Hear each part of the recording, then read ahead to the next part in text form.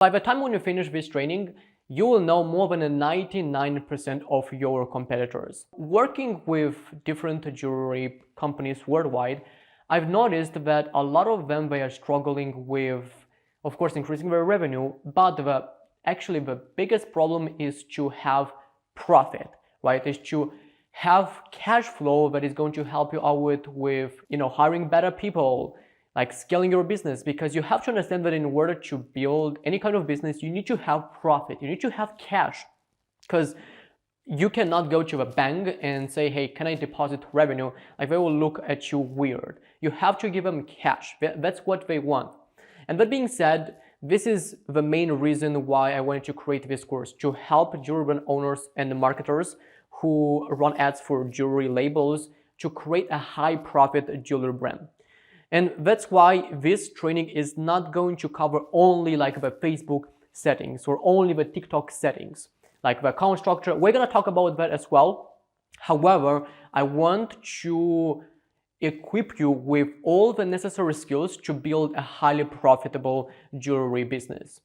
So this training is going to be a step-by-step program to master all aspects of social media advertising to build and scale a high-profit jewelry online store. And I promise you that by the time when you finish, you will get a lot more value actually from what you've been expecting so far. And I understand as a business owner, it's very, very important and valuable, your time. So that being said, I'm gonna make sure that I will give all that I've got, all the information, all the skills, all the knowledge that I've accumulated in the past years working with all kind of jewelry companies worldwide. Because I understand you are here to get skills, you are here to get knowledge so you could go ahead, increase your revenue, have a better jewelry company, get the lifestyle that you want, help more people, and the list goes on. So that being said, here's what we are going to cover. First of all, we're going to talk about the mindset of a 7-figure jewelry brand owner. This is so important. Probably you've heard a lot about 80% of mindset and 20% mechanics. I'm going to give you all the mechanics and all the strategies. However, if you do not have the right mindset, nothing will work. Because if you coming here with a mindset, hey, like, let me go and try this for 30 days, for 40 days, you will set up yourself for failure. This is a guarantee. Do you think that, let's say, one person who goes to the gym and wants to lose weight and says, hey, I'm gonna go and kind of try this diet for 30 days, and comparing with another person who says, you know what, I'm gonna go and I'm gonna do whatever it takes to lose weight. Which person do you think will actually get the outcome? That's correct, the second person, because everything starts with your attitude and with your mindset. Second thing is we're going to talk about how to make your product 10x more valuable. You see, the biggest lie in this Facebook, TikTok ad space is that you need to have the right ad account structure, the best kind of like the magic interest that is going to help you out to increase your return on investment. That's a big lie that I'm going to debunk in this program as well. First of all, you have to have a strong offer. Without a strong offer, people won't buy from you. And it doesn't matter how much you're working on your ad creatives, how much you are trying to test audiences, and how much you're trying to find that magic ad account structure. The third thing is we're going to talk about how to get to know your ideal customer who will spend the most. So by the time when we finish this program, you will also have a different thinking and different perspective on how you could position your business and how to sell higher kind of end products with a higher price to your ideal customers who is willing to spend a lot more. So you could increase all your numbers in your business. The next thing is we're going to talk about how to target easily the ideal client by working with, this is the keyword, with social media ad algorithms, not against them. Because a lot of jewelry brand owners and marketers, they are trying to outsmart the algorithms. They believe that, hey, you know what, like, let me go and narrow it down, let me go and try to niche this interest and all this like crazy things, because they think that they will outsmart the algorithms. When in fact, what they don't know is that Facebook and TikTok, or Facebook aka Meta, they have billions and billions of data points about your customers. How many data points do you know about your client? Let's say that you've been in the jewelry space for a long time. Even in that case, even let's say that you've been in the jewelry space for 10 years, you might know your client, right? You might have quite a lot of data points, but do you have billions of data points about your client comparing with Facebook or with TikTok? I don't think so. If you do so, then let me DM me on Instagram. I would really want to chat with you. Next thing, we're gonna talk about how to craft high converting ad copies, even if you suck at writing. Quick story. I remember when I got started in this Facebook ad space, I hated this copywriting and I hated to write ad copies and headlines because I sucked. I just sucked at that, and I just didn't like, when it comes to writing headlines and copies, I just started procrastinating and delaying things because I didn't like that. However, after getting different mentors and consultants, I've realized that copywriting becomes quite effortless if you know actually how to do that in the right way. We're gonna cover that as well in this training. Next thing, we're gonna talk about how to create high converting ad visuals. So probably you've heard a lot, even right now in the world that we live in with a competition, that you have to have great ad creatives in order to set up yourself for success. And that's very, very correct. If you do not invest in your ad content, you will never scale your business, period. In order to break through those scaling ceilings, those kind of invisible glasses that you might be facing with, like let's say that you are making 10K per month and you cannot bypass that number. Well, in order to break through those numbers, and if you're running ads, most likely the solution to that is to create a lot more ad creatives. But I'm gonna talk much more extensively when we will get there, how to create better ad creatives. Because a lot of people, they say, hey, you just need to create better ad creatives. But what actually does that mean? We're gonna cover that as well. Next thing is we're gonna talk about Facebook and TikTok ad account structure, ad optimization, and scaling. So at that part, we're gonna talk about all the technical information, because I know you are also here because of that. So I'm gonna deliver that information to you as well. Next, we're gonna talk about how to skyrocket your return on spend with an optimized website. This is so important, because if you have a lousy landing page, a shitty landing page that is not designed for conversions, you're gonna waste a lot of money on getting traffic. We're gonna talk about what's the downside of just investing in traffic and getting a lot of traffic and completely ignoring the website conversion rate. And the last thing, we're gonna talk about how to increase your numbers, your average order value, your lifetime value. If you are just getting started and you don't know what I'm talking about right now, I'm gonna explain to you also what are those and why they are so important, and why by increasing those numbers you'll have an unfair advantage over your competitors. So, that being said, let's get started. And by the way, before we get into the first module, I want you to make sure that you are taking lots of notes, and then once you went through the entire program, you come back and you watch it again, at least 2 or 3 times, because we all have filters. You have to understand that we all have filters. What I'm saying right now, some think that you will pick up from the first impression, from the first time when you hear that. However, because we've been programmed in such a way by the society, by the creators that you are watching right now, maybe on YouTube, you will have certain beliefs. And if those beliefs does not match with what I am sharing right now with you, you won't want to hear that, and you won't want to take them and implement that for your business. That's why, for me, in order for you to set up you and to help you out to get to that successful company, right, that you want to strive for, it's very important to make sure that we set up the right expectations, and you are 100% committed and you are coachable for that. Because if you do not want to, if you know it all, and if you are thinking that, hey, this probably is not gonna apply to my business because my business is different, which are the worst things that you could say to yourself, then leave. Like, this program is not for you. Here, everything that I'm going to share with you, they are not all like things that I think that you should do. These are the things that I am doing on a daily basis with my jewelry clients, and I know that they work.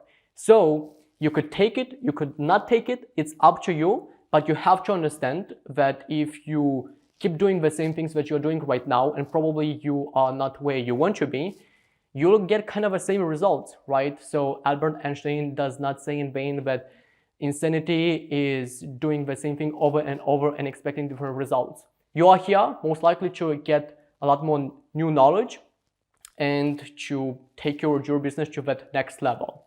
So let's talk about the mindset of a 7-figure jewelry brand owner. We're gonna talk about how to think as a 7-figure jewelry brand owner and how actually they behave, how they act, because everything starts from here.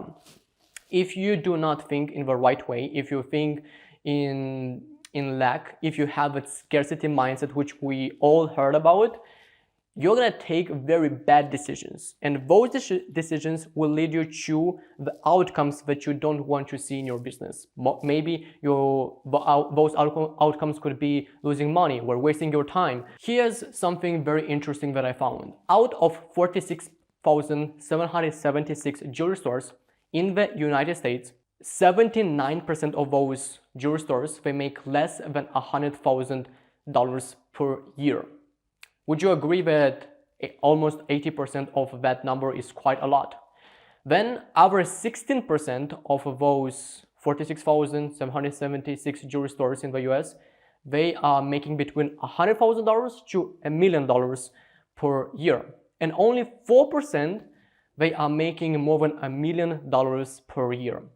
Now, you might look at this and you could understand pretty easily that, hey, 4% out of 46,000 jewelry stores in the US is quite a small number. And forget about the other world. This is the US, which is one of the wealthiest countries in the world. And still, there are only 4% that they are making more than $1 million.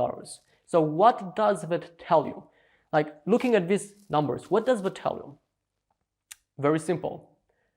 To get to more than $1 million per year, you need to be pretty much like in that 1%.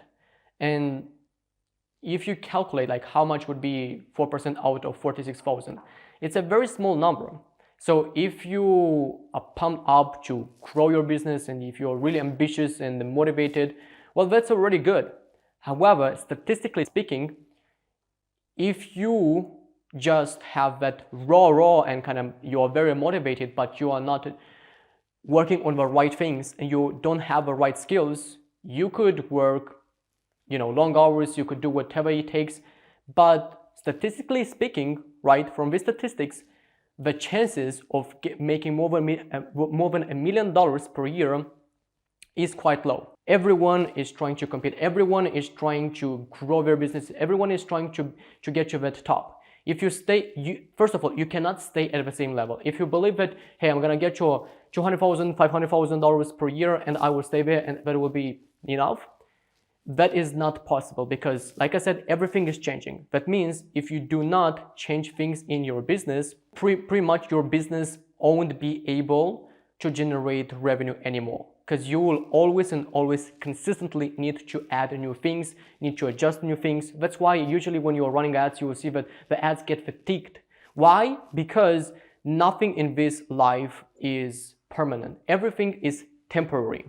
So staying, let's say, at $500,000 per year, that will be temporary unless you are consistently taking action and you are working on your skills and you are working on your business. And in life, it cannot be like that. In life, if you, let's say, think about like let's say you want to take care of your garden. You go and you mow your garden, and let's say after 2 weeks, what happens? Well, weeds will grow, right? Imagine that you do not take care of your garden for 2 or 3 weeks, right? So the weeds will grow, and after that, you go and you again mow your garden. So it looks beautiful, right? But afterwards, what happens? Again, the weights will grow. That's exactly what happens in this life. Life is kind of set up for the negative. Like if you do not take care of that garden, the weeds will grow and your garden will look horrible. So if you do not take care of your business, if you think that, hey, I'm gonna just loan once the loan and then like we'll stay like at that kind of situation for the entire life, you are completely wrong, because life does not happen like that. So that being said, you're consistently wanting to take care of your business and to improve it. Otherwise, you will be left behind. And to grow a jewelry store to 7 figures, you need first to have the identity of a 7-figure jewelry brand owner. I want to kind of think about the identity. Probably you've heard a lot about identity because this is also something that we use in the marketing. However, this is extremely powerful also in our day-to-day life.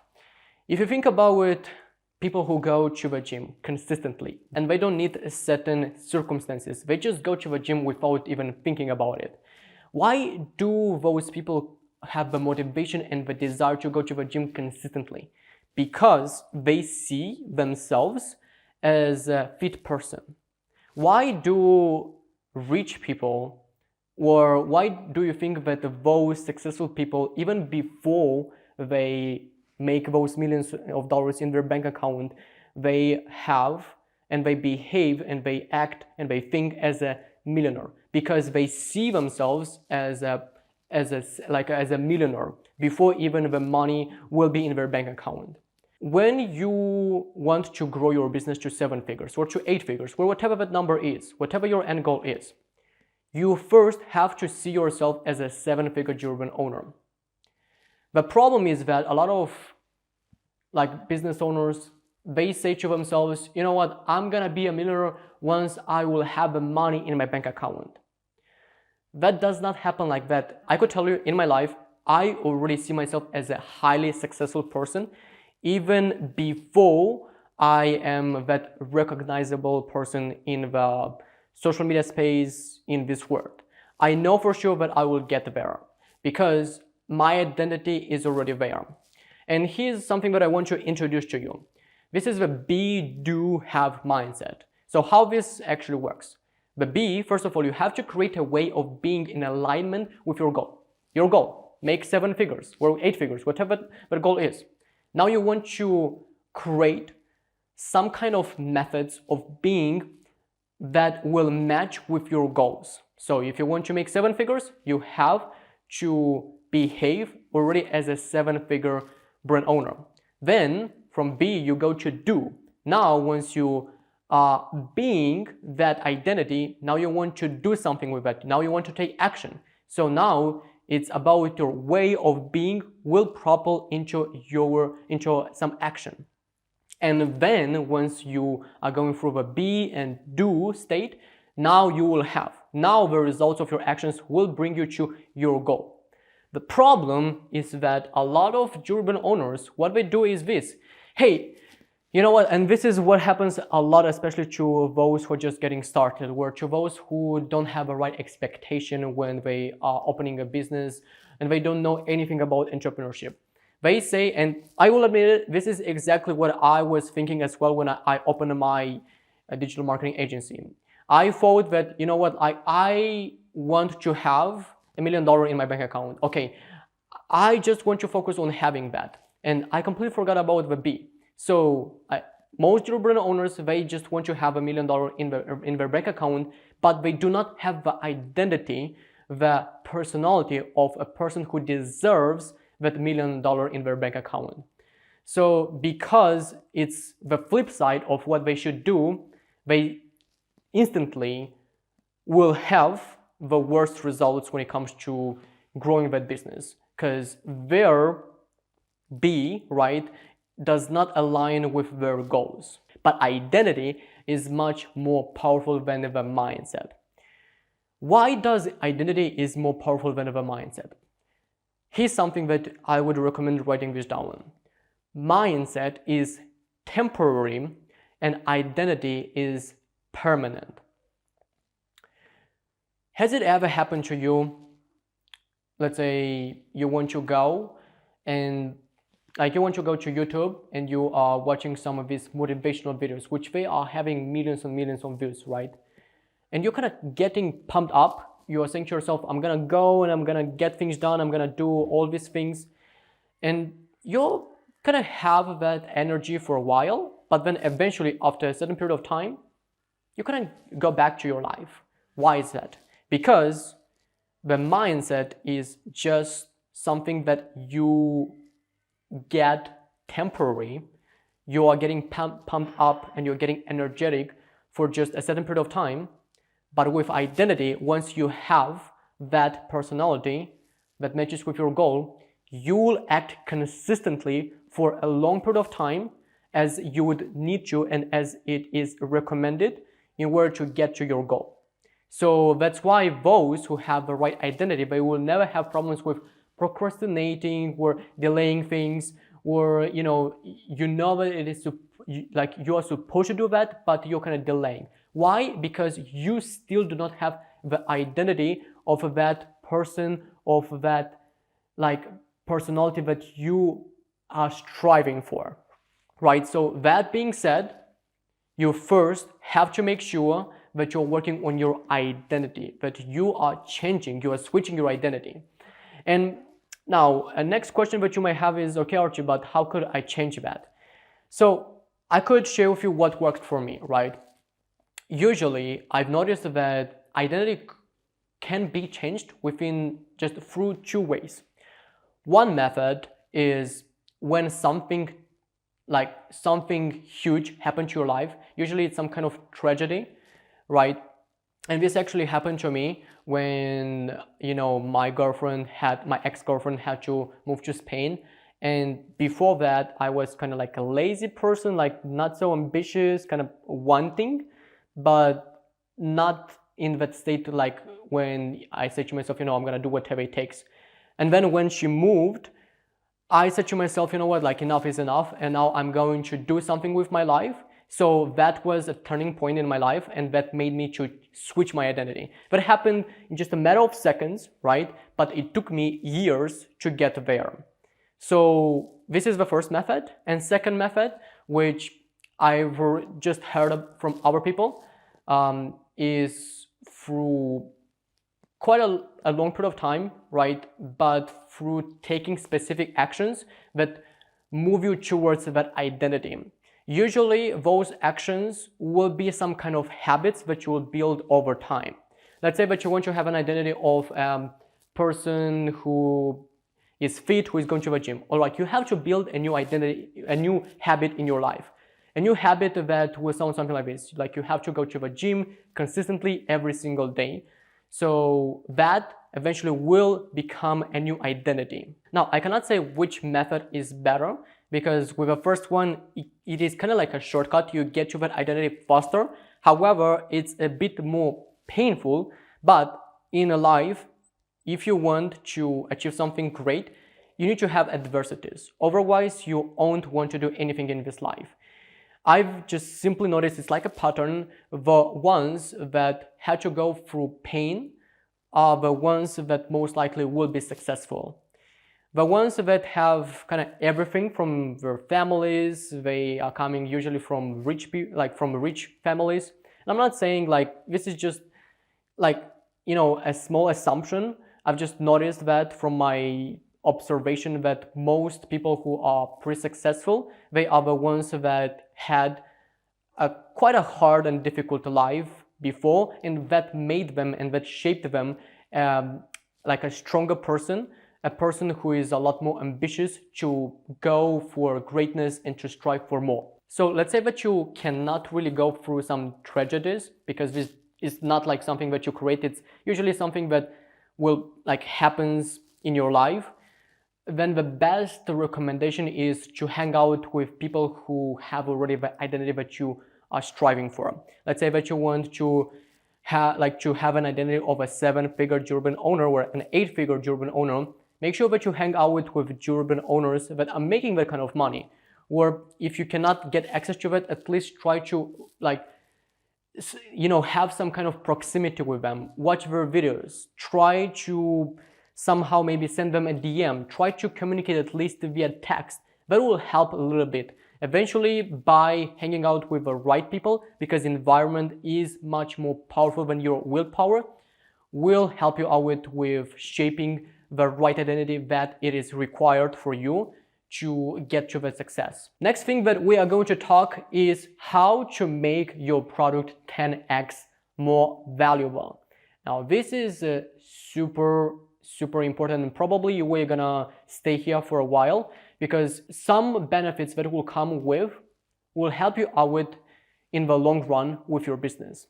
Right now in the marketplace and with all the competition that comes in, all the jewelry brands that they're trying to start their business in this space, I've seen a lot of them, they're trying to compete based on price. Like, hey, let me go and give discounts. Let me go and do all this kind of crazy stuff. What we forget is that when they're giving discounts, they literally remove a lot of profit from that business. At the end of the day, to grow a jewelry business, you need to have profit. With profit, you could do all these things to scale the business. We're talking about hiring better people who have the skills to help you out to scale the business. We are talking about reinvesting in ads. We're talking about spending more when acquiring a customer. Because at the end of the day, the business who could outspend their competitors will win in the marketplace.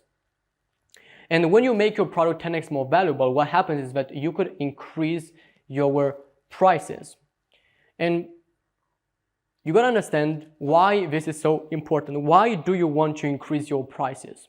Now, just to set up expectations, I'm not saying that, hey, after this, you go ahead and let's say you charge $50 per piece, and now you go and increase it to $500 or $5,000. I'm not talking about that. I am talking about how you could increase those prices gradually, not like instantly overnight. This is not an overnight increase. I'm talking about increasing gradually, and eventually you want to look, of course, at the numbers. We're gonna talk about that, like, hey, how people respond to that.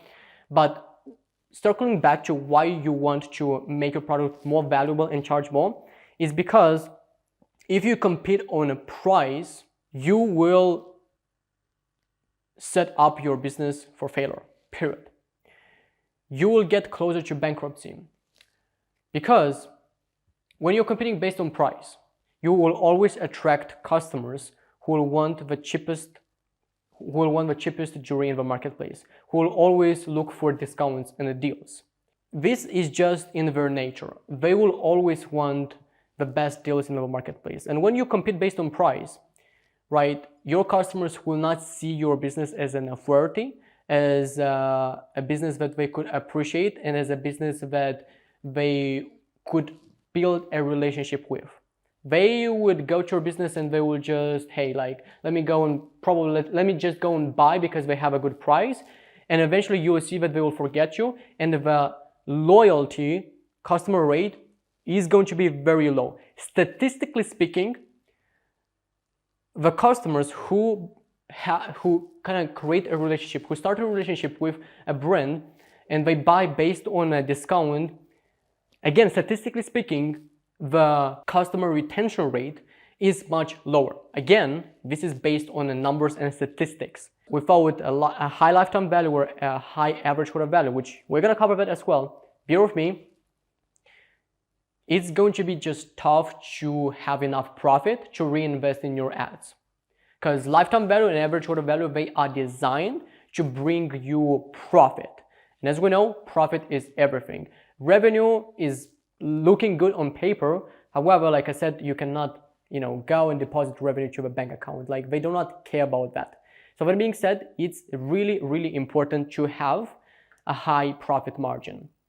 And the thing that happens usually, this is an objection that I get all the time when I say this to my jewelry clients, hey, like, I cannot, increase my prices because my competition is charging less, right? So they usually, what they do when they price their products is they look at all these competitors that they're having, and then they kind of like take all these prices, and let's say that this company is charging $80 for a piece, this company is charging $50, this $60. They take these numbers and then they're kind of trying to set their price somewhere in the middle, let's say $70 or $65. What's wrong with that? Well, let me ask you this question. Would you give the key to your office? Imagine that you have an office, and would you give the key to your business office to one of your competitors? With all your data, with all the things that you've done so far with your jewelry, that you grew with that data and with all these numbers? Most likely no. Then the question is, why would you let them dictate how much you should charge for your price, for your products? Why would you let them dictate how much your jewelry is worth? So every single time when you price a product, let's say you launch a new collection, let's say you launch a new product, think about it, how you could actually charge more while people are comfortable to spend with. Because at the end of the day, remember, your main goal is to increase your profit. We're going to talk about it. Hey, how could you increase those prices, why people could justify those prices. But for now, ask yourself, how could you charge more, even more than your competitors, while your customers will be glad to pay for that? Let's talk about this.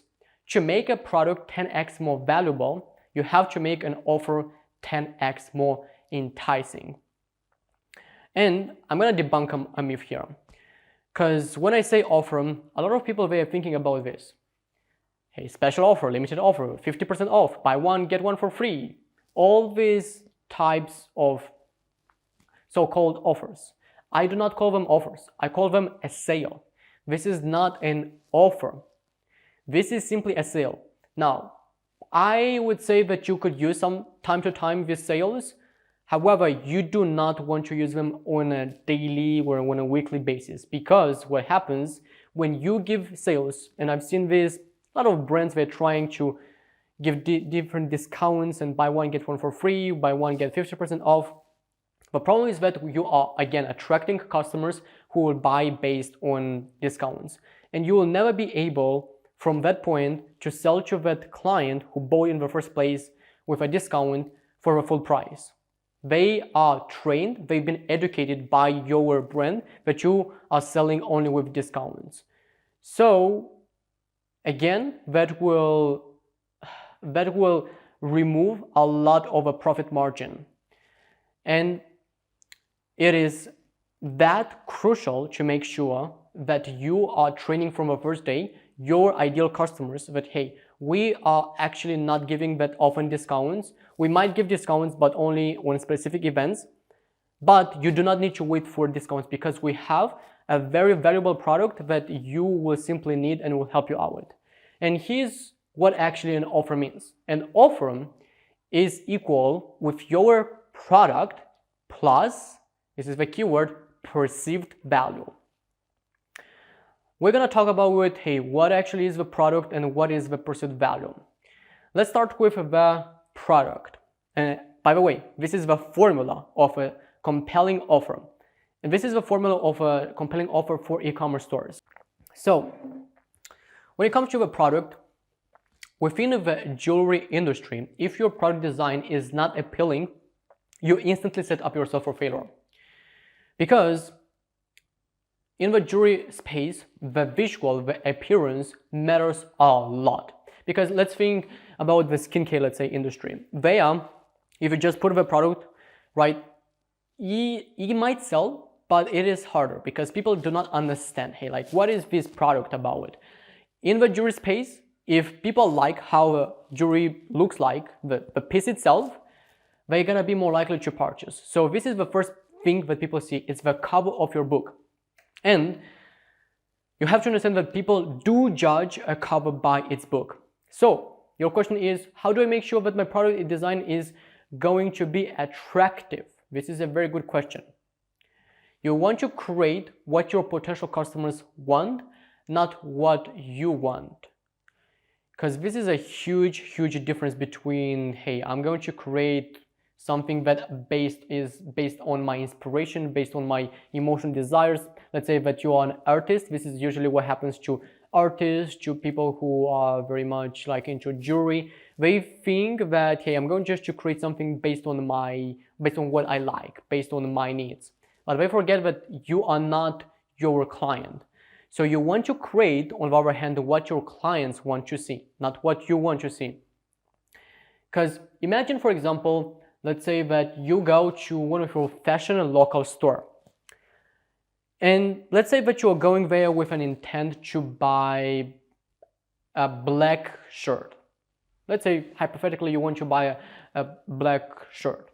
You go to that fashion store, and then the salesperson comes to you, and he or she is trying to promote this green shirt. And he or she is saying, hey, like, you know what, like, I put so much effort on this shirt, and I've been creating this based on my inspiration, based on all the emotions that I've been having and all the feelings that I've been having at the time.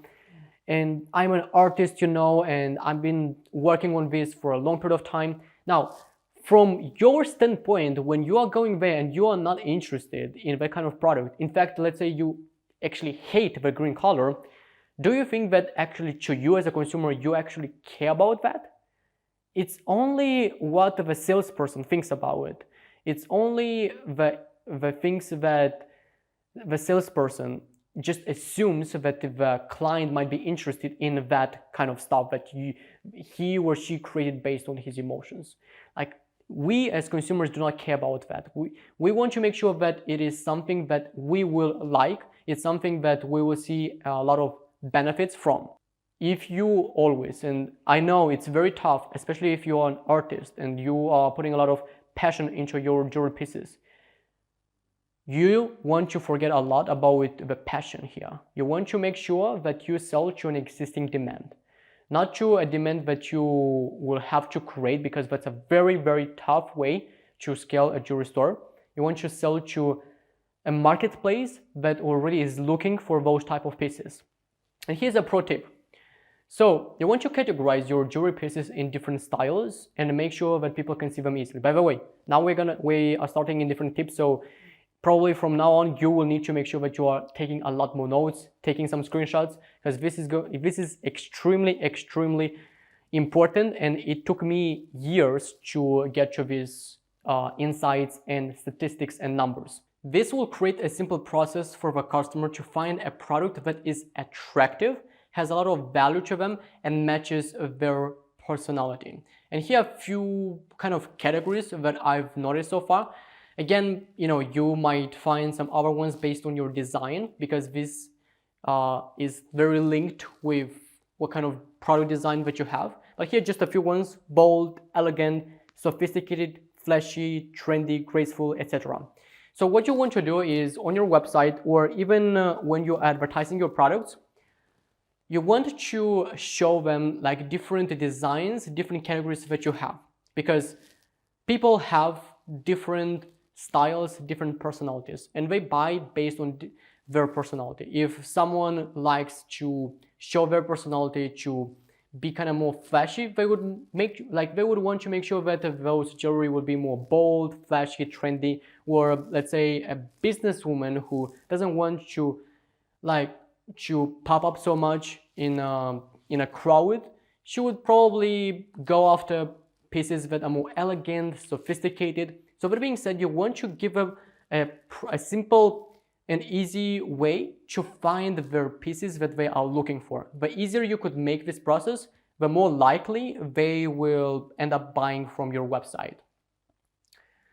And imagine also with, like, let's say with a local store, when you go to that fashion store that we've talked about, and you go to, let's say a favorite store, and you see a section where are all the jackets, and let's say that you are going with an intent to buy jackets. You see exactly the section, right, with those jackets, and you go straight to that because this is what you're looking for. Let's say that on the other hand, you go to your whatever like fashion local store and you're looking for, again, jackets. However, all the clothes are just in one single place and they are messy and it's just extremely difficult to see what you are looking for. If you are very patient, probably you could find something. However, in my case, I would not stay there for more than a couple minutes. But of course, it's just my fault, because as a business owner, I do not have time to stay and look for something for a long time.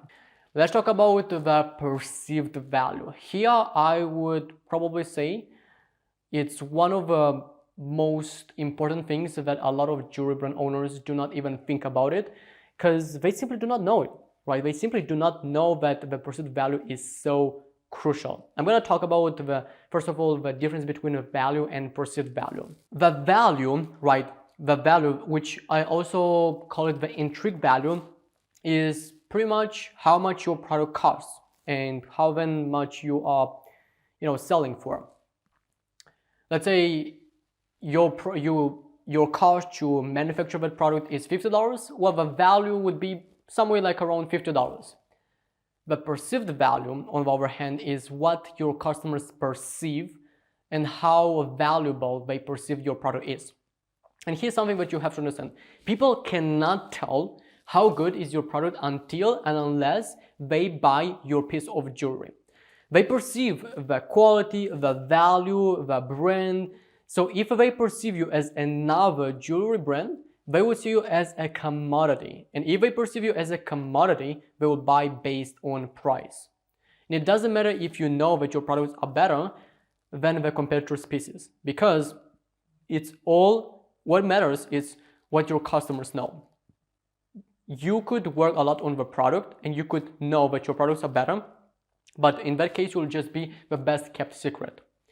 So from the customer standpoint, they just not see that your products are worthwhile, because the perceived value is not high. You might think that it's high, but from their perspective, it simply is not like that. And just to set up the expectations, you have to understand that to grow, and I'm gonna tell you like how to grow the perceived value, but to do that, it's a long run. It takes a lot of time. It takes probably a long quite of time to get there. However, it's a very, very important action that you have to decide that you are going to take, like you're going to work on that for your entire entrepreneurial kind of journey, right? Because otherwise, competing based on price will be eventually so difficult that you will need to close your business. The prices are going up like this on Facebook, on TikTok ads, and let's say that you have the same prices, because the costs are going to go up. You need to pay more to acquire that customer, which again is going to shrink from your profit, and you will be forced actually at one day to increase those prices. However, you've been trained your audience for such a long time that, hey, I'm selling just low ticket products, super low, we're giving all the time discounts. And now when you're increasing those prices, in their mind will be like, what the heck? Like, why are you increasing these prices? And they will leave your website because they are not loyal customers. They've been buying just based on price, and now they will go to another brand who is selling for lower prices, and they might afford, because they might be a bigger company, they could have a lot more cash in their business, whatever is that reason. That's why from the first day, it is so important to have a high perceived value and to charge a lot more money. So if you're only working on the product and you neglect the perceived value, you'll have limits to scaling your jewelry brand. Simply put, your offer is not going to be irresistible because it lacks a high perceived value. And I want to introduce to you the proven blueprint to create a high perceived value jewelry piece. So here's how this works. The things that you see in this pyramid inside, these are the things that is a must. You have to work on them. You have to make sure that you have them on your website. On your website, this is for sure. You could have them also on your ads, for your organic posts. So you could create that high perceived value offer. We're talking here about with current problem, future problem, social mechanism, and the things that you see outside of a pyramid. These are the things that is recommended, and these are the things that you could add on top of that to increase even more that perceived value. Authority, transparency, and identity. Let's break it down each one and go from there. So here's a task. list out all the current problems your customers are facing right now. And also you want to list out the future problems that your customers will be facing. So how do you find the current problems and the future problems, Archie? You want, and this is something that I have emphasized so much, you want to make, my friend, the customer research. How do you make the customer research, Archie? Amazon reviews, competitors reviews, YouTube reviews, Reddit, Quora. All these are great platforms where you could find out more about your customers. You want and you must find their current problems and the future problems. And a question that you might have is, okay, what actually is the current problem? The current problem is something that your clients right now, your ideal clients, are facing in their life that they don't like. The future problem is something that they will have after they purchase your product. So right now, let's say the future problem that they might have, they actually could avoid by not buying your product. Hopefully that makes sense. The moment when they get the product, now they will have that problem. Without that jewelry piece, they will not have that problem. They might have only the current problem, which might be like something that they would want to solve, or they might not want to solve. As a marketer, as a jewelry business owner, you need to make sure that you are emphasizing the gravity of that problem that they're facing right now, so that their desire to buy will increase. Here's an example. The current problem: difficult to find a product that matches their style. It's a very common problem in the jewelry space. Second, cannot find a piece that is giftable. These are some current problems. These are some examples of that. Future problems. Like I said, the next concern they may have once they receive a jewelry piece. Wondering that the piece will not last long enough. This is, another problem. It's more like an objection, something like that. And another future problem, but again, it's just an example. You want to make the research, you'll find a lot more. Doesn't know how to style it in the best way, right? Let's say I got this ring, necklace, earring, whatever, but I don't know how to style it. Like, some people, they simply do not know how to style that particular piece.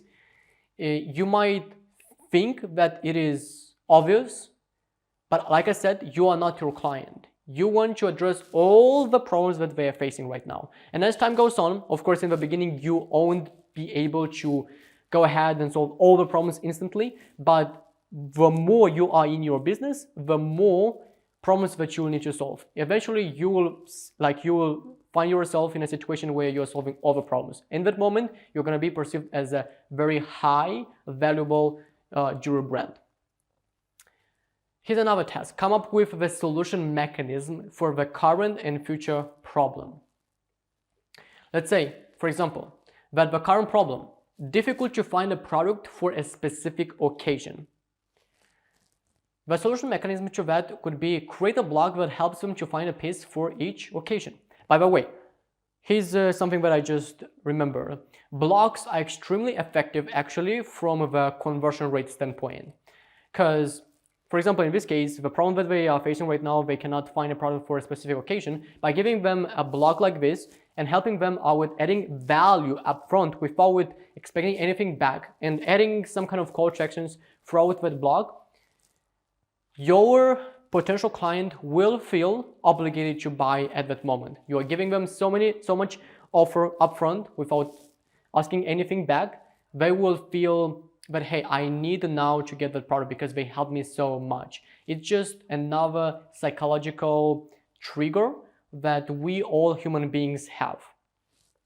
I've seen actually a lot from data and numbers that the blogs are super, super useful because you, like I said, you are helping them and you are educating your clients. And this is something that you could write this down: an educated client, and an educated client is a better client. Now let's talk about another example. And for this, let's talk about the future problem. Let's say that one example is they don't know how to protect their pieces. Something very, very usual. A solution mechanism to that is just one of them that came up in my mind is to add a bag to each purchase that will help them protect their jewelry. You can see here in this example. Now, I would recommend actually testing such things like additional products. One test would be, let's say, charging a few bucks, and another one is to give it for free, as here in this example. And then you could make your calculations and see which one of this testing is going to increase your revenue and your profit. With, of course, when you're giving for free, you might increase your conversion rate. However, when you are charging 5, 10, 15 bucks, depending on that product, you might increase your average order value. And as you're increasing your average order value, you're going to increase your profit as well. So you want to make your calculations after that testing and see which one brings you more profit. So now, when your potential client is looking at your product page and they see that you do not only help them with something that they've been struggling for a while, but you also help them in the future, they are much more comfortable to buy from you and justify your prices. And the solution mechanism for the current problem shows to the client that you are better, but the solution mechanism for a future problem shows you that you are the best. Now, why is that? When they see that you're helping them also in the future, it's not a transactional relationship anymore. You show them genuinely that you are here to add value, not only to get their money. A lot of consumers, they are now much more skeptical. They are making lots and lots of research before they buy from any person, any agency, any company, any e-commerce store, because they've been burned in the past. They believe that that company, that person wants just my money. That's why they don't like to be sold out with. They don't want to buy. They just don't want to spend. But talking about like shopping, people love to buy. However, they don't want to be sold. They don't want to give money to someone.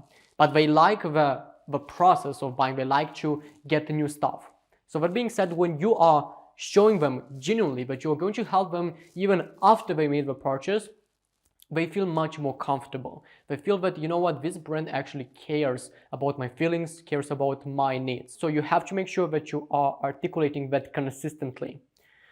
And make sure that you solve all their problems if you want to be perceived as one of the best jewelry brands out there. Like I said, you need time, of course, to solve all the problems, but as you are growing, as your business has been more in the marketplace, you have to make sure that, let's say, in 1 year, in 2 years, in 3 years from now on, you are solving all the possible problems that they're facing. And you have to articulate all the solutions on your website, because you might think, and this is something that I've noticed, like I've been on a call with a jewelry client, and I remember that, hey,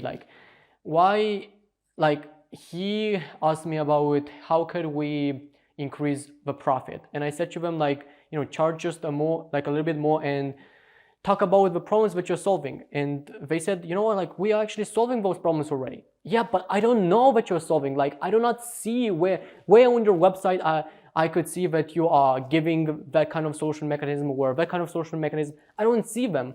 Yeah, you might know as a business owner, you know that your products are the best, you know that you are solving all those problems, but your clients do not know. Ambiguity on the website is one of the biggest sales prevention mechanisms that you could have on your website. Be sure that you are talking about all the solutions that you could bring on the table to your client. And you see, when clients perceive that you are the best, you will never have problems getting clients at a profitable cost. Clients do not expect to have a bad experience if they see you as you are the best. Solving all the problems, like I said, will take a while. But the more you are in the business, the more problems you will solve. You do not expect when you go to buy from Tiffany & Co., right, or from Pandora, that you're going to have a bad experience. Most people do not have this kind of expectations, because they know that they are the best. But of course, they also have been in the marketplace for very, very long period of time. So that being said, your main goal is to be perceived as the best jewelry company in your town, in your country, in your world, whatever your goal, your end goal is. So we've talked about with solution mechanism, we've talked about future problem, and we talked about with current problem. Let's talk about also transparency, authority, and identity. So you could create that high perceived value offer. To put your offer on steroids and have a very high perceived value, here are 3 more things that you can add. The identity is a must. So what is an identity? When people feel that it is designed for them, for their needs and wishes, they will buy. Identity, let me give you an example, is, let's say, for the modern women, for the bold, for those who gravitate towards minimalism. Next one is transparency. Also, this is something that I would want you to include. It's about stories, it's about mission, it's about personality, it's about the behind the scenes. And to have transparency on your website, it's about having a strong about page. I strongly believe that the about page is the second most important page after the product page. Of course, on the product page, all the conversions are happening, but I believe that in the world that we live in right now, people want to know who they buy from. They want to know who is behind that brand. Why actually this brand is in the marketplace in the first place. They are very, very picky right now. They want to know a lot about that company before they buy. It's not like, 5 years ago, 10 years ago, I just like the piece, I'm gonna go and buy it. Right now, like your consumers, your customers want to see your mission, they want to see who you are, they want to see behind the scenes. That makes them feel much more comfortable. Just makes them feel with ease when they go and buy from you. And you gotta understand that this also builds trust in front of them, and when someone trusts you, when someone likes you, at that moment, the price resistance go away. At that moment, they are more likely to go ahead and buy something from you. And number 3 is something that I would recommend adding is authority. Essentially, this is whom you are associating with. People who are known in your space, if you are associating with them, your customers, especially if they cherish those people that you're associating with, they will trust you a lot more. And now the likelihood of them to buy from you is going to be much higher. Why do you think that companies try to associate with all these public figures, with content creators, with influencers? Because here's the reason why. These people, these public figures, these content creators, they have a certain status in the society. And when a brand creates some kind of collaborations with these people, they are borrowing this status from those guys, from those content creators, from those influencers.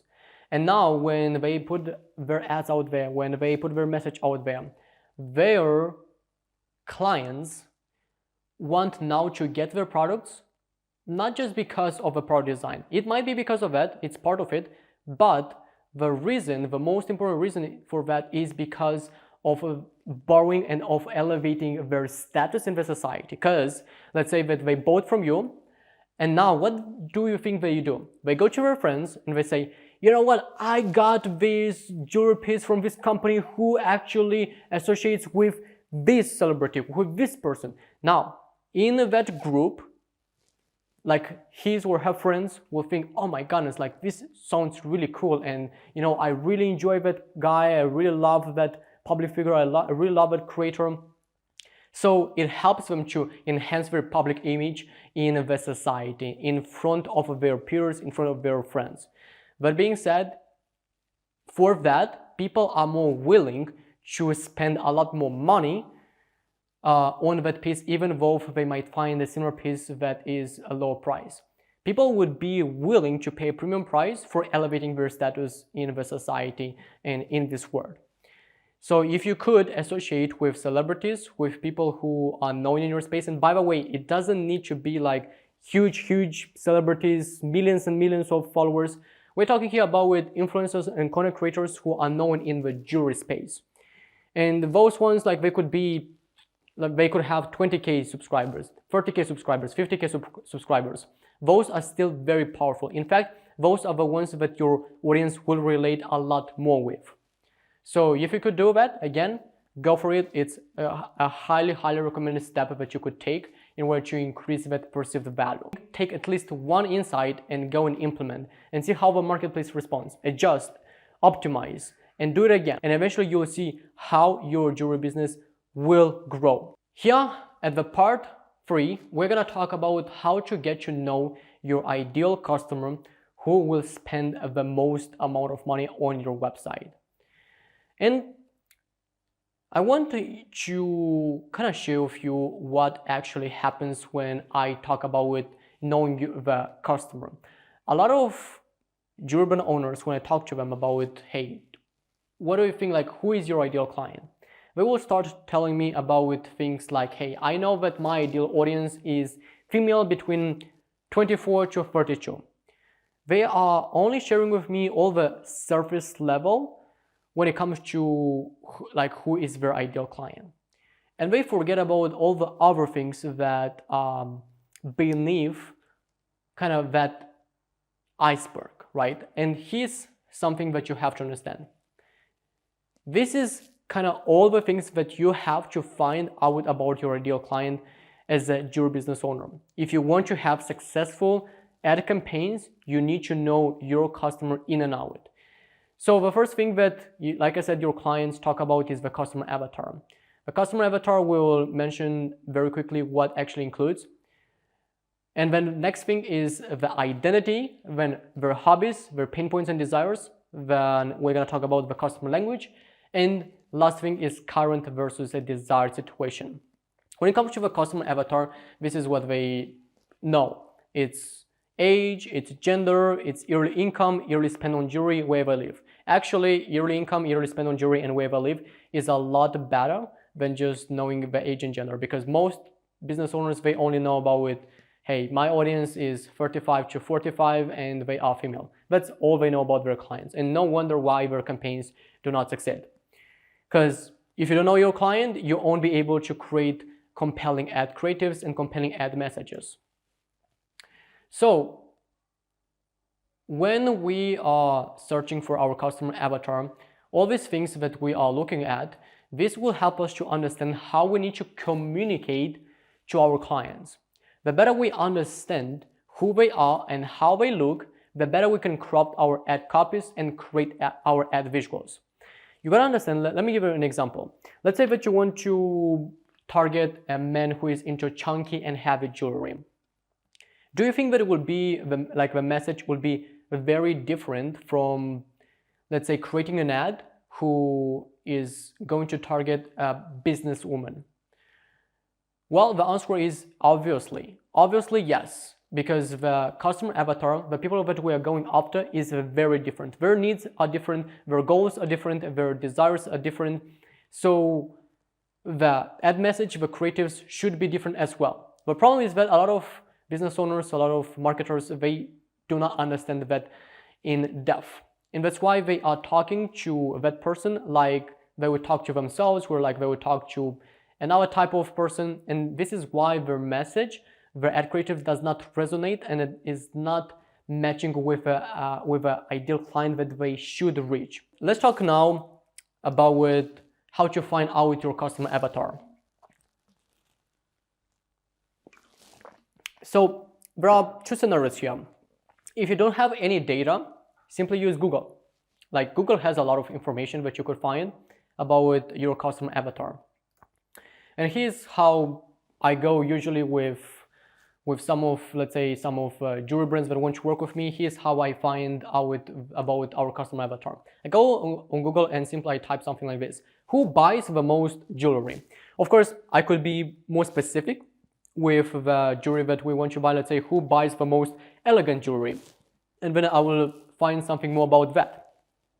I'll go on multiple pages and I will look at the different statistics. I will look actually how much they're spending, what is their yearly income. All those things are very important, so we could understand how we want to talk to. Because you have to understand, when, let's say, the audience that you want to reach is businesswomen who are making $500,000 per year, and you're talking to a woman who is making like 50K per year, the language is going to be very different. So if you're talking to them like they're making 50K per year, the message will be very off. And in their mind, it will not resonate with them. They will skip your ads, they will ignore your ads, and eventually by seeing them so often, they will report your ads, which will increase your costs. And the second way is to through Ads Manager if you run some ads before. So what you want to do is you want to go to your Ads Manager and you want to break it down by age, by gender, by region, by placement. And then you want to look at ages, at the genders, at the platforms that got the most amount of spend.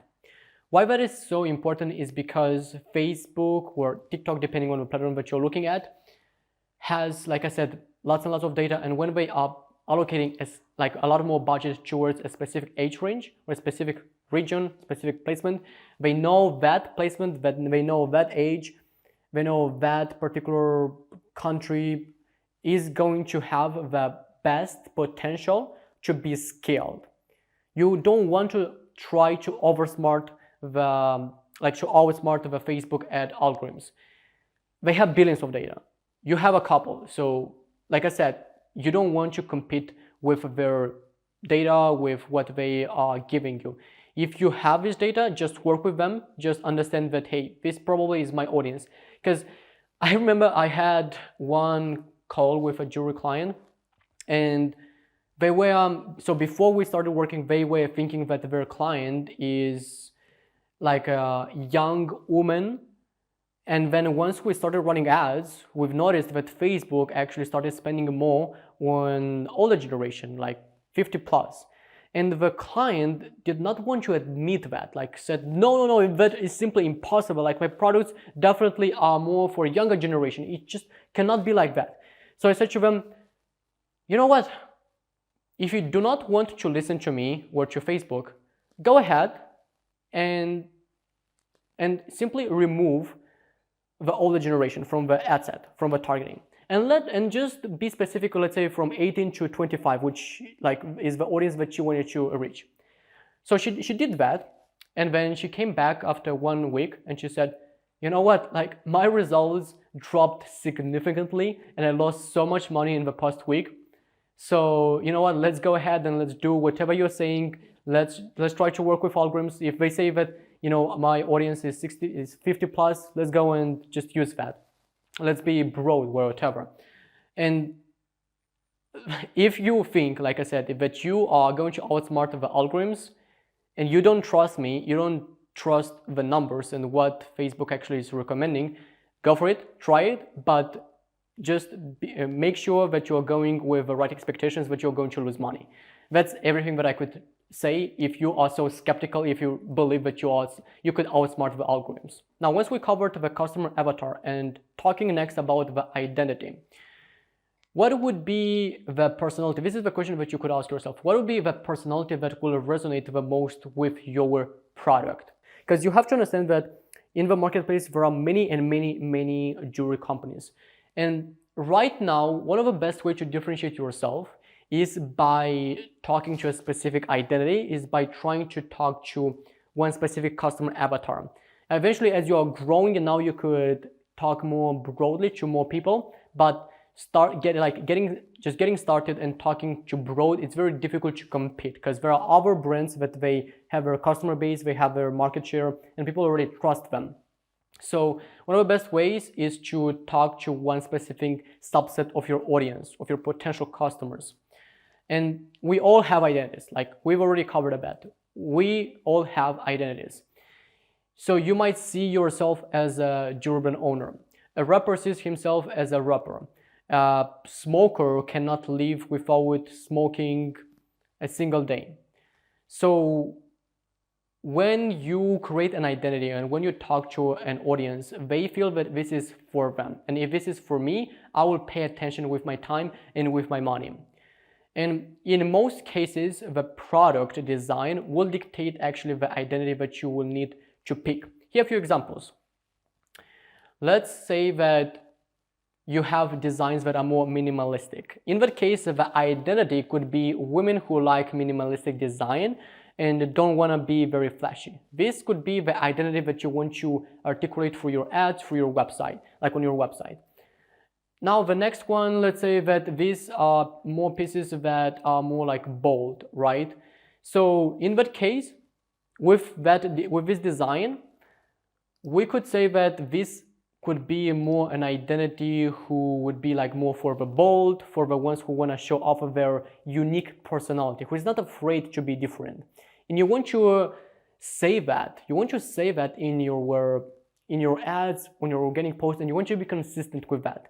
Because the design itself, of course, will attract that person, but by saying that, they are gonna be like in such a, they're gonna think like, okay, you know what, like if this brand says that, it's like kind of a check mark. It's like, you know what, I now I really believe that this is for me, because they might think that this is for me, but if the brand does not say that, then I might be wrong. So they are afraid to be wrong about that, and they're afraid to make a mistake. By you saying that, they're gonna feel more comfortable about that, and now they'll end up buying. And here's a third example. So these are more jewelry, as you can see, like more chains, more like heavy jewelry. So this would be like, this particular design probably would be more for stylish women, for those who are into hip-hop music. As you can see, the design will dictate the identity that you want to reach and the identity that you want to look at. Next thing is hobbies. So we've talked about customer avatar, we've talked about with identity. Now let's talk about the hobbies. And knowing their hobbies, you can portray better the lifestyle of your ideal client. In that way, they don't feel that you are a faceless brand, but rather more a personality that they could resonate with. You will see in the society that people who have certain hobbies, let's say people who go to the gym, it's a hobby for them. It's a hobby for them. In that case, you will see that most of the time they will have friends that also go to the gym, because they could resonate with. When your brand are sharing similar hobbies like their hobbies that they have, they will feel and they could build a relationship with your brand. They don't feel that you are just a faceless brand. And here's an example. So here we could see that this is a screenshot from the TikTok Ads Manager. When we were looking at the analytics, we've noticed that a lot of people, they are interested also in beauty and personal care. And then here's a creative where we are portraying these visuals. So it's a video where we are showing, right, the example with like the beauty and personal care, and then we are also showing our product in the meantime.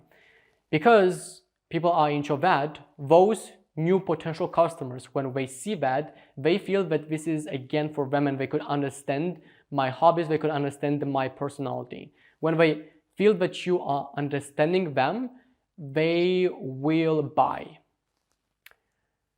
And next one is pain points and desires. So we've talked about all the other things about knowing your ideal customer. Next one is also very important, is to understand their problems and their desires. If you could explain their problem very well, they will assume that you have the solution.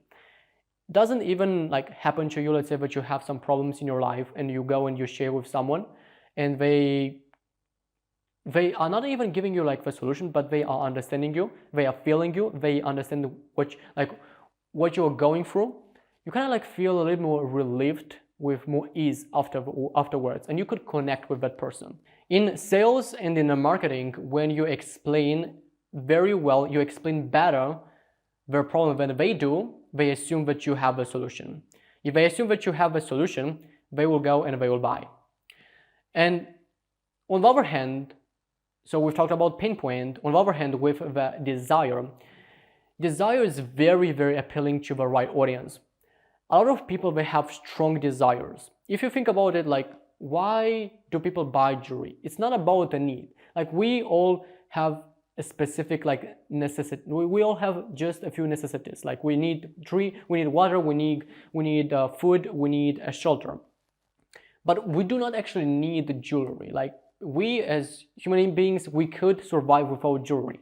So to sell jewelry, you need to have a strong desire that you could articulate through your ads, through your website. And When it comes to desires, of course, you have to understand your client, that you have to dig and find out those desires. But a lot of people, when it comes to buying jewelry, they want to look and feel better. They want to elevate their status. So you want to communicate those desires. Because what most jewelry brand owners, they do, and this is a huge mistake, they're just talking about the functionality. They're just talking about the features. Like, hey, like you are getting this type of size of a diamond, or this type of jewelry that is waterproof, whatever, which those are important, you have to have them. However, if you do not talk about the desire, they will always be on defense whether actually I need it or not. When you are talking about the desires, it's going to be a must in their mind. And if you come across as a brand that genuinely wants them to help them with their desires, with their aspirations, you will sell. Because most jewelry stores, what they do is they put ads out there and shop my products, save 20% off. They are only about sales, like sell, buy my shit. But if you're coming across as a brand that actually genuinely wants to help them with their problems and are sharing their desires, and you understand their desires, you are gonna be more likely to be at the top and like scale your jewelry store. So where can you find it? Well, for the pain points, I would recommend using Amazon reviews, especially the free stars, because there you will see what people are complaining about, what they don't like to see, or what actually they disliked about the product. So you could take those pain points and adjust and use in your advantage to improve your products. And also you could look on YouTube reviews. What I like about YouTube reviews is that you could find about also many things like that they say, such as their customer language, that you could utilize in your ad copy and on your ad creatives as well. Another thing is to use Quora, and if you're using Shopify, I would recommend using this option to have a live chat, so you could get different messages and a different feedback from the potential customers who are on your site. So you will see a lot of people asking you different questions that you could take them and use them in your advantage and improve your website, improve your products. And on Quora, if you search, for example, why do people wear jewelry, you will see a lot of emotional desires. People are talking about like why they actually bought those jewelry in the first place. And most of them, they are all about, hey, I want you to feel better, I want you to attract the opposite gender. So it's all about the emotional aspects that they wanted to achieve in the first place. You want to find them out, and again, use that in your advantage with your ads, with your ad copy, with your website, with your organic post, and the list goes on. Customer language, this is the next thing. Here are the few questions that you could ask yourself. What are the same words they keep using? How can we include them in our ad message and creatives? And if you look between the lines, when you are reading reviews or conversations with some clients, you'll notice how they keep using certain words. You want to take those words and add them to your website, ads, and organic posts. Why? Why do we need to do that, Archie? Because when you use their customer language, you'll resonate a lot more with their needs, with their personality. When you are trying to sell your products, your jewelry pieces to your audience, you want to find out what they are talking about usually. What are their usual conversations? What are their usual topics that they are using, all the time with their friends? Whatever words they are using in your niche. You will find out some patterns, some commonalities that you could then take them and use in all your marketing campaigns. Here's an example. Here are a few words that I took for one of my clients. So we noticed that they are saying a lot these three words: elegant, stunning, and eye-catching for these particular necklaces. So what we did, we took exactly these words and we put them in one of our ad creatives. And this ad creative got us a very profitable return on ad spend. Why? Because it resonates with exactly their language, with their identity, with their personality. And the last thing that we also have to find out is the current versus the desired situation.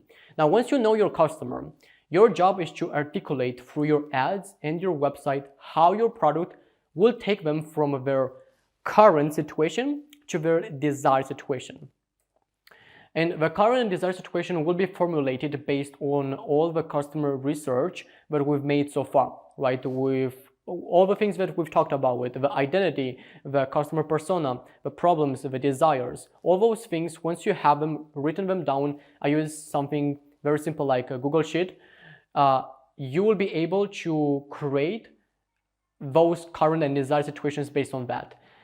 Sometimes you might find the desired situation even in reviews, even like somewhere in a conversation with one of your clients, but usually people do not want to share a lot about them, like what they want actually from buying your product.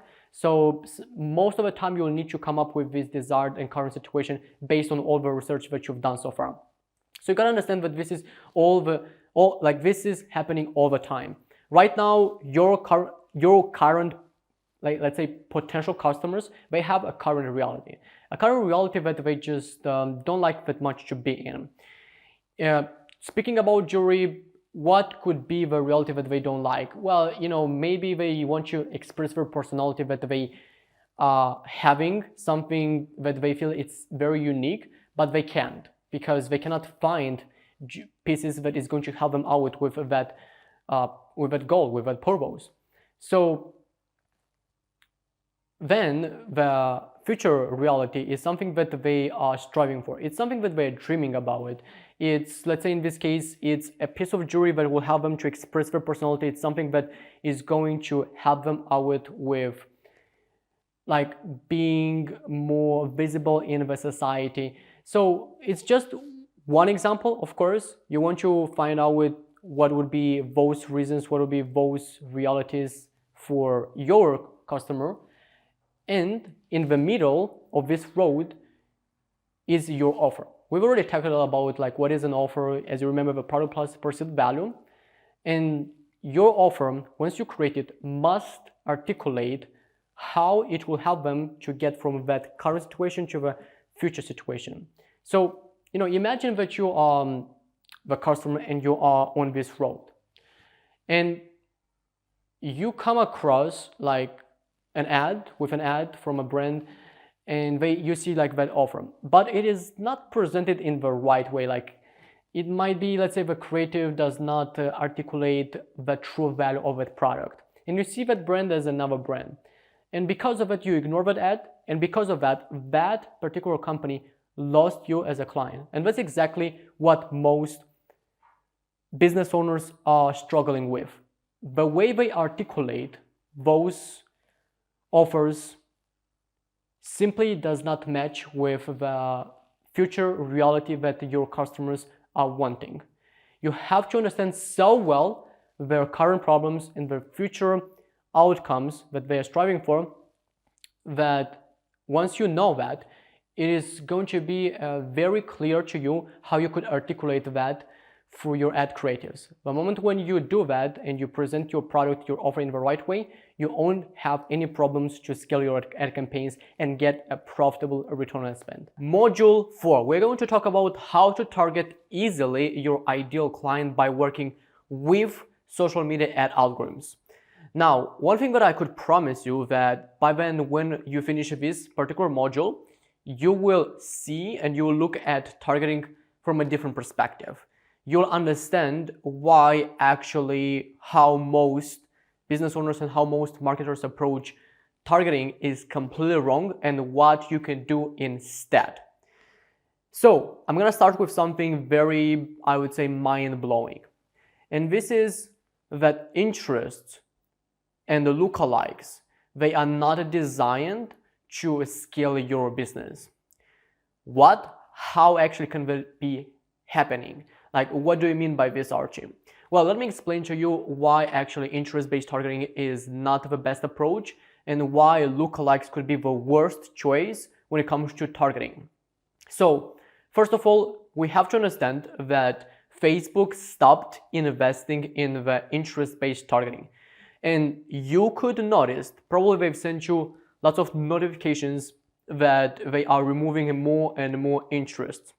And mark my word, I believe that in the next 5 years, they will remove probably all the interest, and all the targeting is going to happen in a different way. So that being said, we're going to talk about actually how targeting happens and how you could help, how you could give the right guidance to the algorithms to target your ideal customer.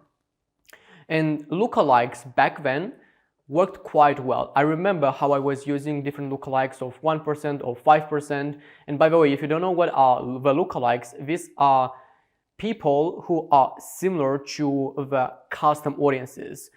Essentially, you are giving some kind of lists, some kind of audiences that you've accumulated with your business to Facebook, and then they will try to work out and find audiences who are similar to those.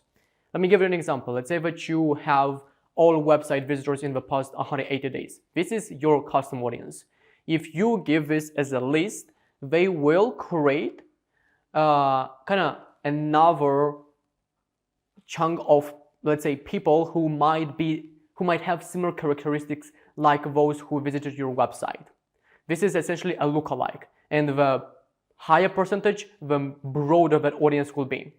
So back then, before the iOS 14, before Apple rolled out the iOS 14 update, lookalikes worked quite well. I remember how I was using lookalikes and they performed quite well. However, after the iOS 14 update, this update destroyed completely this. Because if you think about it, how they worked, they look at, let's say, your website visitors and they will create similar audiences. But because now they have much more limited access to seeing what people are doing on your website, to see their behaviors, for them it's much more trickier to kind of understand who are those people and to create more audiences based on that.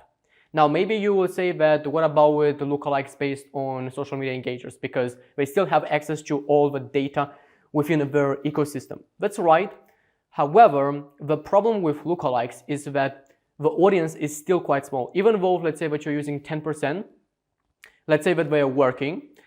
Afterwards, what you will be experiencing is when you are trying to increase those budgets, eventually they will die out. Why? Because the audience is quite small and you are going to burn out your audience quite fast, especially if you're spending like thousands of dollars per day. What we are looking at the end of the day when we start launching ads on Facebook and on TikTok is longevity. We want to have ads that will sustain a high budget for a long period of time. This is why we have to make sure that we have audiences that are broad enough that where we could make sure that we are not going to have that ad fatigue quite fast. And with the interest-based targeting, is going to happen the same thing.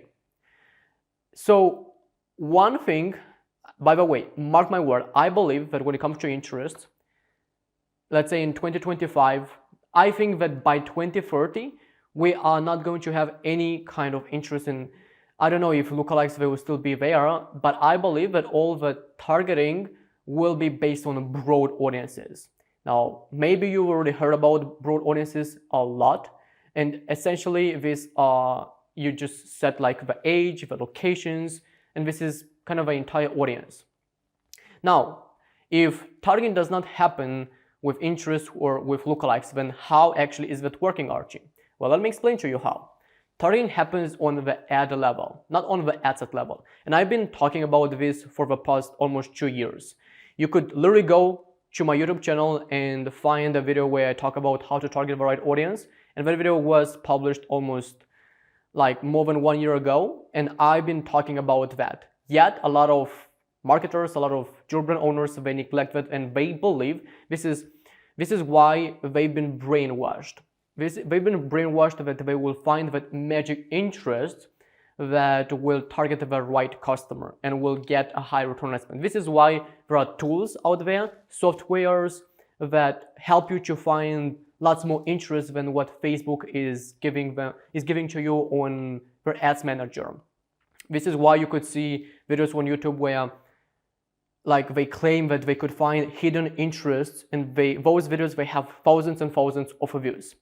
You have been brainwashed and you are not even aware of that. I could tell you that at the end of the day, this is not how algorithms work. Now, back then, yes, interests were important, lookalikes were important, but you have to adapt to the circumstances and you have to understand that now the algorithms does not work like that. And I will prove to you why actually targeting happens on the ad level. Check this out. We could see here two creatives. One is a video with, some products that we're promoting here. The second is a dynamic carousel with other products. What you could notice is that the spend for the dynamic carousel is allocating more to the millennials, to the age between 25 to 34. On the other hand, the first video, the spend is allocating more to the older generation, to 65 plus. And just ignore for 1 second that the spend is not equal. I just want you to look at where most of the spend is allocating towards. Why is that happening, Archie?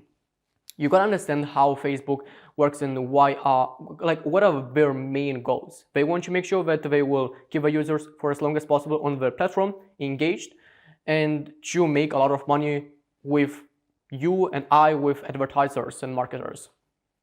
So that being said, they have lots of data and they understand that probably if this design that we are promoting, let's say in the first video, is going to appeal to an older generation. Of course, in the beginning, once you launch that ad, they will make a few tests and they will see how people respond to that ad, how each demographic responds, how each profile responds to that ad. Once they see that a specific profile responds better to that ad, they will make sure that your ad will be shown more to those kind of profiles who are similar to the first profile that they've tested with. So if, let's say, 65 plus, in this case, women who are 65 plus are responding better to this creative, they will start showing your ads and they will allocate more your budget to that profile. And the same thing with this dynamic carousel. They've noticed that millennials have responded better on this particular creative, and this is why they started allocating more budget towards that. And this is why, and we're going to talk much more extensively about this, when it comes to optimization, you don't want to look only at the creatives that have a highest return on spend. You want also to notice what are the ads that they have gotten the most amount of spend. So you want to look pretty much at two things, the spend and also the return on spend. Just looking at the return on spend, this is not a proven sign that you could scale. I've noticed this a lot when you are launching your first ads and in the first days they're getting 10x return on spend, and these marketers, these business owners, they are bragging about how high return on spend they've got. However, just because you've got a high return on spend with a $10 spend per day, you most likely won't get the same return on spend when you're spending $1,000 per day. And we're going to talk about why is that happening, but essentially you won't get the same return on spend with a lower ad spend. So that being said, you always want to not try to outsmart the algorithms. They know, of course, they are testing this live and they want to make sure that you are making money.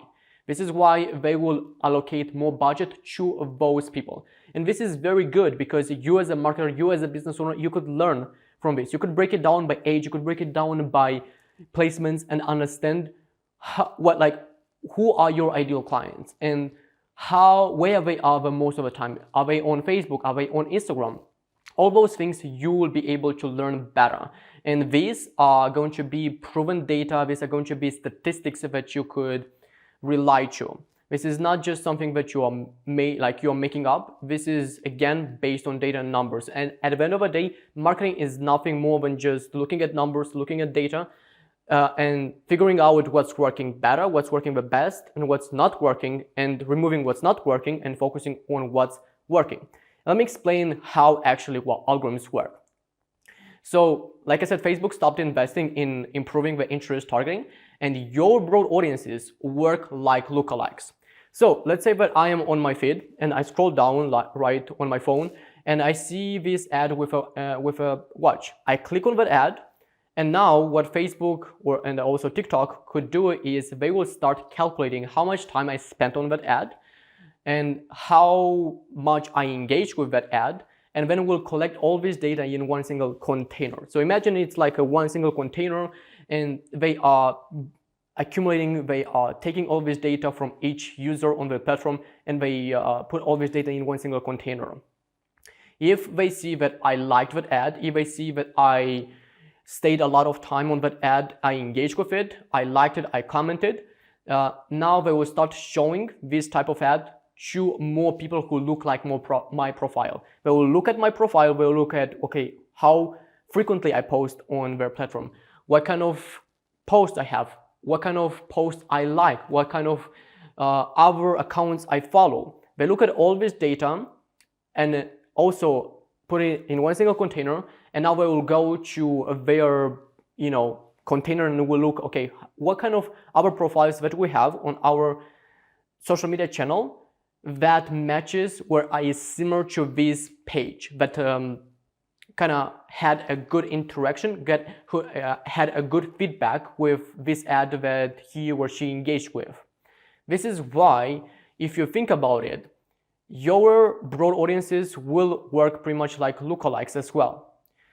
But the advantage of broad audiences comparing with lookalikes is that they are much more scalable. They have the broadest audience that you could think about it. You have lots and lots of people that you could target there, and this is why you won't have any problems to scale those ads if you have great ad creatives. And it is going to remove one variable from thinking about, hey, is my audience actually wrong, or is my creatives are not converting?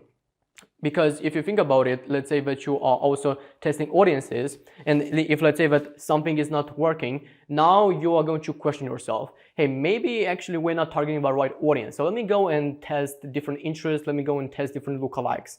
And because of that, you're going to spend a lot of money, and you're gonna waste a lot of your time and your bandwidth with that. With just focusing on ad creatives and using only broad audiences, you will know that if, let's say, an ad is not converting, most likely it's because of your ad creatives. So now you don't need to waste your time on all the other variables. You know what you could focus on and what you could improve. This is why, targeting and testing audiences will lose a lot of money in your business.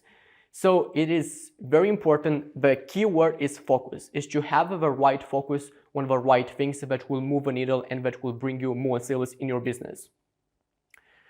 All right, now let's talk about the next thing. So now, that being said, if we know that the targeting happens on the ad level, the next thing that we have to ask ourselves is what kind of elements we have to give, what kind of elements that we have to have on our ad level that will help the algorithms to target that ideal client. What kind of guidance we have to give. So algorithms need these things to understand who to show your ads to. So they will look at three things, but first let's start with the ad copy. The ad copy has to include these four elements. The clear niche. Now what is the clear niche, Archie? This is going to be equal with the identity. It is something that it speaks to one particular audience that you want to reach. In these two examples you see here, one is saying for fashion-loving party people. This is the clear niche. You see how it's specific to these people who love to party. And the second one is luxury jewelry for the modern gentleman. You see how, again, they are trying to reach just to one single audience. They do not say something like for men, because by saying for men, this is going to be too broad.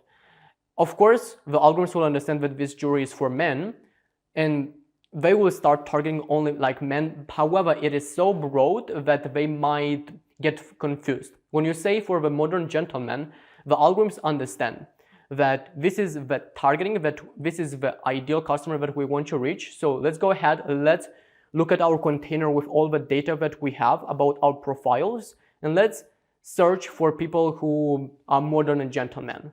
They could notice that through the posts that that potential client has on their Instagram, on their Facebook page, and of course what kind of posts they have, who they interact with, what kind of posts they like. Second thing is unique selling proposition. So what is the unique selling proposition? This is something that is going to differentiate your business from your competitors. In this example, we have fun, edgy jewelry. The adjectives fun and edgy, these are essentially the unique selling proposition for this business. For the second example is luxury jewelry. You see how again it is specific. It is kind of talking about with one particular thing that is just about this business. The third thing is the use case. Essentially, this is where they can use this product for. The locations. In these two examples, we could notice the background, we could notice the appearance, the feel and look of these creatives. They are demonstrating a specific use case. Again, this is important for the algorithms, because when they know also the use case, they have a better idea, they have much more clarity on who is that client. And the fourth thing, this is a no-brainer, the product. Like the product is, again, it's part of the offer, and if you do not have an irresistible offer, you are going to set up for failure from the first day. So we're going to talk also about why they actually chose, why algorithms need these four things. But before that, let's go ahead and also talk next about the ad creatives. An ad creative needs to include the product design, of course, again, it's part of the offer. 2, model and actor, because they look who you are showing in those creatives. Just looking at those actors, those influencers, those content creators that you have in your ad creatives, they again will understand better. Hey, this is the client that we want to reach. This brand wants to reach this type of client. This is why when you go and you hire an actor and model for your product shots, for your videos, you have to make sure that they will look quite similar to the client that you want to reach. Because you cannot think about, hey, let's say that you want to reach people who, let's say women who own like a business. This is your target market, but you have in your creatives like a student. Well, it's going to be confusing just from the algorithm's perspective. They will just looking at that creative, they will understand that you want to reach students. And also when it comes to converting those customers, because you are not showing the right actors, they will not resonate with your business. This is why they won't convert. And the next thing is a clear location. Again, it is linked quite tight with the use case, like where they can use this product for. And besides that, they look at the ad copy and the ad creative. The next thing that they also look at is this, a landing page that includes these three things. Again, the product design, because it is a part of the offer, the model, the actor, and this is the key, a clear description that states the unique selling proposition, the use case, and the clear niche. This is where most jewelry brand owners make a huge mistake. What usually they do is this. I've noticed this so many, especially at those who are just getting started. When they send me their website and I look at their landing page, I see a description with one bullet point or one line description. And what's actually very crazy is this. I've noticed landing pages where these brands are selling jewelry, luxury jewelry for thousands of dollars, and they have a description with one single statement. You gotta understand from a customer perspective that they will have lots and lots of questions to buy a piece of jewelry, especially if they have not heard about your brand at all, and you are not even answering the most common questions that they would have. And you gotta understand that the description is, again, so crucial if you want to have a high conversion rate. A clear description that states the USP, the use case, and the clear niche is a must. Ambiguity is one of the biggest sales prevention mechanisms that you could have on your website. Why we need to find out those problems, their concerns, their objections? Because then we could handle them on our website in some kind of shape or form. Maybe through description, maybe through visuals, maybe through different sections. This is why knowing your client in and out, it is so crucial. And now, if you actually understand what Facebook does, you'll understand that Facebook is actually very good at marketing. Not only at, hey, like it's just an ecosystem where like business owners could advertise their product. They are actually very good at marketing. Why is that? So not only that you help the algorithms to target your ideal customer, but from the marketing perspective, your product, your message, and your creatives will be more compelling if you use those things that we've covered so far, such as, having bad copy that includes clear niche, unique selling proposition, product, an ad creative that includes product design, model, actor, clear location, and a landing page that includes product design, model, and a clear description. Why these are going to help you not only to target the right customer, but also to have a much better chance to convert those people. Because if you read between the lines, for example, unique selling proposition is showing from a marketing perspective why your customers should choose you, your brand, instead of your competitors. Without a unique selling proposition, you're going to be seen in the marketplace as any other jewelry brands. This is why that is a dangerous place that you could be in. Because the moment when your customers will see you as another jewelry brand, will have that price resistance, will have lots of objections, and will end up not buying from you and buy from other brands.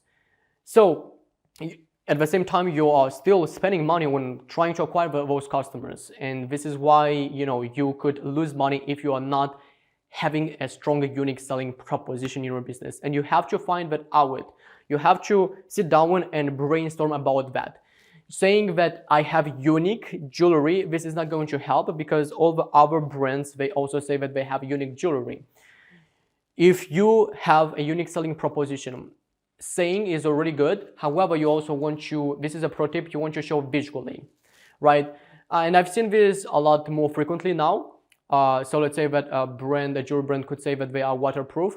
Well, back then they just stated that they are waterproof and people were buying. However, because more and more brands started doing that, now they needed to start showing visually. Like they had to show visually how they are using that product underwater and it's still at the same quality afterwards.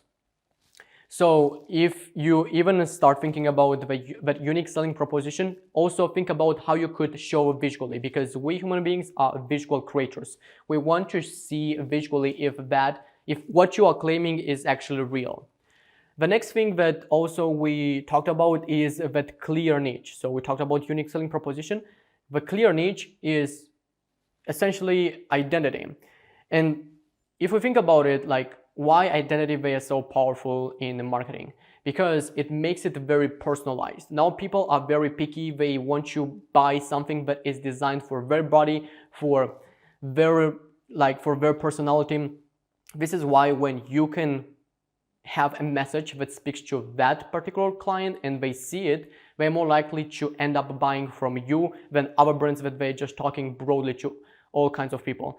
Now you have to understand that if you are if you are a big jewelry business, you could do that. You could talk to everyone and you could convert. But I am talking about jewelry brands that let's say they are still struggling. They cannot really grow to 6 figures, to 7 figures.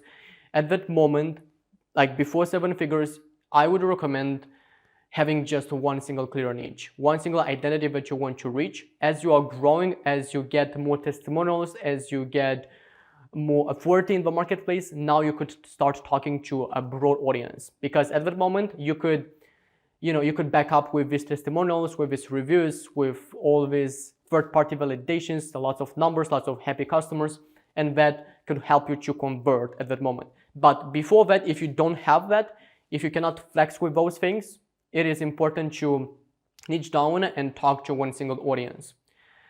And when also it comes to the product design, this is something that people want to make sure that it's designed for them.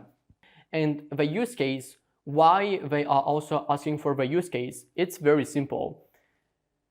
Again, because you are going to give much more clarity to the audience, they will have less resistance to buy. Like I said, ambiguity is one of the biggest sales prevention mechanism in any kind of business. I cannot even describe how many times I have seen brands with not enough information. Now, use case, it's something that in the majority of businesses, it's a huge objection, it's a huge question that the customer has. This is why Facebook knows that. Facebook has accumulated millions and millions of data points from all the brands that they are running ads on their platform. And they understood that these are the 4 elements that convert the best of the client. So they are asking you this because they want you to succeed. They want you to make sure that you're going to target the right audience, but not only that, but you also are going to convert the client. Because just targeting the right customer, but not having the right creatives with the right message won't help you. You could target the right client, but if your ads are not compelling, you will still lose a lot of money there. So this is why they are asking you for these 4 things. They want you to target the right client, but at the same time to convert as many people as possible. So that being said, now let's talk about how to craft high converting ad copies even if you suck at writing. And the first thing that I want to talk about is what's the difference between Facebook and TikTok when it comes to writing ad copies. So on Facebook, what we could notice is that they have the primary text. This is the text above the creative. On Instagram, it could be so below the creative. Then we have the headline, and we also could have a description. By the way, I'm gonna cover the primary text and headline because I've noticed through multiple tests that description does not do that high impact onto your conversions. This is why usually with my clients, I don't actually use description, but even if, let's say, we use it, we would say something like here, free shipping. This is all the things that we could say in the description. We keep it extremely simple. So we're gonna talk about with primary text and headline. And by the way, I understand that when it comes to the ad copy, there are so many variables that you could think about, that you could test. So you get quite overwhelmed when it comes to the ad copy. I had the same issue, and I want to help you out with that. This is why we're gonna keep it extremely simple, and I'm gonna show you just only the types of ad copies, only the types of headlines that you just need to focus on. So you don't need to test hundreds and hundreds of variables and hundreds of things when it comes to primary text and headlines. We're gonna keep it extremely simple because keep in mind, when it is simple, so simple scales and fancy fails. I cannot say this better. Like, if you keep it simple, you are gonna succeed. You are going to be much farther in your business if you just have all your aspects in your business simple. When it comes to TikTok, we have only the headline. This is why on TikTok, you do not, I would say that on TikTok, you don't need to have you don't need to master copywriting skills. On TikTok, if you're just good at creating creatives, you're going to succeed. You can use the same headline from your Facebook ads on TikTok as well. I have tested this and I've seen that it's working quite well. So you could be efficient in this case and you do not need to create multiple headlines if you're running ads on both platforms. You could literally take the headline from your Facebook ads, especially if you've already tested them and you have seen that the headlines were working, this particular headline is working better. You could take it, use it on TikTok, and most likely it's going to perform quite well there as well. So let's start talking about the types of headlines that I have noticed they are working the best. So these are the 3 proven types of headlines that I would recommend testing. Of course, there are lots and lots of them, but like I said, I do not want you to get overwhelmed. Number 1 is the end goal. I'm gonna give you an example with the end goal. Second is mechanism, jewelry for identity clear niche. What is the mechanism? The mechanism is something special to your pieces. I'm going to give you an example. You will have a lot more clarity about this. Identity clear niche, we've already covered what is that. And the third type of headline is a direct call to action or a sale. So here are some examples. For the end goal, jewelry that empowers you to get what you want. Do you see how it is benefit driven, how it's about the client, how it's about what it is in it for them, not about the product. So this is what you want to strive for. When you are creating an end goal headline, make sure that you're going to talk about the desired situation of your client. And how do you find the desired situation? We've covered that when we went through, making the customer research. Second type of headline, iconic jewelry for those who gravitate towards minimalism. So iconic, this is the mechanism. Then we have jewelry for those who gravitate towards minimalism. This is the identity. So to come up with a mechanism, again, you want to look at your product design. This is, again, something that you as a jewelry brand owner, you want to look at the product design and think about what is going to be that mechanism that will match the best with your product appearance. And the third one is direct call to action or a sale. So an example, 20% off using the code WELCOME. Now, you could use the third type of headline and you could test it. However, I would say make sure that you do not overuse it. Like you could use it for some kind of events if you literally have a sale, but just giving sales continuously, I would not recommend doing that. Why? Because you're going to attract only people who are looking for sales and you won't be able to sell your products for the full price. You're going to train the customers that you are going to attract, but your business is all about discounts. It's all about sales. This is why the first two headlines, I recommend going and testing and seeing which one is going to perform the best. Once you have figured it out, you could just focus on one of that headline. I actually like very much the moment when, let's say, I onboard a new jewelry client, I test the first two headlines, I see which one works, is it end goal or is it the second one with a mechanism? If I see that, let's say, the end goal is working the best, from that point, I'm gonna just focus on the end goal and we're gonna just focus more on improving the ad creatives and improving the offer. So go ahead, test these two headlines. You could also use the third one if you have a sale and see which one works the best for your brand.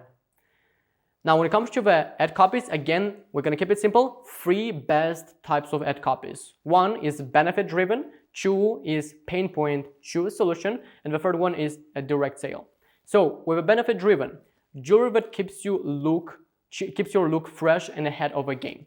Again, do you notice how it's about the client? It's not about so much of a product, like we've got this kind of materials, we are giving guarantees and all kinds of stuff. And don't take me wrong, you could talk about that, but it's not going to be your main focus because benefits, it features on the breakfast.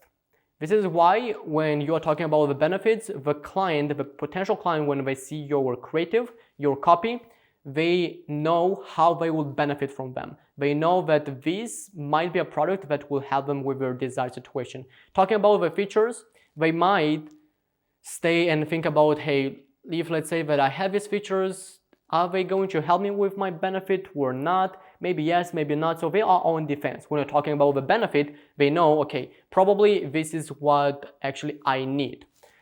And going to the next example, which is the pain point to solution, here's an example here.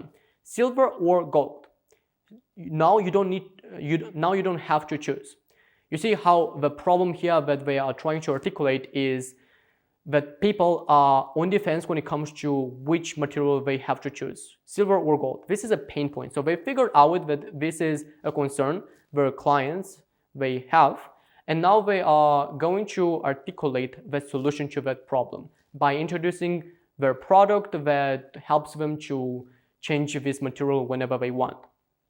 And for the third example, direct sale, here we go. Where you're falling in love with this, enjoy 22% off site-wide. You see how, again, it's very directed to, hey, go ahead and buy my stuff. Now, nothing wrong with that. You could I use time to time for retargeting campaigns, but again, like I said, you do not want only to give discounts the entire year. Now, once you have these 3 types of headlines, these 3 types of ad copies, the next question that you have, okay, Archie, but how to do that? Like the how do I sit down and how do I create these ad copies, these headlines? How do I come up with all these words?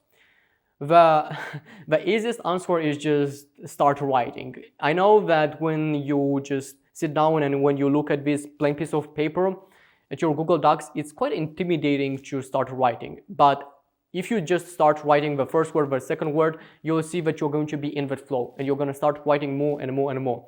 And when you are in that flow, actually, I recommend writing multiple ad copies, like 3 types of ad copies, 3 types of headlines. So then let's say that when you are testing, you could have much more variables that you could test, more ad copies, more headlines, and you don't need, again, like next time when you have to create a new ad copy, to struggle, because you've been at that point in the flow and you've been able to come up with that ad copy. Other things that I also do is I create a swipe file with some good ad copies that I have seen maybe on my feed, on my story, or when I was making some research and I have seen some compelling ad copies to other competitors. I put them in a swipe file. You could use Google Docs. I use Google Docs. And then let's say that I want to create a benefit-driven ad copy. I will find another benefit-driven ad copy, and I will try to kind of export the blueprint of that ad copy and change a few things here and there based on the branding, based on that brand that we want to create the ad copy for. What is very interesting that when you have templates and blueprints for ad copies, and you could find out all the things about your client, and you've made the proper research about your customer, it's going to be quite easy to create that ultimate ad copy. Next thing that we are going to talk about, this is module number 6. We're going to talk about how to create high converting ad visuals. And from the algorithm standpoint, we're going to help you out to target that client better. From the customer standpoint, if you have high converting ad visuals, if you have visuals that are compelling and talks about the problem, talks very well about how you could help them, you are going to convert more and you are going to increase your return on ad spend. We're going to talk about why having ad creatives is, I would say, one of the best things that you could work on a consistent basis if you want to break through those scaling ceilings. When you feel that you've hit that glassing ceiling and you cannot pass that number. Let's say you're making $10,000 per month and you want to increase it to 20K, 30K, 50K, whatever the number is. One of the best ways to break through is through high converting ad visuals. And we're going to talk about why is that. But first of all, let's talk about again the difference between Facebook ads, the Facebook ad creative, and the TikTok ad creative. What we could see here in these 2 examples. First of all, we could see that when it comes to Facebook ads, we have here a picture, kind of a more professional picture, aesthetical picture. But when it comes to TikTok ads, what we could notice here is that it is more something organic, it's more a raw piece of content, it's created with a phone, so it doesn't require that much investment. And this is why when you launch new ads, you also want to keep in mind where you're launching those ads, because the platform also will dictate what kind of creative you have to do. So Facebook ad creatives do not work on a TikTok. You have to understand that. But TikTok ad creatives perform quite well on Facebook. Now, I understand this sounds quite confusing, but stick with me. I'm going to explain how this works. So you could take, let's say, a video from TikTok that is converting quite well, and you could post it on Facebook and on Instagram, and it will convert quite well because the organic content is converting well on all kinds of platforms, because these are the content that people could engage with. On Facebook and on Instagram, aesthetic images, high quality videos, and professional effects can bring a high return on spend. On the other hand, on TikTok, if you're attempting to run these aesthetic images, high quality videos on TikTok, most likely your return on spend is not going to be that high, because just the way consumers, the way users have adapted to that platform is the moment when they see an aesthetic video, beautiful, high quality video, they will assume that that is an ad. This is why if they believe that is an ad, they will ignore it, they will skip it, and all the money that you are allocating to TikTok is not going to work. On TikTok, raw videos, fast cuts, and organic text overlays can drive up your sales. And here's how I could qualify you for like if you have to just focus on Facebook, where also you could run ads on TikTok. On Facebook, this is a platform where it's still image friendly. If you have limited access to videos, I recommend focusing on Facebook and on Instagram. However, on TikTok, if you are thinking about it, if you have a thought of starting running ads on TikTok, you have to have lots and lots of videos. You have to have user-generated content. And not only that, but you need to make sure that you have good content creators.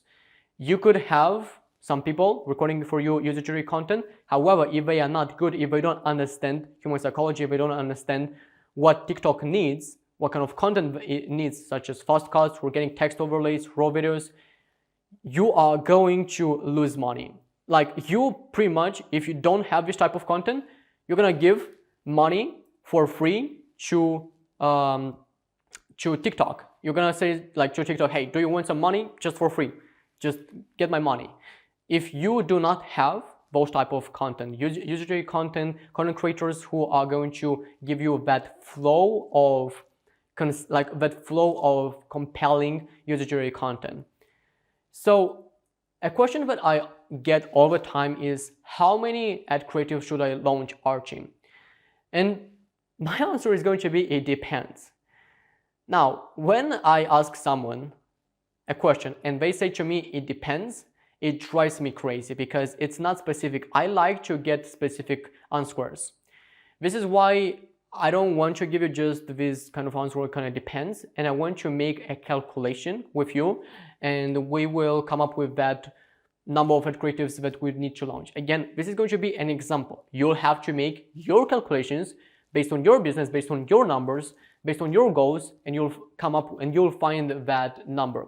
So let's say that our goal is to make $10,000 per week. This is our goal. Great, perfect. Let's say that we want to strive for a return on spend of 2.85, something normal. So in order to make $10,000 per week, we need to spend 3.5K. We have to spend $3,500. Assuming that we have a return on spend of 2.85, we're going to make $10,000 per week. You see how we are trying to break it down. We are trying to look what's actually that main number that is going to dictate how many ad creatives we need to launch. Let's say that an ad creative winning ratio, we have an ad creative winning ratio of 20%, which something common is actually more like 5-10%. In this case, I put it a little bit higher. And just to define what is a winning ad is going to be an ad that is going to get us a profitable return on investment with a proposed amount spent. This is the key, proposed amount spent. Because think about it, if let's say that you are launching an ad and you are spending $50 per day, we are still not spending 3.5K per week. And that ad is getting us a free extra return on spend. Well, it's good, we are making some profit. However, we are not at our goal, which is 10K per week. We want to look for creatives that are going to get us still a profitable return on spend, 2.85 ideally, while spending 3.5K per week. This is going to be a winning ad in our case. So essentially a winning ad is going to depend on your goals and on the spend that you want to allocate to Facebook or to TikTok. So if we look at these numbers, if we know that an ad creative winning ratio, our ad creative winning ratio is 20%, and we want a return on spend of 2.85 with a spend of 3.5K, that means that we need to launch 5 ads in that week. Because if we launch 5 ads in that week, we get one winning ad with the ad creative winning ratio of 20%. 20% out of 5 is 1. And that ad most likely is going to spend 3.5K for that week, and we're going to get a return on spend of 2.85. And we're going to hit our goal. Now, like I said, an ad creative winning ratio of 20% is quite high. Like I said, something more realistic I've seen is 5 to 10%. So if let's say it's 10%, we need to launch 10 ad creatives in that week, so we could find one winning ad that is going to sustain that spend. Now, you could clearly notice how important is launching enough ad creatives, because imagine for 1 second that you launch 3 or 4 ads in that week instead of 5, which is the number that we actually need to launch, or heck, only 1 single ad. What happens with your return on spend and sales? Because you have not launched enough ads, you are not going to hit your goals. Now, I don't want you to take out of context and think, okay, let me just find that number and let me go just launch as many ad creatives as possible. At the end of the day, it's also important to work efficiently. If you launch an ad and if something is not working, you want to analyze, hey, why is not working? What's going on? And improve your next ads. Because if you're just continuously launching new ads, but they are not better than the previous ones, that won't work. So because you didn't test enough ad creatives, you'll end up being stuck at the same revenue with the same return on spend. This is why lots of business owners, lots of marketers, they are stuck at that revenue. They think that they hit that invisible ceiling. So the best way to break through that revenue ceilings is by launching more, and I will emphasize here, more and better ad creatives to find more winning ads that can sustain a large amount spent with a profitable return on ad spend. To find that number, as you noticed, one metric that we want to find is that the winning ad creative ratio, so that we could make our numbers, we could make our calculations and see how many ad creatives we need to launch. But what if, Archie, let's say that I cannot be profitable with a winning ad creative ratio that I have right now? If, let's say, I have a winning ad creative ratio of 5%, but I simply do not get enough profit because I launched too many ad creatives that they are not working and I'm losing too much money there. What do I need to do in that case? If you are not profitable with your ad creative winning ratio, at this moment, we have to improve it. So let me explain to you how you could improve this metric and how actually this kind of is linked quite tight with improving your ad creatives. By having better ad creatives, you're going to improve ultimately your ad creative winning ratio. So I'm going to break it down by a few steps on how you could create better ads. Step number 1, we have to come up with that ad creative idea. Now, all the steps that we are going to go through, they are going to be designed for us to make better ads that will resonate with more people. This is the ultimate goal, is to create ads that will resonate better with more people. Why your ads are not converting is because it does not create a relationship with those customers. They do not see the value of your products. You have not portrayed the true value of your product. So let's go through the steps, and by then when we finish here, you will know how to articulate better the value of your product so people could justify the prices and can buy faster, at a faster pace, and can convert much more frequently. So it could increase your revenue and your conversion rate. So there are 2 ways to come up with an ad creative idea. Actually, there are 3 ways, but we're gonna talk about 2 ways because the third one is something extremely advanced, and you have to be in marketing for at least 5 years, but it's recommended 10 years if you want to create ads like that. And I'm gonna explain why, what do I mean by that. That is what I call ideate. So when you are ideating an ad, you are creating it from scratch. You essentially sit down, you open your Google Sheet, you open your Google Doc, and you start coming up with these ad creatives. And also considering that you have to come up with something extremely creative that the marketplace has not seen before. That's quite difficult. That's something that you need to have lots of experience in marketing to create something like that. All these experts, authorities in marketing, they are the ones that they could do that. They're the ones that most likely they've been in marketing for decades.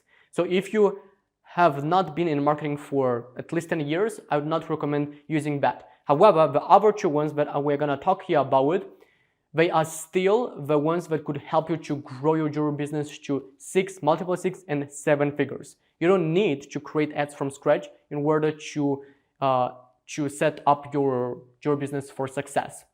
And I will admit it, I do not ideate ads from I do not create ads from scratch because I'm still not there.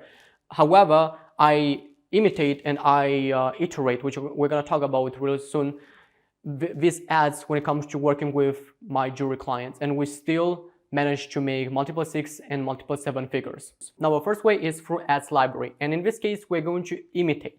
Essentially, we want to look at what kind of ads our competitors are running. We want to look at the ads that they've been active for the longest period of time. So when you go to the Facebook ads library, you want to go to the bottom of the page and look at the ads that they have been active for months, if not years, because those are the ones that most likely they are working the best, right? Because otherwise, ask yourself, why would that brand keep spending money on an ad but if it's not converting? If it's converting, then they will keep spending money on that ad so they could generate more revenue.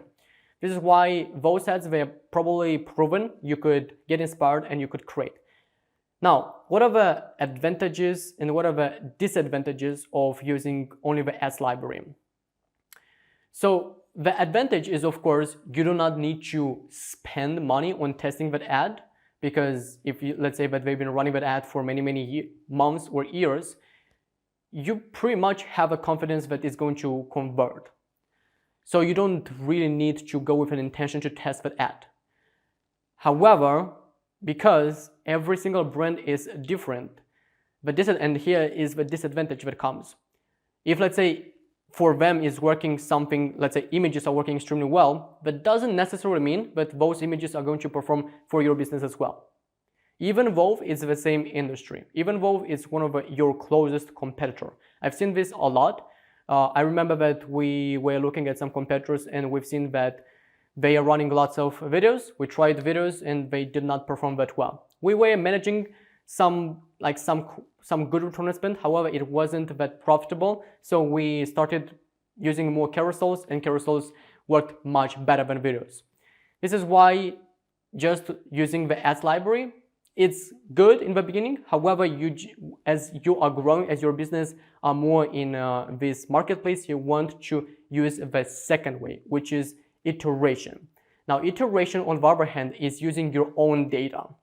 Is going to your Facebook ads manager, is going to your TikTok ads manager and looking at all the ads that you've run so far. Just pull up all your ads that you've run and look at the ads that have spent, number one, the most amount of money, and two, they have a high return on spend. And also the third thing is they also have these consistent sales.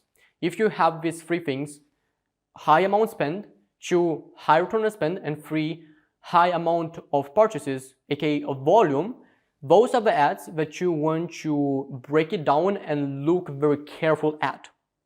Because what you will see there are some patterns. You have multiple ads that they have high amount spent, high return on spend, and high amount of purchases.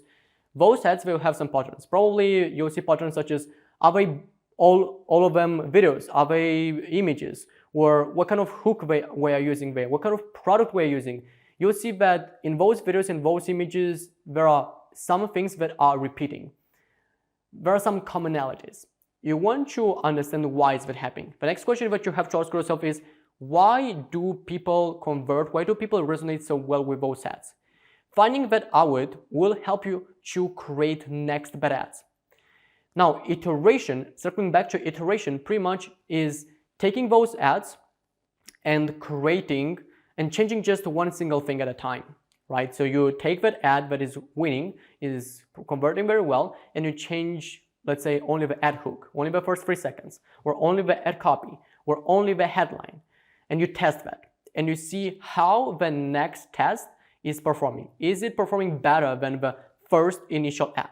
So the goal of iteration is to find ads that are going to get a high return on spend and more consistent sales and will spend more money. This is the only goal that we want to have when it comes to iteration. We just want continuously to keep looking for creatives that are going to spend more money and are going to get us more consistent results. So, going to the step number 2. Now, once you look at your ad creatives, now once you look at your competitors, the next thing that you want to do, let's say that you found a new ad that you want to create. You want to create an ad brief. Here's a problem that lots and lots of urban owners they do, and marketers. When it comes to the shooting, when it comes to recording those videos, they do not have any blueprints. They just create whatever they think about, whatever their emotions, their feelings are in those days. This is why most of those ads are not going to convert.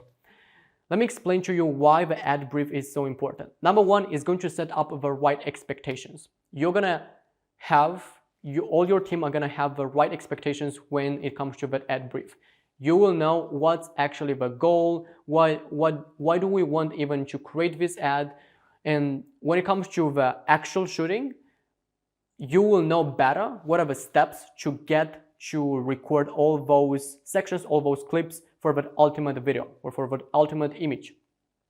Number two, the second reason why this is important is everyone is on the same page. Every single person in your team, if let's say that you hire some videographers, some editors, if you give them a blueprint, all of them, they will understand what's the main goal, what we are trying to accomplish with this ad. So the ultimate product is going to look much better, and probably is going to convert much better. And number three is you will have a clear vision. It is the same with having a specific goal. Quick story. In the story with Alice in the Wonderland, there is a section where Alice is meeting the Cheshire Cat, where there is a dialogue. So Alice asked the cat, like, which road should I take? Now the cat asked afterwards, well, where are you actually going? Alice says that she doesn't know. So, afterwards the cat replies, well, in that case, then it doesn't matter. If you don't know where you are going, any road will take you there. If you don't have a specific goal, you won't be able to generate the outcomes that you deserve. You won't know in the first place if those ads are performing. I've seen this a lot. When it comes to the goals, a lot of people, a lot of business owners, they have goals like this. It will sound something like this. I want to increase my sales. I want to get more consistent sales. This is a very vague goal. This is a goal that is created on a surface level. Like, it is not specific, it's very vague. And if you are managing a team, your team won't understand what do you mean by that. When you are giving a specific goal on the other hand, your team, even you, if you're working by yourself, you will know exactly what kind of steps I need to take to get to that goal. Because if let's say that you are here and you say, I want to get more sales, you pretty much put your goal right here. From here to here, it's very vague to know what are the steps, what are the staircases that we need to take to get to this goal. So because you have here, right here, the goal, when you say, I want to get more sales, you will think in your brain that I have to do a million things. I have to do millions and millions of things to get there. When in reality, you just need to take this step, then this step, then this step. But because you think in your brain that you have to do a lot of things, you're gonna be overwhelmed. Has it ever actually happened to you that in your brain you're thinking that you have millions of things to do in that day, and you wake up and you say to yourself, oh my goodness, I don't know where to start and I'm so overwhelmed, and you start procrastinating, you start delaying things. This is why when you say that I want to, let's say, increase my sales by 5%, okay, now you are here, you want to increase your sales by 5%, you just have to take this small step to get to this revenue. So you know exactly what you could do, and you could articulate better to your team, to the video editors, to your content creators, what exactly we have to do to increase our sales by 5%.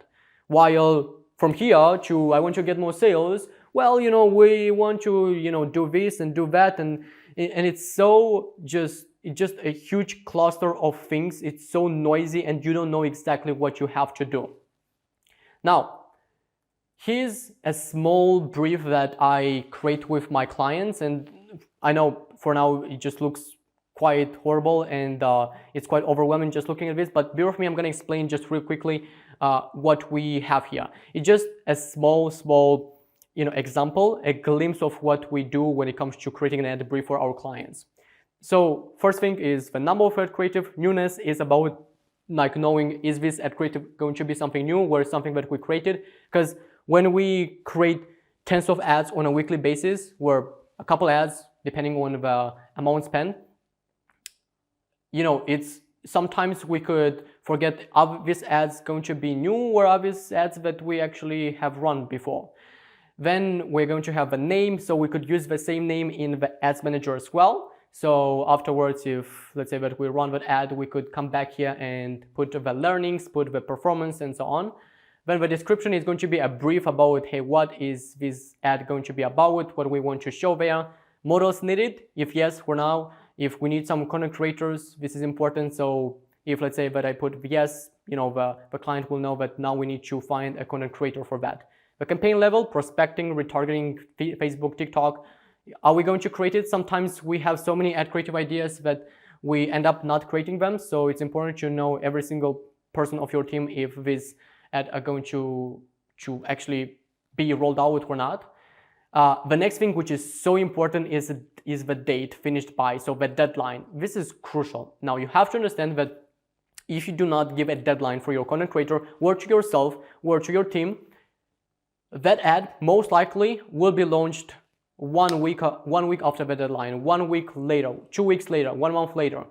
Sometimes I've seen this, I will admit it, when we have not, and I've made this mistake, when I haven't given a deadline, like an ad that was supposed to be launched tomorrow was launched after freaking 6 months. Fucking 6 months. Could you imagine like how many things we could accomplish within those 6 months? This is insane. This is why a deadline is crucial if you want to scale your business, because businesses love speed, my friend.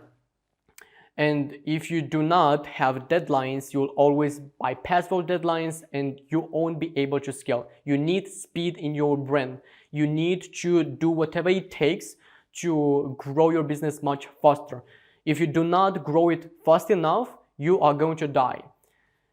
So if you want to increase more of your revenue, you'll have to create more ads. More ads, meaning is that you need to take more actions. More deadlines that will, of course, they have to be realistic. You have to talk to the team, to the content creator, to every single person who is involved to make sure that that particular deadline is going to be realistic.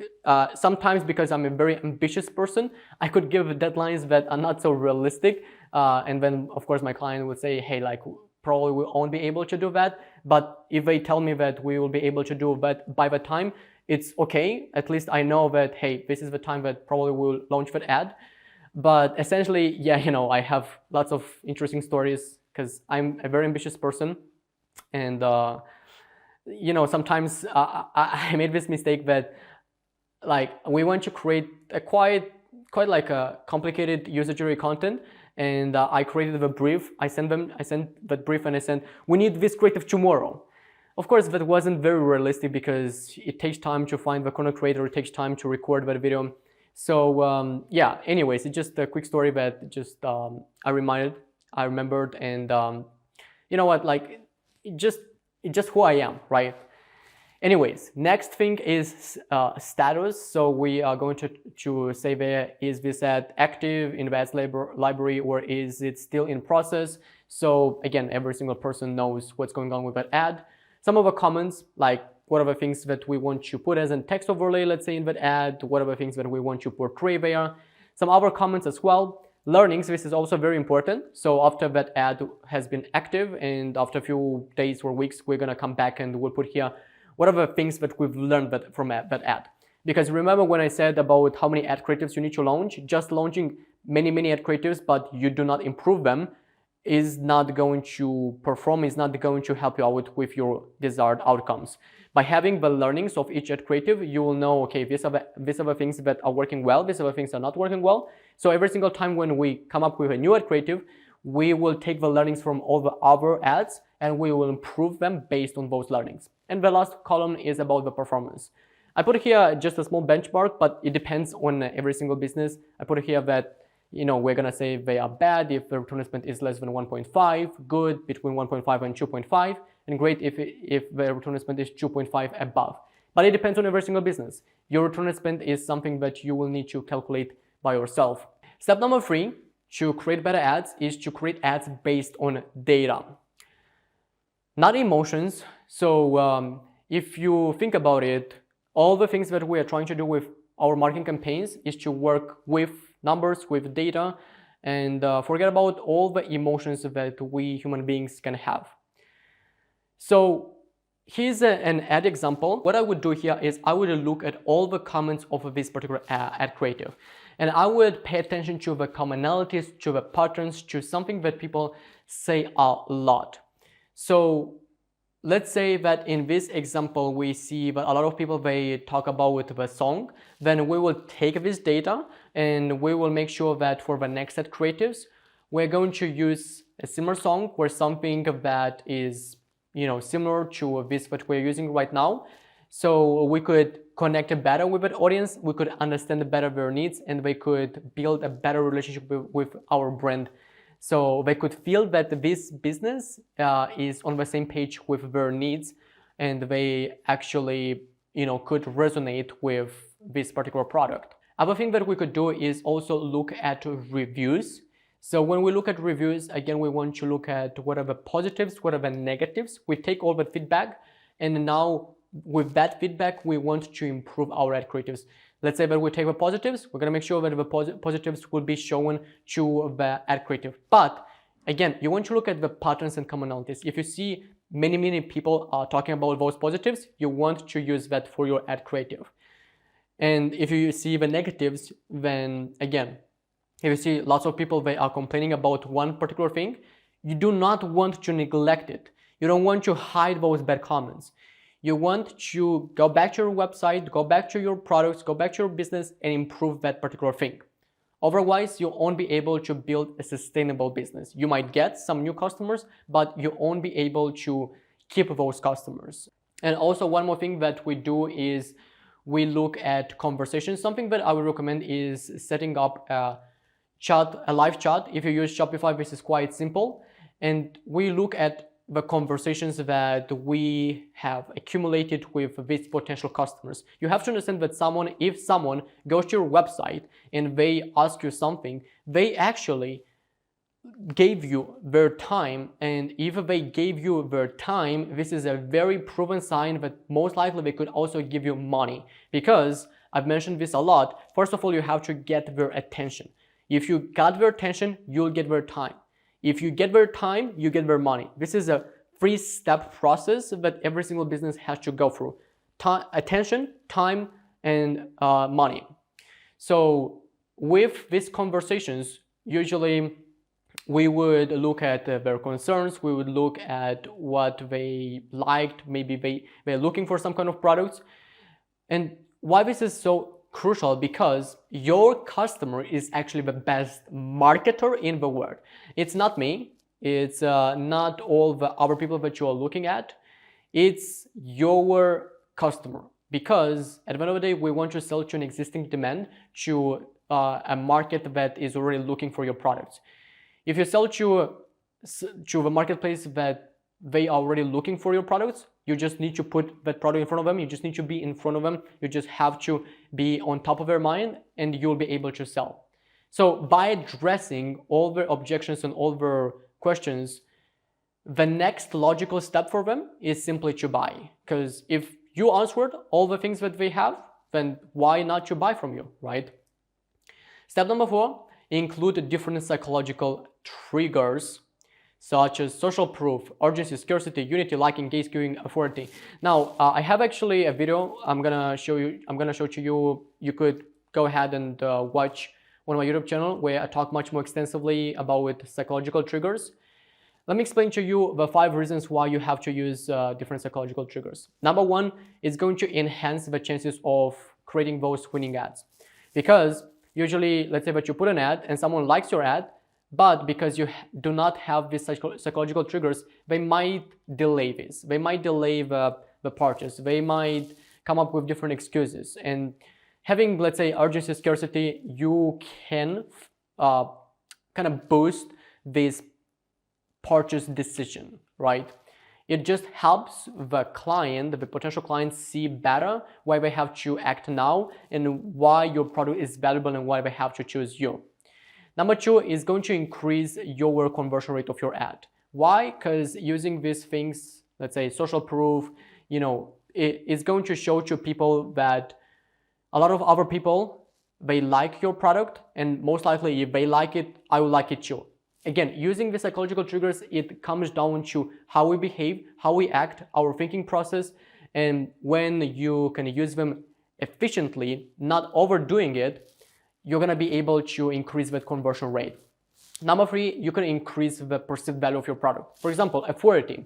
This is one psychological trigger, and essentially this states for using some celebrities associating with people who are known in your space. And by the way, you don't need to have, I've mentioned this, you don't need to associate with big content creators and influencers. You just need to have people who are known in your space, in this jewelry space. If you could reach out to them and build a relationship with them, again, by showing that in your ads, you're gonna be able to increase the perceived value of your product. Number four, you could create better relationship with your clients. For example, using liking or unity. These are some psychological triggers that will help you out to create better relationship with your clients. Because let's say with liking, if people like you as a person, as a brand, the next logical step, something that they are more likely to do is to buy from you. Think about back then when we had these local, shopping stores. And if let's say that we knew the owner, if you know the owner, if you are a friend with the owner of that company, you're more likely to be more comfortable to buy from him or her just because you know, like, and trust him. The next reason why I would recommend including different psychological triggers is because it also can increase your average order value. Because let's say that you increase the prices of your products because you are using right now authority as a psychological trigger, you could charge more and you could increase your average order value. Essentially, with a high AOV, you get more profit. And here are a few books that I would recommend, highly recommend reading if you want to elevate your skills in persuasion and human psychology. Number one is Hidden Persuasion. This is a book that will show you 33 most powerful psychological triggers. Go ahead, it has very good examples. You could take it on Amazon like for $20 or something like that, so very cheap. And you could improve those skills. And understand this, if you do not improve your skills, if you do not invest in yourself, in your knowledge, you won't be able to scale your business. You have to have the right skills to get there. Number two, Persuasion by Robert Cialdini. This book is going to talk more about how to position yourself as an authority in the marketplace. So it is going to set up the right expectations. It is going to position you as one of the best jewelry brands in the marketplace. And it will create such an environment that once a potential client goes to your website, they will perceive you as the best jewelry brand. So they won't have the price resistance, and most likely they're going to convert at a much faster pace. And the next one is the Brain Audit. This one is going to teach you more about why customers buy, the behaviors of a customer, why they don't buy. So knowing those things, understanding what are the main motivations, what are the main desires why someone would buy a piece of jewelry is extremely crucial, because then you could articulate better those reasons, those motivations in your ad creative. So check that out as well. Get these 3 books and start reading, and keep reading, because this is what is going to help you out with fulfilling those gaps that you are having right now in your business. And this is the YouTube video that I was talking about. Make sure to go to my channel, find this thumbnail. I don't really remember about the title. It was something more about 11 most effective persuasion techniques. And check this out. I talk there about the most 11 effective persuasion techniques that I've seen they are working the best in advertising.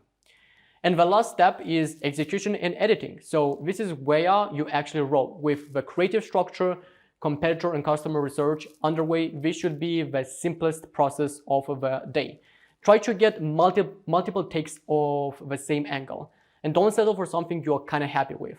And at the end of the day, it's very crucial to have lots and lots of footage when you are recording those videos, when you're taking pictures, because for the editor, or even for you, if you're going to edit it by yourself, you're going to have much more room of testing and having those ultimate creatives. You could create multiple variables of more videos that afterwards you could test in your Facebook ads and TikTok ads. And remember that our goal is to maximize the winning ads. So kind of good will not be enough. Go for kind of, when you are training at the gym, you want to, when it comes to the last rep, you want to go like all in, and you have to do it hard enough. You want to make sure that you are not settling for kind of good. Go for the best. And always make sure to follow your blueprint as closely as possible. Remember, we talked about having the right video brief or the right image brief. When it comes to shooting, make sure that you have it in front of you, or you give also to the videographer, to the photographer, so they understand better what's the ultimate goal, what's the ultimate desire of that particular creative. So now that you have created your ad, you'll also need to edit it. Either you're going to do that by yourself, but you have to have some editing skills if you have a tight budget, or you can hire also an editor that could do that for you. Again, you could find an editor that is not very expensive. Sometimes you might use platforms like what are they called, Fiverr. There are also some other platforms, but I don't really remember them. So something to keep in mind if you are delegating this and you don't have someone in your house, in your team, then you also want to make sure that you give the blueprint as well to the editor, so they are also on the same page and they understand what's the ultimate goal of that ad creative. And these are the post-production tools that we use with our clients. We use Canva, we use Premiere Pro, and we use Photoshop. Now we're going to talk about Facebook and TikTok ad account structure, ad optimization, and ad scaling. And by the time when we finish here, you will know that this is the simplest and easiest process from creating a profitable marketing campaign. And there are many battles between having the perfect ad account structure and stuff like that. So far, if you are still here, you probably understood that actually what impacts the most the results is your ad creatives, is your offer, is your ad copy. But now it is important to take all those things that we've created and put them in one single place where we are going to leverage for reaching a lot more people who are going to be interested in buying your products. This is where Facebook and TikTok comes in. So these platforms, they are just a place where you could put all the assets that you've created so far, all the assets that you've made research on. And most of the things that I will share with you when it comes to Facebook ads, they will be applied to TikTok ads as well. Why? Because at the end of the day, we still want to convert a stranger, a potential client. And do you really think that they care about, hey, do you use this kind of account structure or do you use that kind of account structure? At the end of the day, what they see is your ad creative, is your ad message, is your website. If those things are delivered in the right way, is articulating the true value of your products, then most likely they will convert. And it doesn't matter what kind of account structure you're going to use. To articulate this better, I'm going to show you the best account structure that you could utilize that is going to save up a lot of time that now you could focus on the things that will move the needle. So this is the account structure that we use with our clients every single day. In any kind of industry. Now, talking about the jewelry industry, so for Facebook, we use usually 3 campaigns, and for TikTok, we use 2 campaigns. Now, on Facebook, we might use only 2 campaigns if we only run just ads on Facebook. If the client uses also some other platforms to advertise their products, most likely we're gonna have also a retargeting campaign on Facebook. Because if, let's say, someone saw our ad on TikTok, most likely they will be also on Facebook and on Instagram. Because the entire ecosystem of Facebook contains more than 3 billion of users. So the users that are on TikTok, probably they could be also on Facebook and Instagram. And having much more touch points, having more interactions with that potential client will help to increase their conversion rate. So frequency is also important. On a TikTok, as you can see, we have two campaigns, one for testing and one for scaling. We're going to talk much more about that. And for Facebook, we have, again, one for testing, one for prospecting, and one for retargeting. Now, for all these campaigns that we are using, both on Facebook and on TikTok, we optimize only for conversions. So when you create a campaign, and when it comes to choosing the objective of that campaign, we use only conversions. Only and only conversions. And it doesn't matter if the ad account is a brand new one. Still, we use conversions because imagine that you talk to a person and someone asks you like, hey, what's your goal? And you say to them, hey, my goal, let's say in this case, hypothetically, that my goal is to get traffic. The moment when you click on that traffic objective, you literally tell to that person, this is my end goal, and this is what I want to achieve with this campaign. Now that person, because he understands that this is your intention of creating that campaign, he will literally go to target, in this case, algorithms will go to target people who are more likely just to click on that ad and to land on your website. That's it. Now, are they going to convert? They don't care about that. The moment they see that you are getting lots and lots of clicks and very low cost per click, to them this is a success. To them this means that your campaign is achieving exactly what you asked for. This is why, they will give you exactly what you are asking for.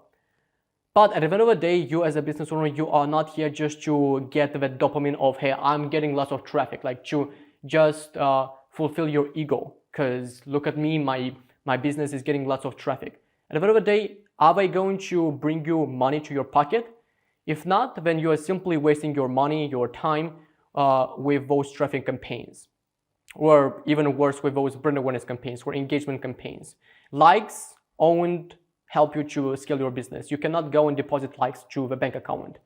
You need profit. You need revenue. That's why when you optimize for conversions, what happens is you tell the algorithms, hey, my end goal, this is my intention of why I'm creating this campaign in the first place. I need you to go ahead and target only potential customers who right now most likely they are looking for my products in the marketplace, and they have a problem, they have a need, and they have the money to buy my products.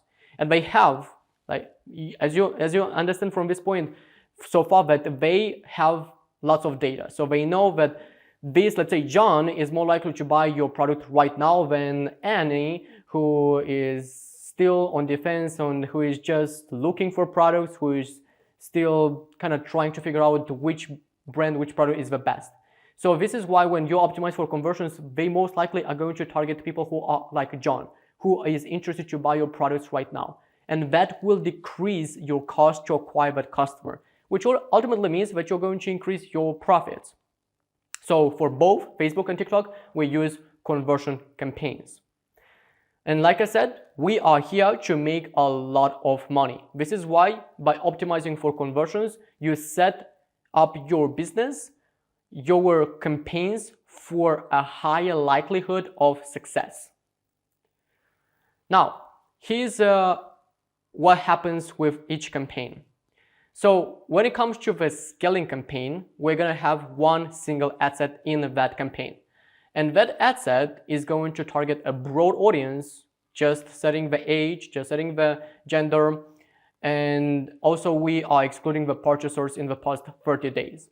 Why is that? Because we want to make sure that the ads that we're going to show are going to be to people who are, let's say they haven't purchased in the past 30 days, because at that moment, if let's say they purchased from you in the past 30 days and now they just got your product, they still didn't have enough experience using your product. So to them, the likelihood of buying again from you, the time range is quite short, so they are still not 100% confident of buying again from you.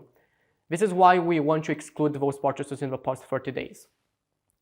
Now, the second campaign where we are having the retargeting So there we use all website visitors, we target social media engagers in the past 365 days. And notice that I am trying to broaden this time period, because the larger the audience is, usually I've noticed the return on spend will be also higher. If your audience is too small, you will burn out your audience very quickly. Now, on the other hand, also frequency is quite important. Like, you need to make sure that people see enough your ads, and this is where you have to find that sweet spot.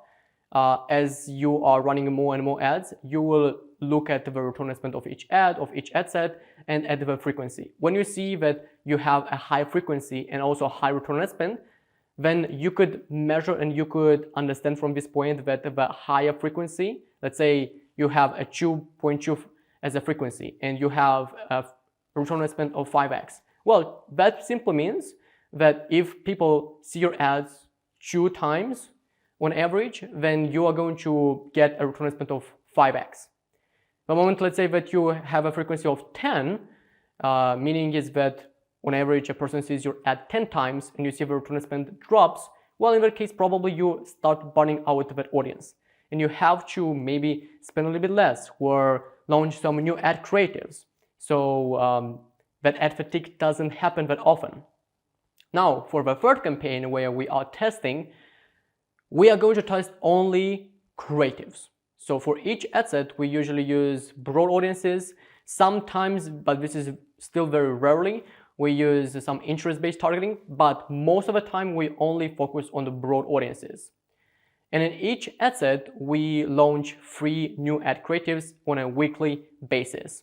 If, let's say, something is not working in that testing campaign, we are going to turn off that ad and we're going to launch other ads. Let's say 2 ads doesn't work, we're going to turn off those 2 ads and we're going to bring up new ad creatives. So we want to make sure that usually we have 3 ad creatives in each ad set, because I feel that the number 3 is the optimized number for getting that ratio of being efficient and also testing enough ad creatives. And I mean being efficient with your budget. And by having only broad audiences, what happens is you only know that if, let's say, something is not working, it's because of the ad creative and it's not because of audience, because you literally use broad audiences for every single ad set. Now, talking about the ad optimization, here are 3 numbers that you as a business owner, you as a marketer must know. The first one is the break-even return on ad spend. I'm gonna break it down what actually this means and what's the formula to find the break-even return on ad spend.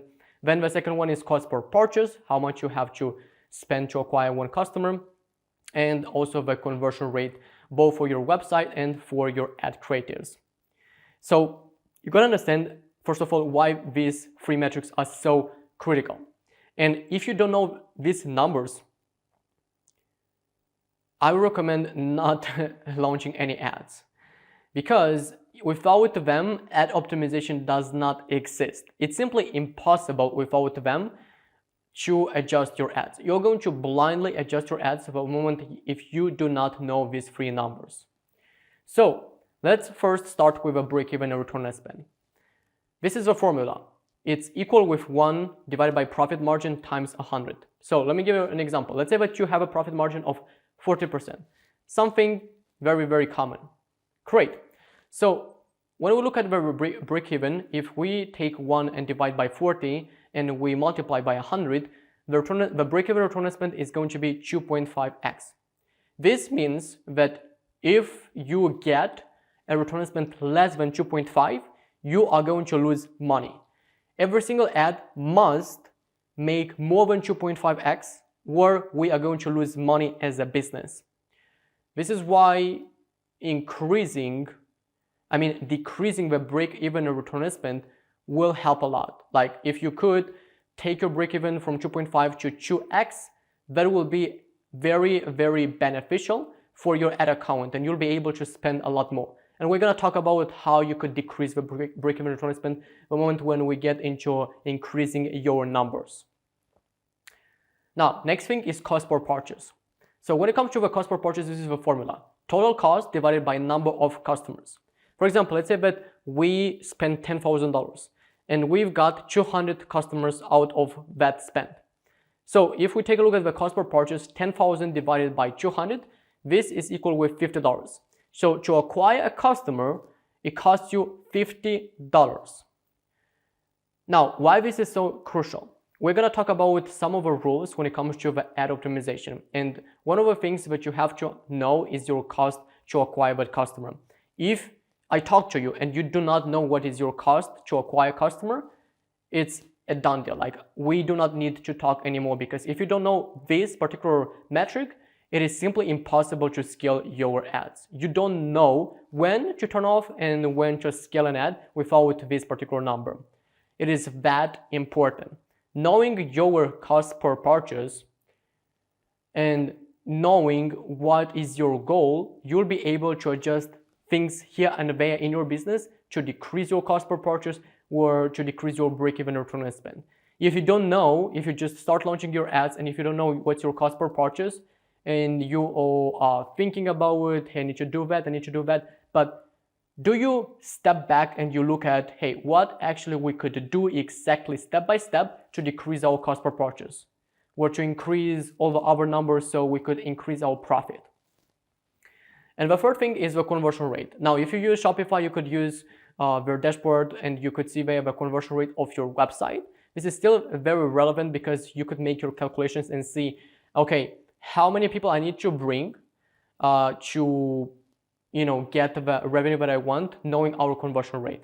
Let's say that you are paying $1 for one click. That means that by spending $100, you will get 100 people to your website. And if you have a conversion rate of 2%, that means you're going to convert 2 people out of that $100 spent. Hopefully that makes sense. And now, if you know that you can bring 100 people with $100 spent, and you have a conversion rate of 2%, and if you look also at your average order value, you could make your calculations and see and forecast how big of a return on investment I might get. This is why knowing your numbers, writing them down, having them in front of you all the time, asking you how you could improve them is mandatory, is a must. Now, you also could find the conversion rate of each ad creative. Now, in Facebook Ads Manager, you could create custom metrics. And if you go to create a custom metric, I would recommend creating a conversion rate metric. So this is the formula: landing page views divided by impressions. And afterwards, what you could do is you could look at each ad creative, what kind of conversion rate brings. And now, when you have all this data in front of you, you could look at which ad creatives bring us the highest conversion rate.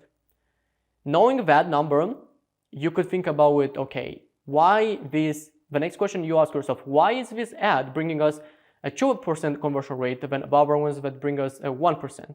By asking you these kind of questions, you will look differently at those ads. You'll understand that, hey, maybe because we are using this particular ad hook, or maybe because we are using this kind of benefit. Now, because you could find solutions within you by asking you the right questions, you'll be able to create better ads. So knowing these three numbers, you'll make much smarter decisions, which will lead to better results. However, you will understand that right now what's the problem is the attribution from Facebook and TikTok is extremely inaccurate because of the iOS 14 update. Now, in 2021, somewhere like in the beginning of May, Apple rolled out this iOS 14 update. And if you're not aware about that, pretty much, right now, the users of Apple, they could opt out of being tracked from Facebook Pixel, from TikTok Pixel. And now for the algorithms is a bit more difficult to understand what they are doing on your website and what are their behaviors. Are they buying? Aren't they buying? So it's trickier for them to optimize better your ad creatives further. Because the way they optimize is this. They first look how you interacted on their platform, which they still have that data. But then when they go to your website, they click on that ad. Now, back then, they also were able to track what kind of behaviors you are doing there. Are you buying? Aren't you buying? Are you adding to the cart? Are you checking out the product? So with all those numbers that they had, they were able to optimize your ads further and show your ads to people who are more likely to also add to the cart or to buy from you. Because they lack that data, for them it's much trickier to optimize. And also, they cannot send back the accurate data to the ads manager, especially on TikTok. I've noticed that the tracking, the attribution model on TikTok is much worse. You could have a return on spend from TikTok of 3x, but in the TikTok ads manager you will see like a 1x or 1.2x. So because of that, if you just rely on TikTok ads manager or on Facebook ads manager, most likely you're gonna make bad decisions. You are going to turn off some ads that they actually bring you a high return on spend, or vice versa. This is why I actually started using a third-party tool to accumulate much more accurate data. And I've tested different third-party tools, and then actually I came across like Triple-Well, and pretty much I like very much how it works. It really helps with understanding better where people are coming from, what kind of channel actually converted that client, and it's quite easy to understand better like what you could do next to improve those ads, what kind of ads are not performing, what kind of ads they are converting very well your client, what kind of ads they have a high conversion rate. However, the thing is that Triple-Well is only designed for Shopify stores, but most of my clients, they are on Shopify. This is why we use this particular tool. Now, I actually managed to create a pretty good relationship with Triple-Well. I've been using Triple-Well for quite a few months with my clients, and this is why I want actually to recommend you using Triple-Well if you want. So by using this particular link, which you could access by clicking on the link below, and if you also use the code Archie15, you could also get 15% off on a monthly basis every single month by using Triple-Well. So this code is going to help you to get 15% off every single month, not only the initial month, but on a monthly basis. So if you want to get much more accurate data, so you could take better decisions, make sure to click on the link below and start using Triple-Well for that. Now, here are some of the rules that we follow for the best ad optimization. So the first thing is the optimization most of the time will happen on the ad level, not on the ad set level. So if let's say that you go to your ads, to your ads manager, and you go to the ad set level and you see that, let's say an ad set is not performing very well, the return on spend is not that high, and you turn that off, you might take a bad decision, because if you go to that ad set, you might see that some of the ads, they actually could have a high return on spend. The other ones might have lower, and this is why it looks that the entire ad set is not performing. However, it might be the opposite. This is why we always optimize on the ad level. We look at the ad creatives, which ads they are not performing. Only the ones that are not performing, we're gonna turn off, and then we will launch some other ads in that ad set. By doing that consistently, we'll be able to bring up that average return on spend from that ad set. Now for testing, the minimum daily budget should be $20 on Facebook, on TikTok at least $50. However, I do not want you to set this as a rule, because this depends also on the product prices. This depends, hey, like if you are selling something like some kind of luxury products for thousands of dollars, if you spend $20 per day, I mean, it will take you quite a few months to figure out if an ad is performing or not. This is why you also have to put in place all the prices that you have, what kind of products you sell.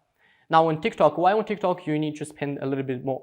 Because on TikTok, I've noticed that if you are not getting enough results, which result is equal with what you are optimizing for, if you optimize for add to cart on TikTok, then, and if you're not getting 50 add to cart per week, this is the requirement for them, if you need to get 50 events every single week on TikTok, otherwise they won't be able to optimize, and they will simply not know who to show your ads to. So they either won't spend your money, or they will spend money on all kinds of audiences that they might not be interested in your products, which will bring up your cost to acquire that customer. This is why on TikTok it's much more important to spend at least $50. However, again, you have to look at your price points and what kind of products you sell. So then by making your calculations, you'll be able to find out a better budget for your ad campaigns. Let's say, for example, if you need to get, let's say, 8 add to cart per day, so you could get to those 50 add to cart on TikTok, then what is very important is to make sure that to know what is that cost per add to cart. Let's say that it is $10. Okay, you need to spend $10 to acquire one add to cart.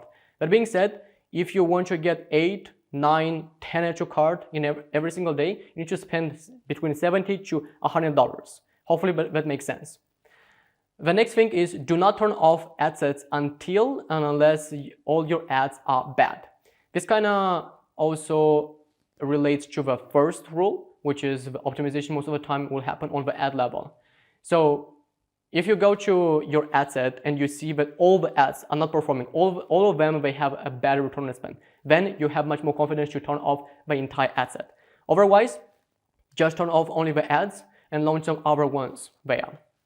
Now, the next one is if the lifetime spend is equal with 1.5 or 2x of your cost per purchase and there are 0 sales, turn off that ad. So this is why cost per purchase, something that we talked about, is so important. Let's say your cost per purchase, $50, perfect. Now you have to look at what is the amount spent for every single ad that we have here. 3 ads, let's say we have 3 ads that we're testing in that ad set. If you see that an ad has spent $100 or $75 and it has not gotten any sales, 0 sales, then you could go ahead and turn off that ad. Do not let it run for more than that, because you are going to simply waste your money there. Now, the next one is if the lifetime spend is more than 3 or 4x of your cost per purchase and there are more than 3 or 4 sales, scale up the budget. Let's say, again, $50 your cost per purchase.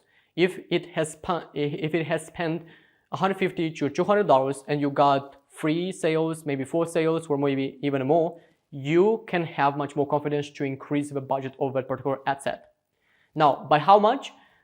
That depends, again, by how much you're spending right now. If you're spending something like $20, $30, $50, you could increase it by 50, 100%. You could increase it a lot more than 20%. This is a myth that you just need to increase by 20%. Now, as you are spending a lot more, if you're spending $1,000 per day, $2,000 per day, then you could increase it by 20%. That will be a pretty healthy number. But if you're spending $20 per day, by increasing by 20% will take you a long period of time. Especially that we need to increase the budget every single 3 to 4 days. You could, make your calculations to think about how long will it take you to increase by 20% every single 3 to 4 days. It will take you a while. This is why it's important to have also speed, because we talked about that. Business also loves speed. And you can also paste the winning ads into the scaling campaign. So the main reason of having the testing campaign where we are launching continuously new ad creatives to test is to find out which ones they bring a high return on spend, right? They have a good lifetime spend, more than 3 or 4x, and they also got volume, more than 3 and 4 sales. Those ones we could consider winning ones. We could take them and we could paste them in the scaling campaign with much more confidence. A big mistake that I've noticed many business owners do is they take a new ad they've never tested before and they paste it right away in the scaling campaign. They launch it in the scaling campaign and it's simply not working and it burns money because they have not tested that ad initially to see if the marketplace responds well to that. And the last rule that we follow is we leave the winning ad in the testing campaign until it dies out.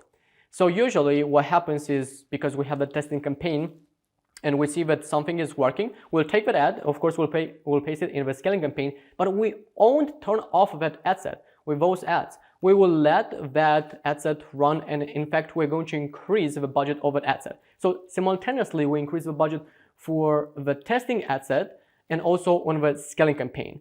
And this is why we could increase the budget much faster and we can scale in a much quicker way. And this is all of the things that we had to cover when it comes to ad account structure, ad optimization, and ad scaling.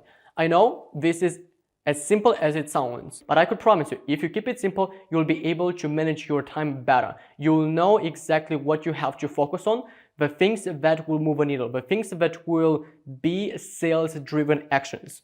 Just like trying to day trade in your ad account and stay all day and try to optimize and turn off, turn on, and launch lots and lots of things and duplicate different campaigns won't help you to scale your ads. These are not the sales-driven actions because it does not have anything to do with like understanding the customer, converting them from a psychological standpoint. So that being said, if you keep it simple, because simple scales and fancy fails, you are going to set up yourself for success. And next, what we will cover is how to skyrocket your return on spend with an optimized website. I want to show you the 4 ways to increase your revenue.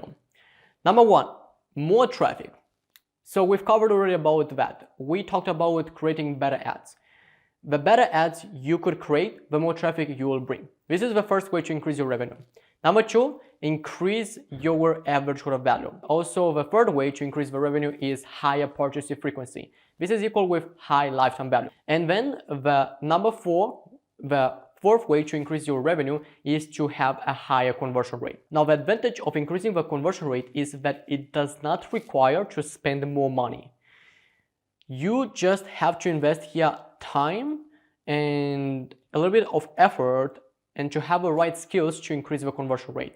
Let's say that you want to get more traffic. Well, usually you need to run and to spend more money on your ads.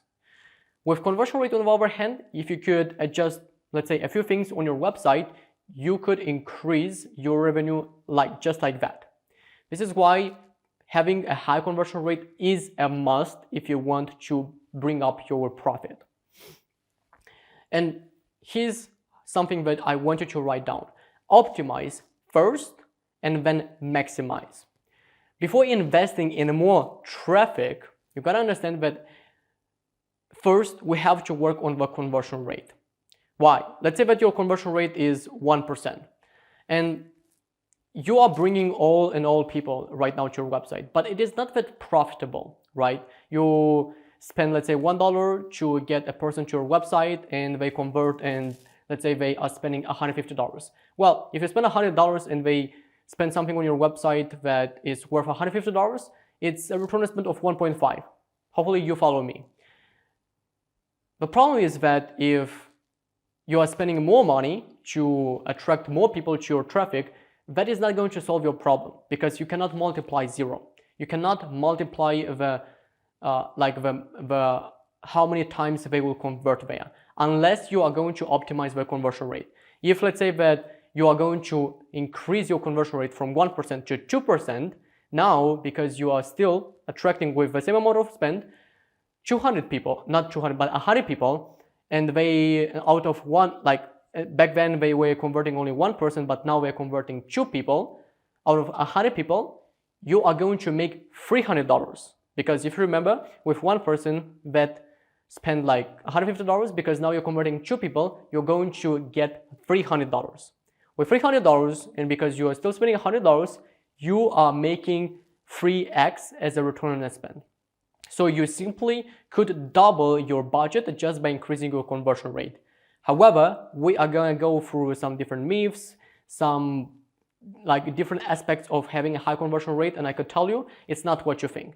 There are many myths and stuff that are around conversion rate that are simply a lie. I've seen them all, and it drives me crazy when I go to YouTube and I type something like conversion rate for e-commerce stores, for Shopify, for jewelry brands, and I see videos where they talk about changing the add to cart, changing the color of the add to cart button. It simply does not work like that. And by the time when you finish, you will know how actually conversion rate works, and you will understand that it's not about, again, feelings, emotions, or best practices. It's more about data. So here are a few myths when it comes to the conversion rate optimization. Changing the color of the add to cart button will increase your conversion rate. This is a huge myth that has been around for many years. And business owners think that, hey, I'm going to just change the color of a checkout button from black to green and suddenly my conversion rate will double. Do you really think that by changing the color of a checkout button from whatever yellow to black will make a huge difference? That's BS. This is absolutely bullshit because it has nothing to do with the customer. Now, when someone goes to your website and they see the black or the yellow, it might pop up like a brighter color. However, it doesn't say anything about why they have to choose your brand, why they have to buy your products. So still, it has nothing to do with their needs and with their desires. Number two, optimization based on case studies. This is a huge one. Every website is different. You cannot assume that if something is working for a brand, will work for you too.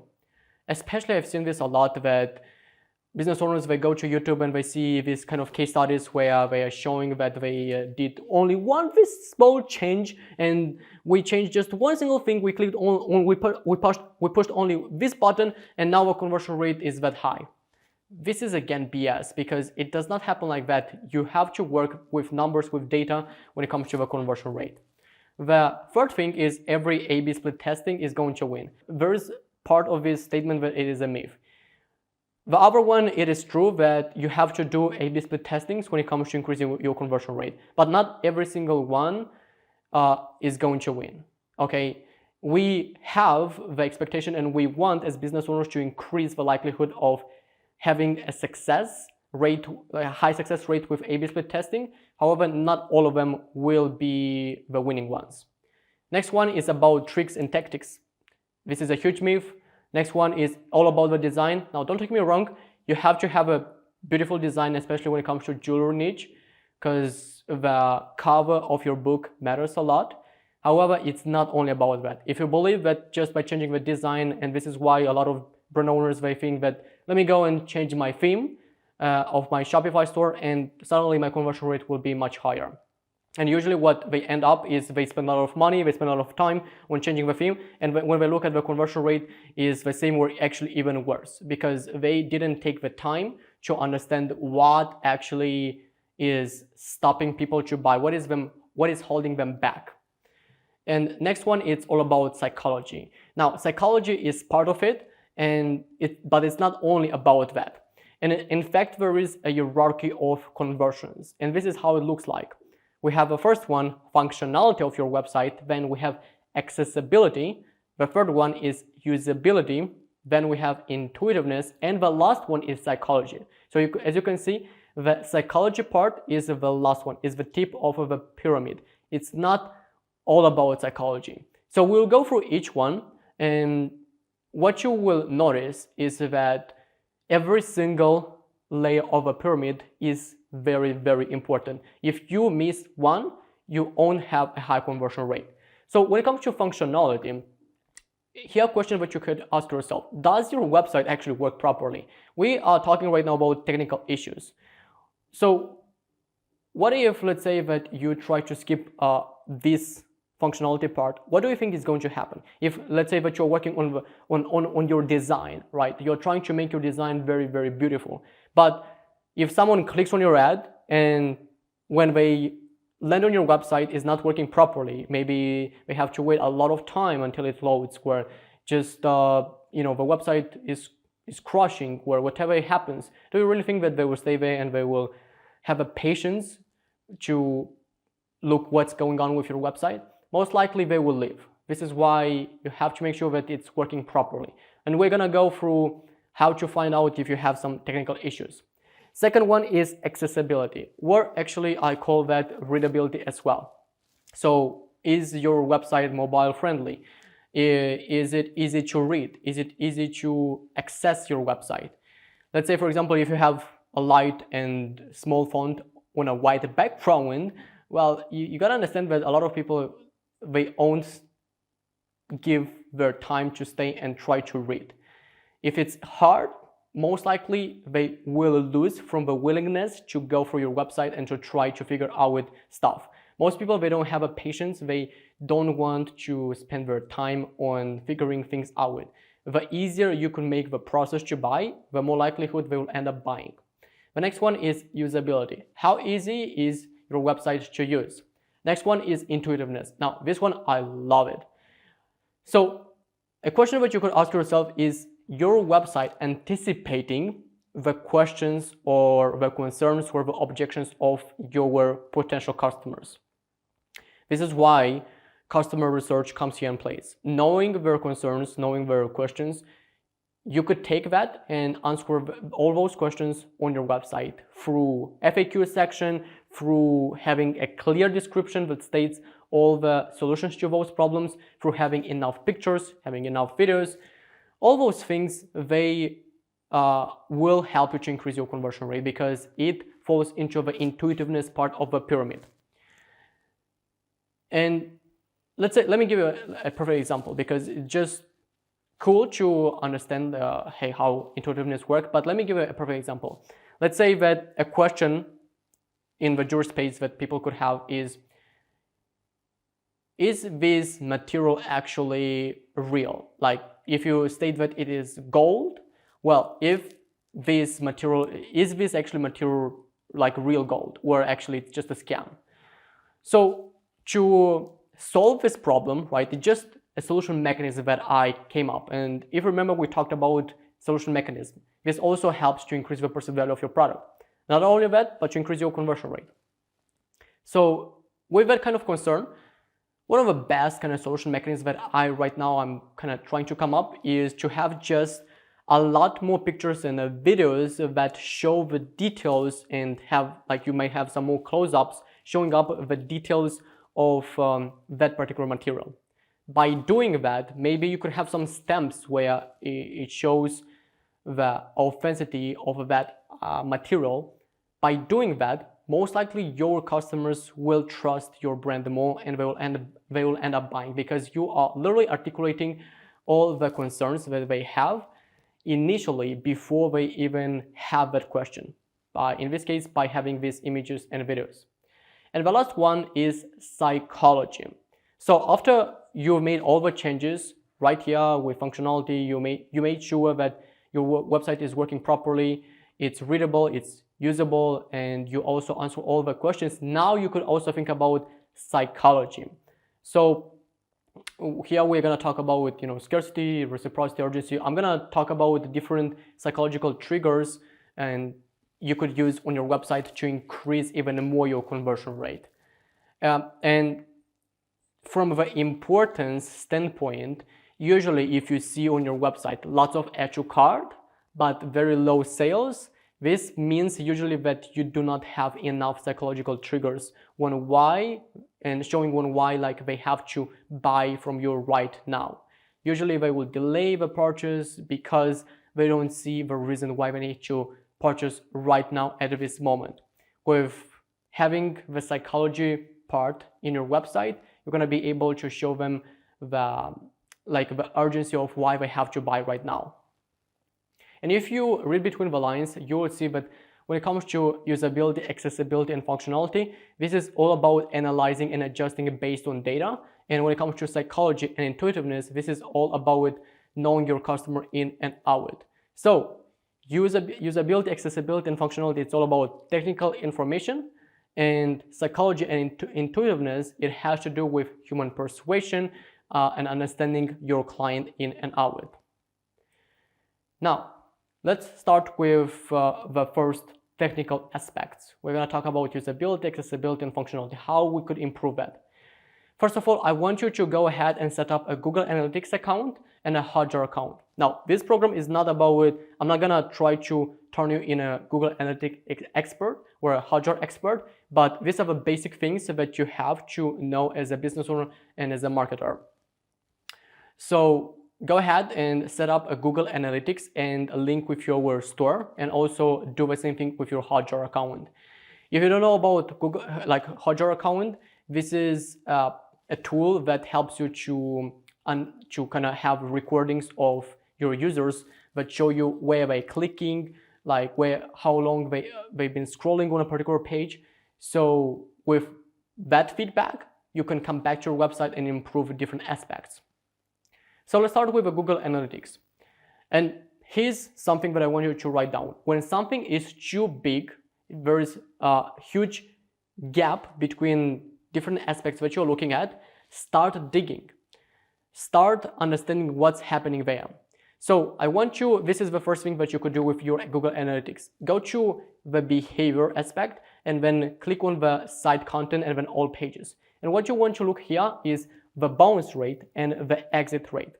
Now, the bounce rate simply means that how long people are staying on your website. If they click on your ad and they land on your landing page, but they click off right away, your bounce rate will be very, very high. And that's a bad signal not only to the Facebook ads, and this is why they might increase your costs, but also from the search engine optimization standpoint, it's also a negative feedback to Google. This is why your website will not be shown that much in the search box. This is why you have to work a lot on decreasing your bounce rate. The lower the bounce rate will be, the better. Now, a question that you may have is what is going to be that ideal number? I've seen that having a bounce rate between 45 to 60%, that's perfect. Everything above 60, 70, 80%, that could bring up a signal that you have to improve your landing page. Usually, if someone clicks on an ad and they go to your website and they leave it right away, the expectations are not set up properly. They thought that through looking at your ad, they will get X, but when they land on your website, they get I. This is why they land your website right away. And with the exit rate simply means that how many of those traffic on that particular page leave your website. If you see an exit rate higher than 40%, 50%, again, you could ask yourself what's happening. Why is that happening? So when you see a huge gap, right, you look at every single page, and when you see a high bounce rate or a high exit rate, comparing with all the other pages, now you want to start digging. You want to ask yourself questions like, where does the traffic come from? What kind of devices they're using? What kind of browsers they're using? You could go to Hotjar now and look at those particular pages and see where they are scrolling, where they're clicking. With that feedback, you'll be able to improve. And you gotta understand that searchers are often converters. If you search for something, if you go on Google Analytics, if you go on Hotjar and you search for different stuff, you'll be able to find out gaps, problems on your website that now you can come back and again, based on data, not based on my feelings that I believe that, the color of your button shouldn't be green, but should be blue. No. Now we are working based on the data. Now we look at how the traffic responds to different aspects of our website, and now we could improve based on that feedback. Next thing that you could do also with Google Analytics is to go to behavior, click on site search, and click on usage. Now you could see here, so you could notice here the revenue, the transactions, the average order value, and the e-commerce conversion rate from people who search something on your website and people who has not searched anything on your site. Usually you will see that the ones that search, they have a high conversion rate because, if they search something from your website, they have the intention to buy. But it's just good to know to see what's the difference between the conversion rate between the ones that search and the ones that does not search. So next thing that we also could look at is what kind of search terms they are searching for on our website. This is by far one of the insightful things that you could find on Google Analytics, because when you see a specific search term and you see that there are lots of people they are searching for that term, now if they cannot find that product, you could take that search term and create a product with that. You create a product that people are already searching on your website, and I could guarantee you that the success rate, you being able to sell that product, is going to be a lot much higher. Because right now you are going to sell that product to an existing demand, to something that people are already searching for. Not only that, but to an audience, to your ideal audience. Because if you have these search terms, these people who searched, they are your ideal clients. By giving them the products that they are looking for, most likely they will convert. You could convert now your existing customers, which is going to increase your lifetime value, but also the new potential customers who go to your website. If they go to your website and they search for a term and they find it, they will end up buying. If they do not find it, they will leave your website, which will decrease your conversion rate and you will lose the profit from your site. So right now, with just this number, you have a lot more clarity about what kind of products next you could create. And it's no longer anymore things like, hey, I feel that I have to create now this kind of product. So from now on, you know exactly what kind of next products you could create based on these statistics and numbers. Other thing that is also important to look at is if you go to behavior and if you go to site speed and then overview, you could also check the site speed of your website. There is a statistic that states that for every additional second, there is a drop in 10% of your traffic. So imagine that your website is loading very slowly. Well, for every single second, you lose 10% of your traffic. By losing that 10% of your traffic that you paid for initially with your ads, what do you think is going to happen with your profit? It's going to shrink even more. This is why improving your site speed every single time, and if you're trying to be cheap, you might find Google, like good developers who can help you to increase your site speed, you are actually leaving a lot of money on the table. Because think about it, every single second that they have to wait a lot more than actually what they're supposed to, they will leave your website. If they leave your website, most likely they will never come back to your website. So right there, that potential client, you just lost it forever. Now, something that you would want to strive for is definitely not anything more than 3 seconds. In fact, now with the technology, everyone is striving for 2.5, even 2 seconds. And in 1 year, in 2 years from now, even the standard would be probably like at 1 second or at maximum 2 seconds. This is why you always continuously want to increase this, to decrease actually the average page load. And especially that with TikTok, with Reels, people have shorter and shorter attention span. This is why they cannot focus, they cannot stay for and wait for 3 seconds straight. Most likely they will leave your website. And if they leave your website, most likely they will never come back to your site. And one more thing about Google Analytics, like I said, this is not a course about Google Analytics, but this is the basic things that you have to know about GA, right? There are a lot more things when it comes to Google Analytics, but just knowing these things and understanding these numbers, you'll be able to increase your conversion rate much, much higher.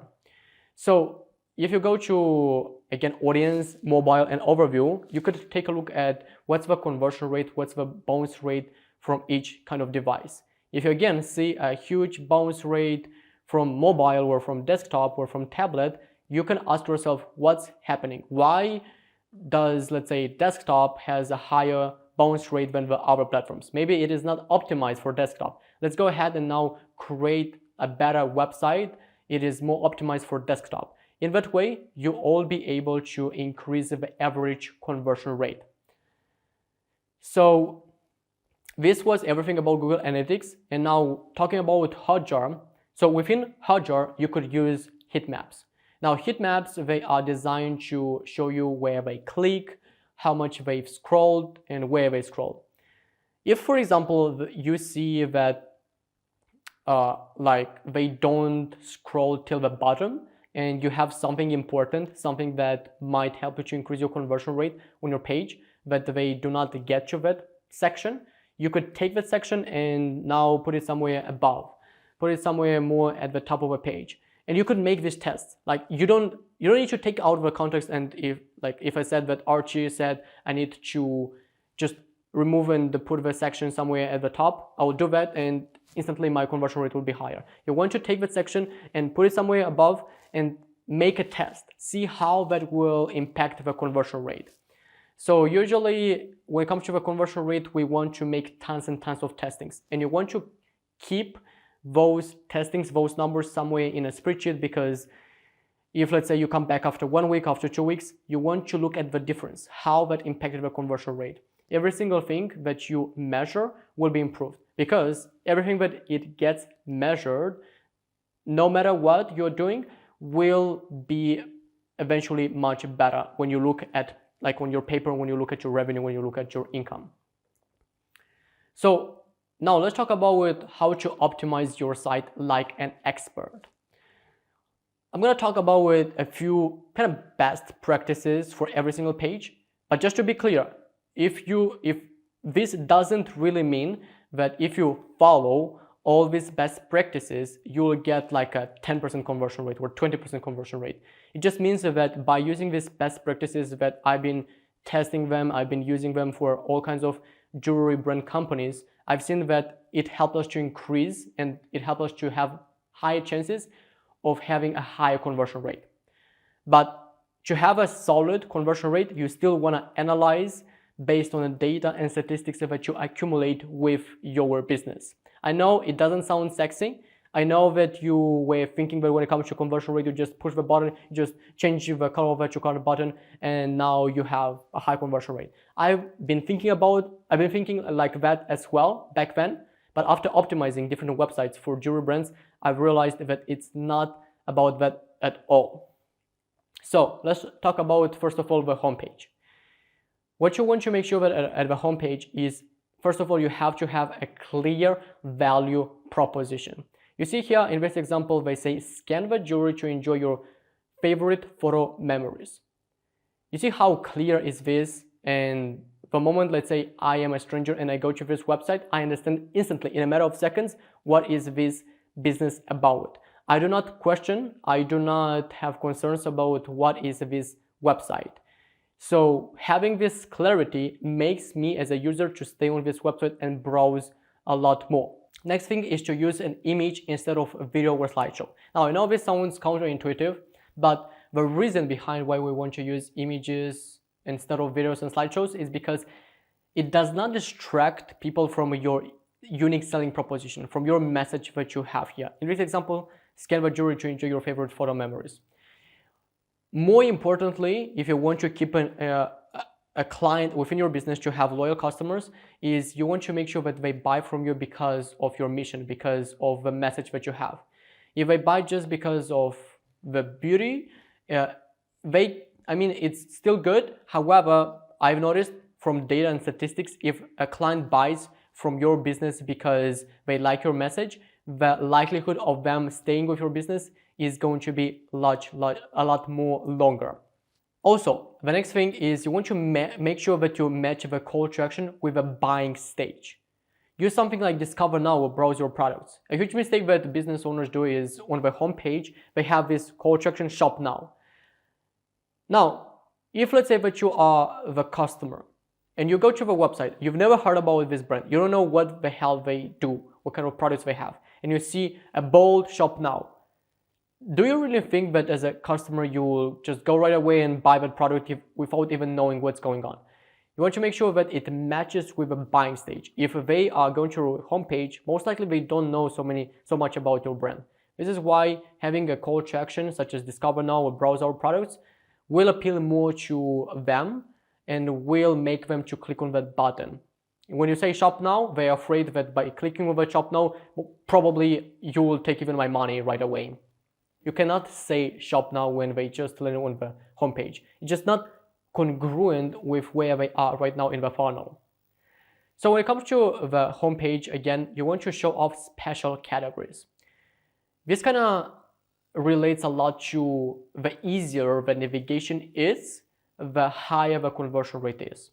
When it comes to the jewelry space, you gotta understand that every single client of you, they could have different needs. They could have different problems. They could have different desires. Some of them, they would look more for one kind of category, more for statement jewelry, more for bold jewelry, or elegant, maybe some of them they are looking real gold. This is why by having these categories will have them easier to find what they are looking for. The easier is, the likelihood of them ending up buying much higher again. Next, let's talk about the category page. Filters should be on the left side and the sorting on the right hand side. People are already used to this kind of look, so they know if they want to filter, most likely they will look on the left side, but if they want to sort your products, most likely they will look at the right hand side. If it's the opposite, if it's completely the different, the contrast of that, it's going to confuse them, and a confused mind does not end up buying. So the more filters you have, the better it's going to be. If you have lots of products, you better make sure that you have all kinds of filters. And again, how do you come up with these filters? By knowing your client. If you know your client that, hey, some of them they're looking more for this kind of price ranges, if they're looking more for this kind of colors, different stones. If you could have filters that answers their concerns and their questions, will help you to increase your conversion rate. One best practice that I've noticed is working quite well is to have the best selling sorting by default. Usually it is something else, but I recommend using the best sellers, because if you have the products that they've been sold the most likely they have the highest kind of attention, the biggest attention from your potential customers. So most likely the new customers that they go to your website, if they see those best sellers, most likely they will end up buying. I've noticed that when it comes to the sorting, there is also sorting alphabetically. Now, it's something that people do not use, so you could remove that. It's just from the design standpoint, much easier to use. Also, don't use that sorting recommended. Like, I've seen this a lot because no one knows who recommended those products. Like, instead of that, you could use more like most amount of reviews. That is something that your customers would look more at that. Now, other than that is when it comes to the collection page or category page, which is the same, you could test 3 to 6 products in a row. I've seen that this is the sweet spot.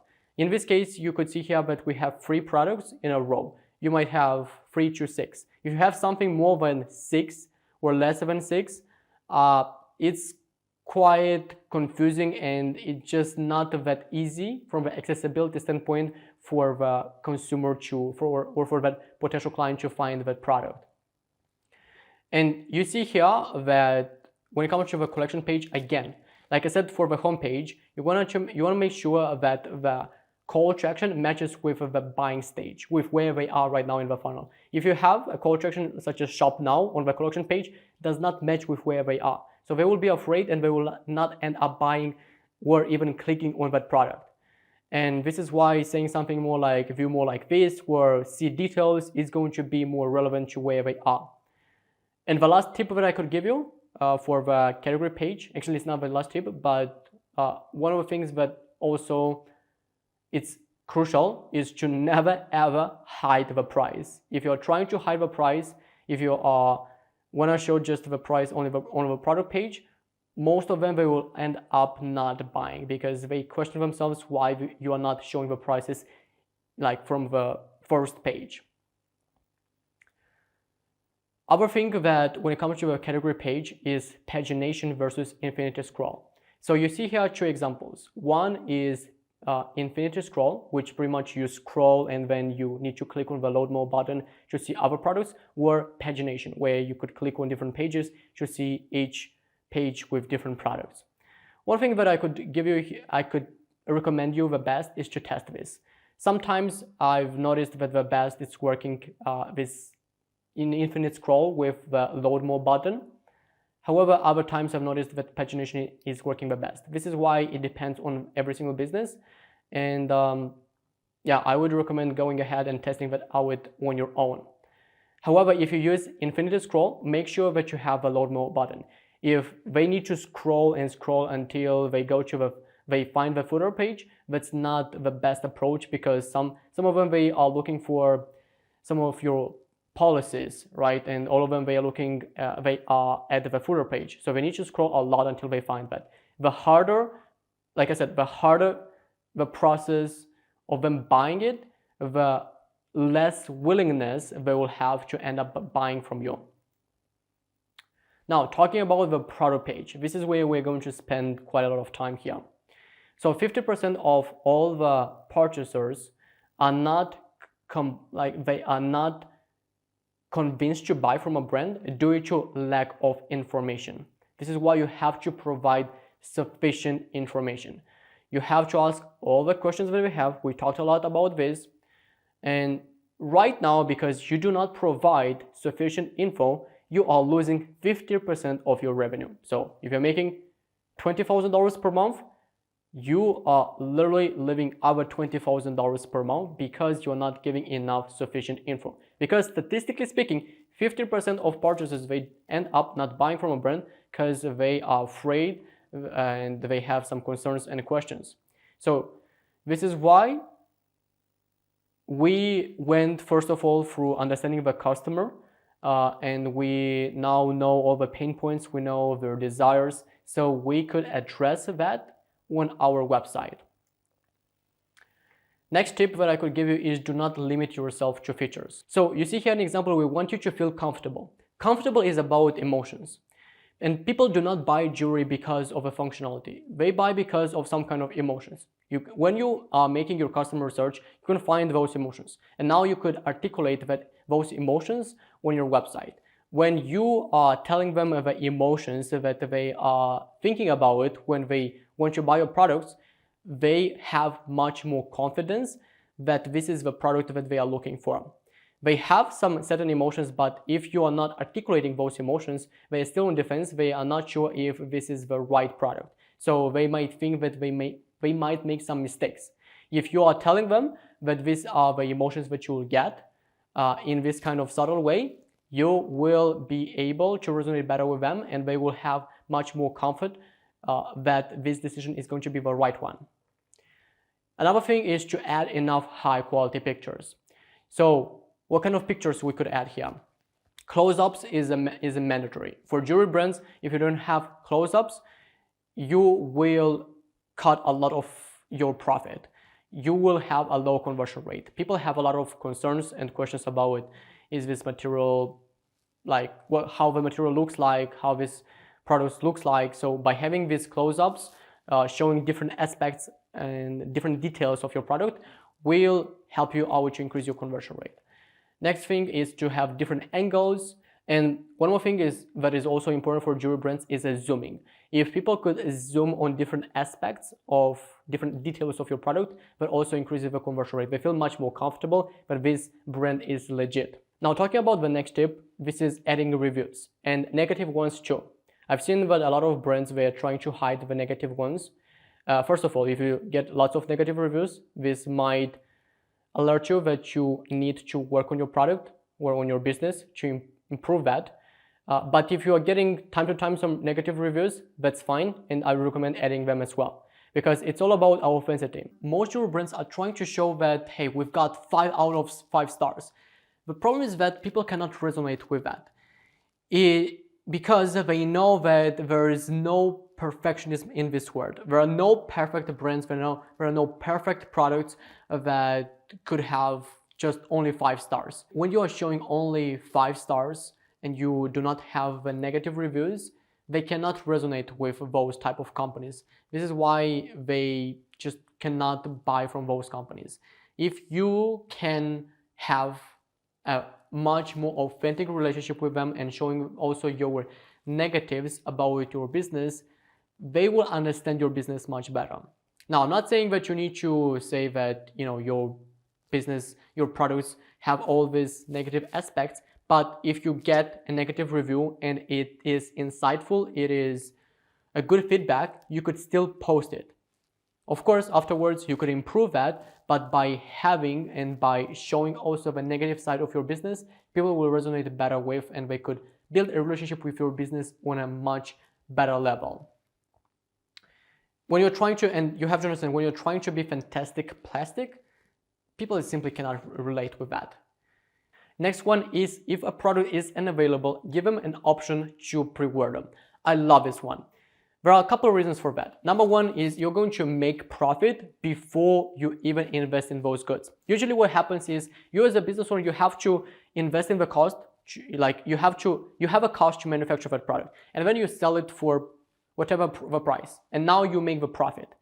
With a pre-order option, people are buying your product. Now with the revenue that you made, now you could go ahead and invest in those products, in the manufacturing those products.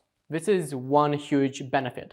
And number two, it also guarantees you the revenue, right? It guarantees you the sale. When you have a pre-order option, when somebody put their card information and they pre-order, it guarantees you that revenue. Here's a pro tip that I want you to use.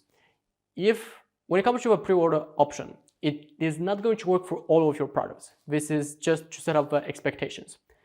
It's working the best with best sellers. Let's say that you have a bestseller and it is sold out. What most business owners do is, hey, we do not have this product and we will start advertising once we get it. No. In this case, I recommend you to put a pre-order option. And now, even if it is sold out, but because it's a bestseller, it's something that people love it and they are passionate about that product, they will keep buying it. I've seen this a lot for all of my jewelry clients. They keep buying that product, and now once it is again available, we can ship that to that. However, you have to also make your calculations and see if you could deliver those products. And also you could use the pre-order option for products that have a high average order value. If let's say that you are selling gold jewelry that are more expensive for thousands of dollars and you cannot buy them to get that cost of manufacture instantly, you can give them a pre-order option.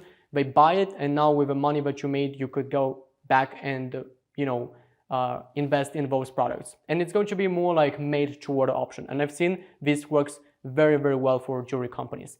However, you have to make sure that those products with high average order value is something that people would be interested to buy. If you sell expensive products, give them an option to pay in installments. This is convenient, and also it feels much more comfortable from the consumer side. Selling expensive products could start something from $500 and above, maybe sometimes from $1,000 and above. Now, two big concerns is shipping cost and payment methods. So by having these two things on your product page, it's going to increase again your conversion rate. Now, talking about the cart page, there are two options when it comes to the cart page. One is to have a pop-up, and the second one is to have the cart page. I recommend testing these two options and see which one is going to convert the best. Like I said, I cannot say to you, okay, the cart page is the way to go and this one is going to give you the highest conversion rate. Because I noticed some brands they are converting much better with a cart page, ours only with a pop-up. But at the end of the day, what is important is to give some kind of announcement that they added to cart. I noticed some websites where I click on the add to cart button, but it doesn't say to me that I added this product. It simply does not happen anything. That is actually something that might kill the conversion rate. But by testing these two ones, once you figure out which one converts the best, and you made this test once, right? You made this test once, you noticed which one converts the best, and now you could stick just to that. You want to make sure that on the cart page you offer free shipping if possible. There are many statistics and researches about that. 44%, as you remember, of the ones that abandoned the cart do so because of the shipping costs. So if you have high shipping costs, you could lose like 44% of those customers. Now, a high shipping cost might start from $10 and plus, again, based on some researches that I've done. So if you are charging something like $5, $3 for shipping costs, it's still fine. But just by saying that you have free shipping, that might increase your conversion rate much more significantly. However, you have to still put your costs in here and see if you are still profitable with that. Also, another thing is to be as clear as possible about all costs. Include all the shipping, taxes, and any other fees. Close to 24% of US shoppers abandoned the checkout because they couldn't see the total order cost in the cart. So it's all about setting up the right expectations. This is why here in this example you see that the total, like people have a right expectation. They know that when they go to the checkout, this is the total amount of money they need to spend. Now they do not ask themselves, okay, how much actually do I need to spend at the end of the day? If they are questioning this kind of question, if they have all kinds of concerns about what is going to be the total cost, and they go to the checkout, and now they see all these kind of surprises, they will most likely end up not buying. Now, talking about the checkout page, again, you want to display the shipping costs. I've seen this a lot on Shopify especially. I know that on Shopify you cannot change a lot of things on the checkout page. However, you could still change the wordings, right? You could say still, usually by default on shipping it says that they will find out about the shipping at the next page. Because of that, a lot of consumers, they are thinking, okay, what is going to be the shipping? Is it too expensive? And because they have all these kind of concerns, they will end up not going to the next page. By claiming that you have free shipping, most likely they will click on that button and they will go to the next step. Actually, I will add a PDF guide where I will show you how to change and how to customize the text and the wordings from the checkout page for Shopify stores. I believe that is going to help you out with this particular thing. Also, you could reinforce the product benefits or the unique selling proposition. Something that people forget about, that is reinforcing, will remind them why you and not your opponents. You know, people could do lots of stuff. They could multitask when it comes to buying something, especially if it's something low average order value. If it's something expensive, they would pay attention a lot to that. But if it's low price, then they might do multitasking. By reinforcing why they are here, telling them, hey, these are the benefits, these are the unique selling proposition that you are going to get, they are more likely to end up buying. Now, talking about psychology. So I'm going to talk about 9 psychological triggers to make people buy from you that you could use on your website. So this is, as you remember, the psychological part is the tip of the pyramid that we went through. We've talked about all the parts of the hierarchy of conversions besides psychology. So that being said, let's talk about the 9 psychological triggers. Number 1, social proof. If people like it, most likely I will like that too. So social proof could include, let's say, comments like this, or lots of reviews. And again, when it comes to the reviews, you could have a mix and match of 5-star reviews, 4-star reviews, 3-star reviews. By having more reviews, by showing to that user that all the other people also like this product, most likely I will like that too. And because I might like it, I have a perception of I would like that product, I will end up buying. Second one is scarcity and urgency. Now, here's the difference between scarcity and urgency. Scarcity is about quantity. So by telling them that if we sell out this product, we won't put it back for a couple months. If you tell them something like that, now they will be scared. They will have that scarcity kind of thinking that I need to buy it right now because I don't want to wait whatever months, whatever weeks to get that product. Number 2 is urgency, where urgency is equal with the time. So scarcity is about quantity, urgency is about time. However, you have to understand that you do not want to overuse it. I don't only use for promotions or for new product launches. If you are trying to overuse this scarcity and urgency, people are kind of used to that and they do not trust that brand anymore. So find that sweet spot. Number 2, the second psychological trigger is liking. If people like you, they will be more likely to buy from you. Let me tell you a quick story. In the town where I born, there is a small grocery store where the owner of that shop knows every single person from that district. Because of that, people like that person. Like, she built very good connection, she built very good relationship with every single client by talking to them, and of course through a long period of time.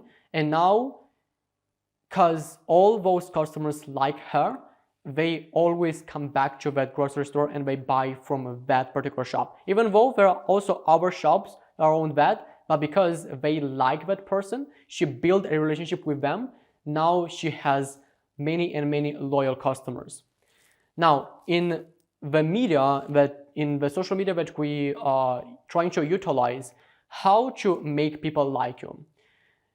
So to answer this question, usually what I've noticed is that to make someone like your brand and you as the business owner, you want to make sure that you are in front of them all the time.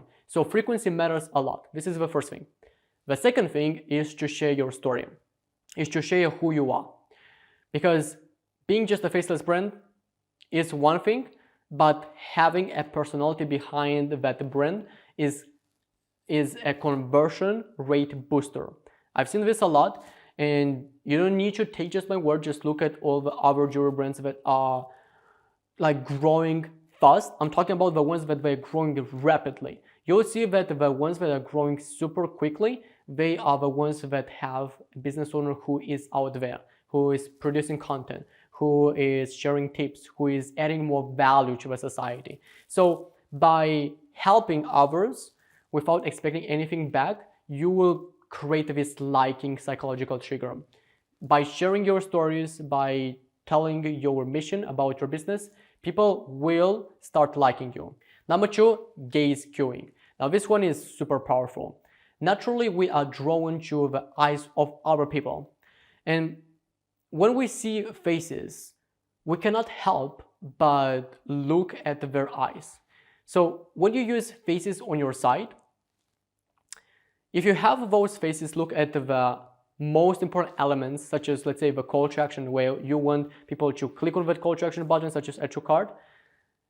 And when they look at the eyes of the model, and the model is looking at that particular call to action, they will look also at the add to cart button. And now, because they look at the call to action, they're most likely to end up buying it. It's very interesting, and probably you've experienced this a lot. So let's say that you're with one person, you are walking down the street, and that person is looking at one particular thing, and you're kind of like walking, and now you also naturally are trying to look at that thing as well. You want to see what's going on there. This is why this psychological trigger can be used also on websites as well. That's why when, let's say, one of my clients, they want to create some new photo shootings, and I tell them all the time to have at least one picture where the model is, like the eyes of the model is kind of looking towards the add to cart button, is looking to the call to action button. So the potential client, once is on the website, will direct his eyes towards that call to action. Now, next one is for effect, which is equal with kind of identity, which we covered a lot. If it's for someone who looks, thinks, behaves like me, then it is for me. So for effect, essentially it's, you say for and kind of an audience that you want to reach. Next one is paradox of choice.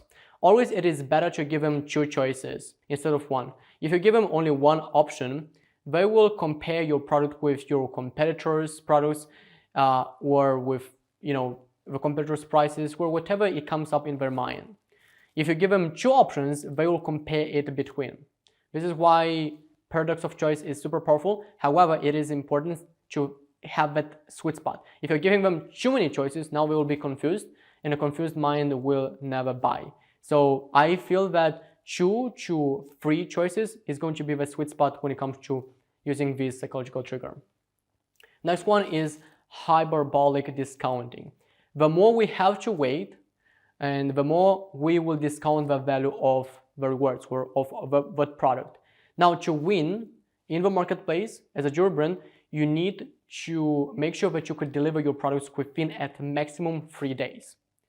Otherwise, it's quite difficult to compete. If people see that you are delivering your products within 7 days, 14 days, 30 days, they will perceive your product less valuable. So they will discount your products, and they will only see the value of your product, which means they will end up not buying because they will have that price resistance. So one thing that again could increase your perceived value of your product and could make them buy much faster is to try to decrease the time to ship that product to that client. I've seen that if you could deliver the product within 2 to 3 days, this is going to increase a lot your conversion rate. Next one is country of origin effect. We are preferring products from stereotypical countries. If we want, let's say, some shoes, we know we have a perception that the shoes that are made in Italy, they are much more qualitative. This is why if your products are made in a specific country where people have a good association with, then you could leverage that in your ads and on your website as well. Now, if your products are made in, let's say, in China, then in that case, probably you would not want to promote that a lot, because people have quite bad association when it comes to the quality from China. Next one is ambiguity aversion. So this means that not enough info and clarity. One of the biggest conversion killers is lack of information. Do you see how this product details, this product information, this particular description lacks enough information? It just has, it just talks a little bit about the features, and that's it. The problem is that lots of people, they already went through many jewelry brands, and even let's say that they like a particular product, they want to make sure that the details of the product or the concerns they might have, that brand could address them. If they look at your description and you do not address those questions, they will go to the next brand and then to the other brand until they find a brand that answers all their questions. And that particular brand who has answered all the questions will win and will increase their revenue, their profit, and ultimately will have a successful jewelry brand. And next, we're gonna talk about how to increase your numbers to have an unfair advantage over your competitors. We're gonna talk about how to increase your average order value and how to increase your lifetime value. Let me just remind you about the 4 ways to increase your revenue. So the first way is more traffic, which is equal better ads. We covered that. We talked about how to create better ads. The 4th way is to increase your conversion rate, which we talked about that previously. And now we're going to talk about average order value, high perceived value, and we're going to talk about how to increase the purchase frequency, which is simply high lifetime value. So we're going to talk about how to skyrocket your average order value. And this is how you could do that. First of all, you could increase your average order value by adding and testing upsells. You see here the keyword is testing. If you're just thinking that, hey, I'm going just to add these upsells and instantly my average order value will skyrocket, you again set up yourself for failure, and you do not have the right expectations. Most people fail here because they add one upsell and assume that this is going to increase their average order value. That rarely happens. With the upsells, this is a long game that you have to be prepared of. You have to be prepared that, hey, I'm going to go and add these upsells, but I am not attached that they are going to increase my average order value overnight. I know that I need to go ahead and test these upsells over and over and over. Because testing upsells is going to be a sales-driven action. By testing different upsells, eventually you will find the one that is going to convert better. You'll be able to look at your, inside the app, inside the insights and analytics, which upsell is bringing you the highest amount of profit, which one gives you the highest conversion rate. And eventually you will find out that if you give upsells that are more relevant, that are adding more value to the client who is trying to buy initially this first product, you'll be able to sell more when it comes to your upsells. This is why just thinking that I'm going to add all kinds of products as an upsell is going to, people will start purchasing more. That's the wrong mindset. That's the wrong expectations that you could have. To sell more as an upsell, you have to make sure that those upsells are relevant and will complement the initial product that people are trying to buy.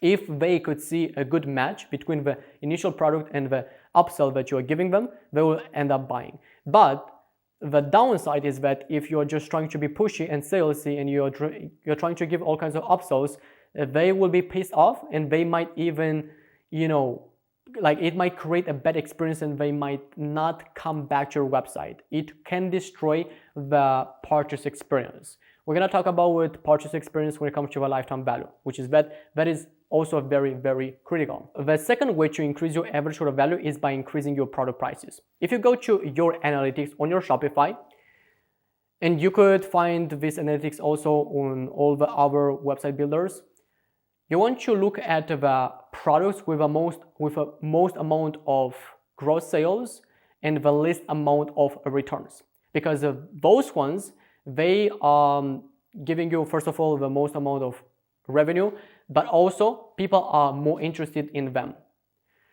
And what you want to look at, you want to take those products and look at the profit margin.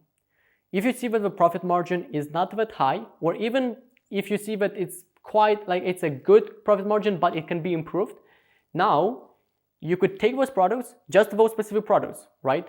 And increase the prices by 15 to 25% and analyze how the sales will look like to those specific products after 30 days.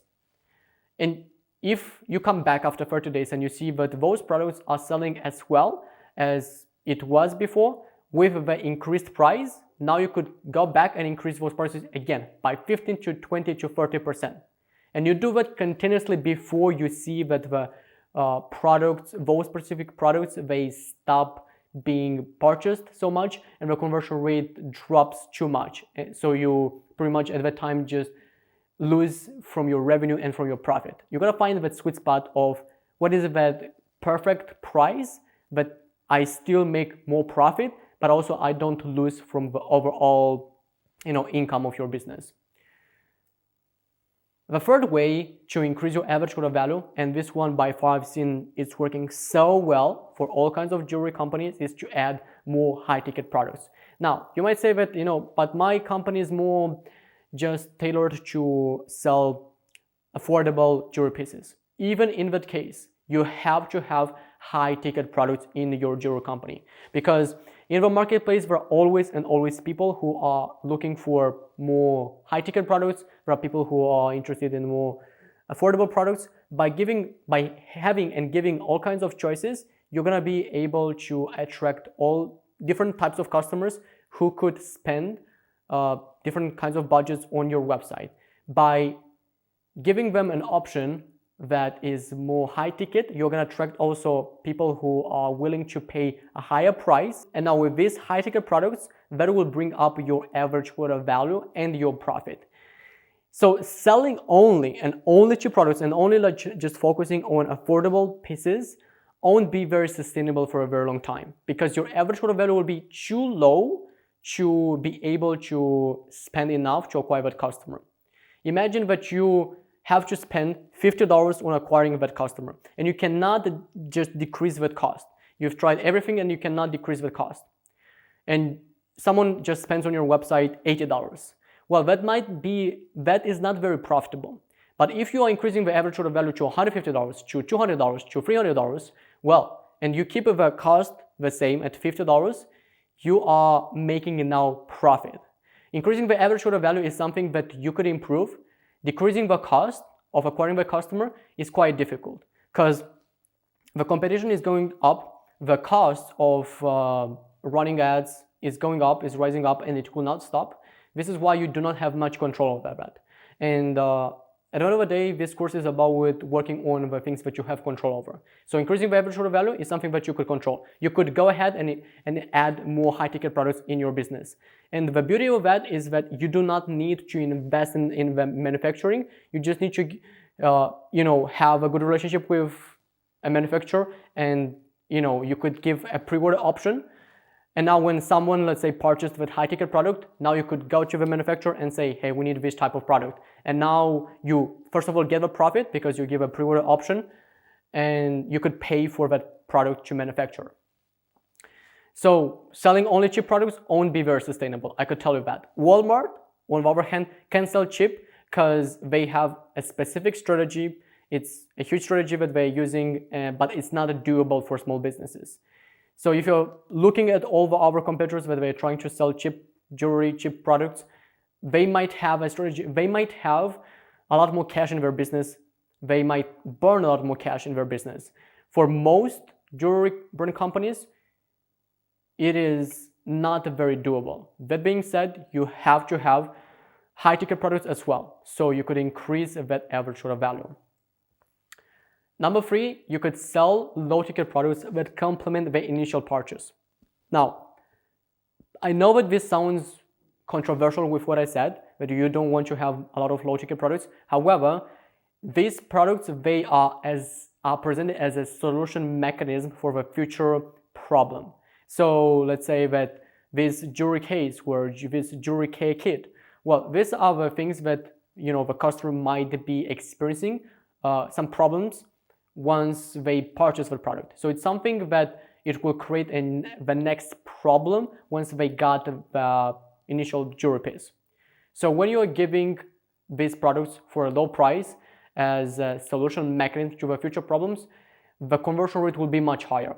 So when they also add to their cart products that have a low average order value and combining with the initial purchases, with initial products, that again will increase your conversion rate. And you cannot even imagine, I've seen this a lot. For one of my clients, we added all kinds of products like this that we were selling for $10, $20. And when we were looking at the average order value, after 30, 60 days, we've seen an increase, and that increased the ultimate revenue by a lot. So that being said, let's talk now about the lifetime value. Those were the most efficient way to increase the average order value. Go ahead and try them all, but make sure that you are trying that step by step. Do not add all kinds of methods that we've talked about in just one single action. Try to do that on a weekly basis, on a monthly basis, and measure the performance very consistently to see how that impacts your average order value. So when it comes to the lifetime value, all the big players, they are making their profit in the back end. This is crucial. Why do brands that are so long in the marketplace? It's because they have loyal customers. This is why if you're trying just to sell cheap products, you're going to attract only customers who are looking for low prices, for good deals. The moment when, let's say, another company comes in and they are selling for cheaper products, they won't stay with you and they will go to that company. Do you understand that? That being said, they are not loyal to your business. You want to have loyal customers, because this is what is going to build a healthy lifetime customer value.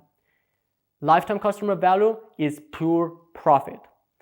Without a good, healthy lifetime value, and relying only on Facebook and only on a TikTok, you will notice over time your profit will shrink so much that you won't be able to stay in your business anymore. You'll be forced to increase your price. You'll be forced to do even sometimes stupid things, because at that moment you see that your profit shrinks and you don't know what to do next. And this is where business owners, they take bad decisions. That's why if you're working consistently before that, if you're preventing this with attracting better customers, loyal customers, and increasing your lifetime value and having more profit, you're going to take a better decision as a business owner. So increasing the lifetime value is a long-term game. The businesses that have been and will be the longest in the marketplace will have the highest customer lifetime value. Now, even in the marketing standard, this claims that to calculate the lifetime value of a customer, you need to have the data for at least the past 3 years. Now, you can calculate even for the past 1 year, but it's much more accurate, right, when you've been in for longer than 3 years. Anything less than 1 year, however, cannot be counted because it's not enough time. Just you have to understand from the consumer standpoint, buying them every single month, a jewelry piece, some they might buy, but usually people buy once a year, maybe twice a year when it comes to some pieces of jewelry. This is why anything less than 1 year is not accurate if you want to calculate the lifetime value. But it is important even for those that haven't been here for a while, because you still need to have a high lifetime value if you want to build a high profit jewelry brand. So let's talk about how to calculate the lifetime value. It's a metric that might seem quite difficult to calculate. However, I'm gonna break it down and show you that it is very simple to do that.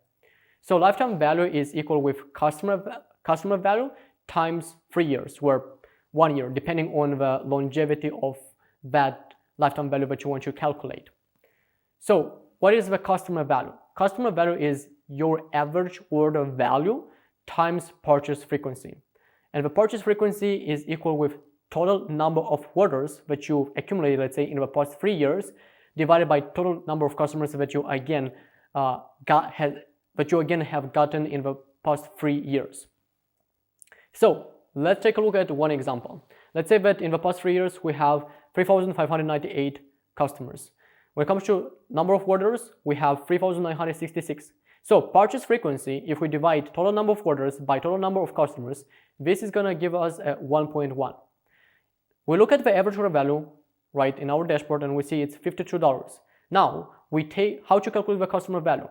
We take the $52, which is our average order value, and we multiply by 1.1, which is our purchase frequency. This is giving us a $57. This is our customer value for 1 year. If you, let's say, look at the lifetime value of your customer in the past year, and you've been in the marketplace for just 1 year, this is also your lifetime value. So customer value is equal with the lifetime value if you are calculating for just 1 year.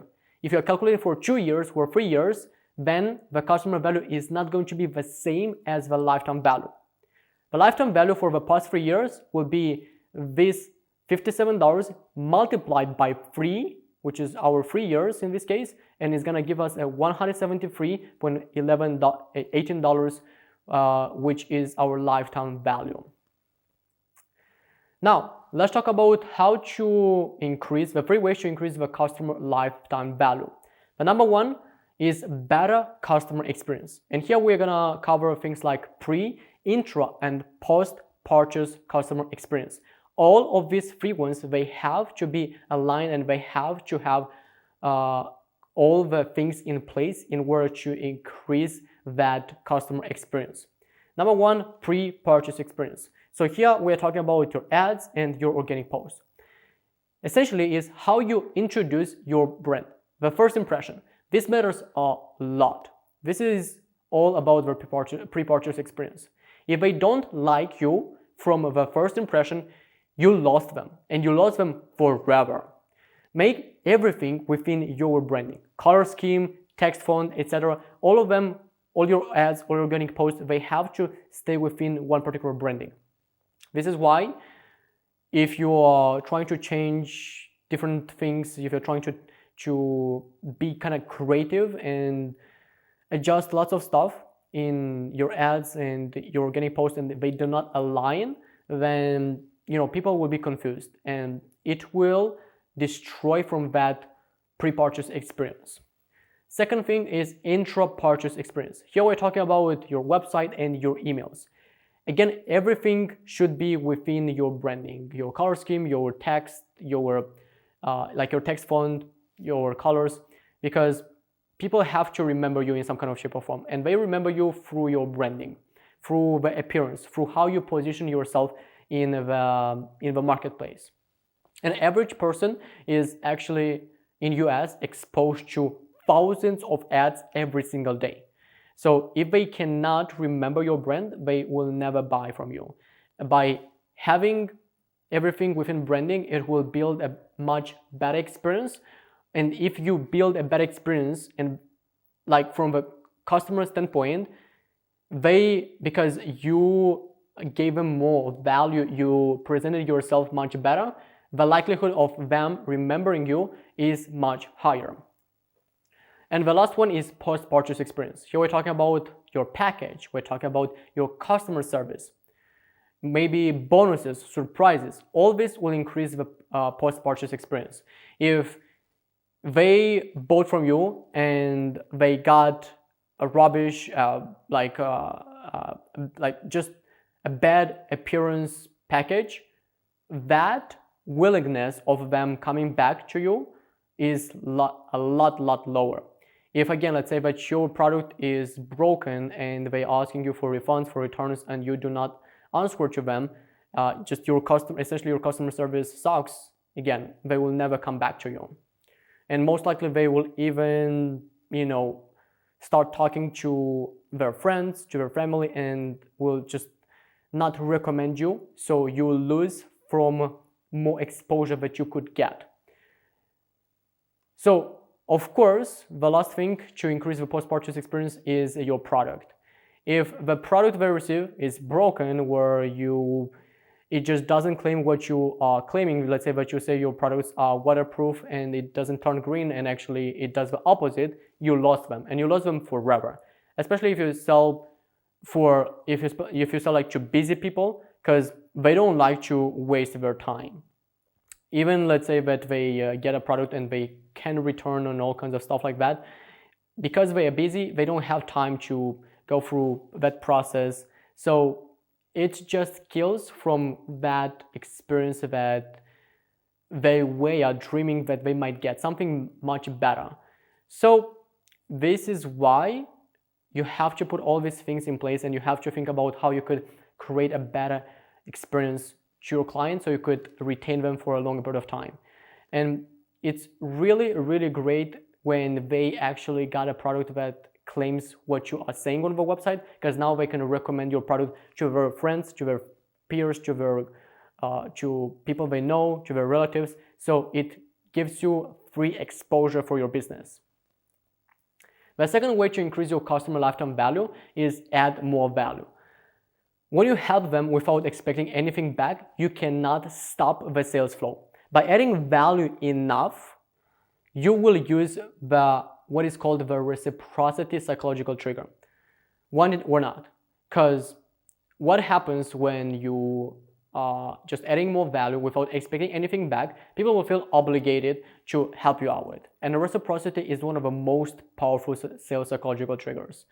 It states that when you help someone, like I said, they feel kind of not that good if they do not help you. When you give them a good experience, they feel like great about everything that you've done for them. They will feel delighted to buy from you over and over and over. And the third way to increase your customer lifetime value is to launch new products that your customers want. This is a big one. You see here, what you could see here, that we have 3 types of a bid.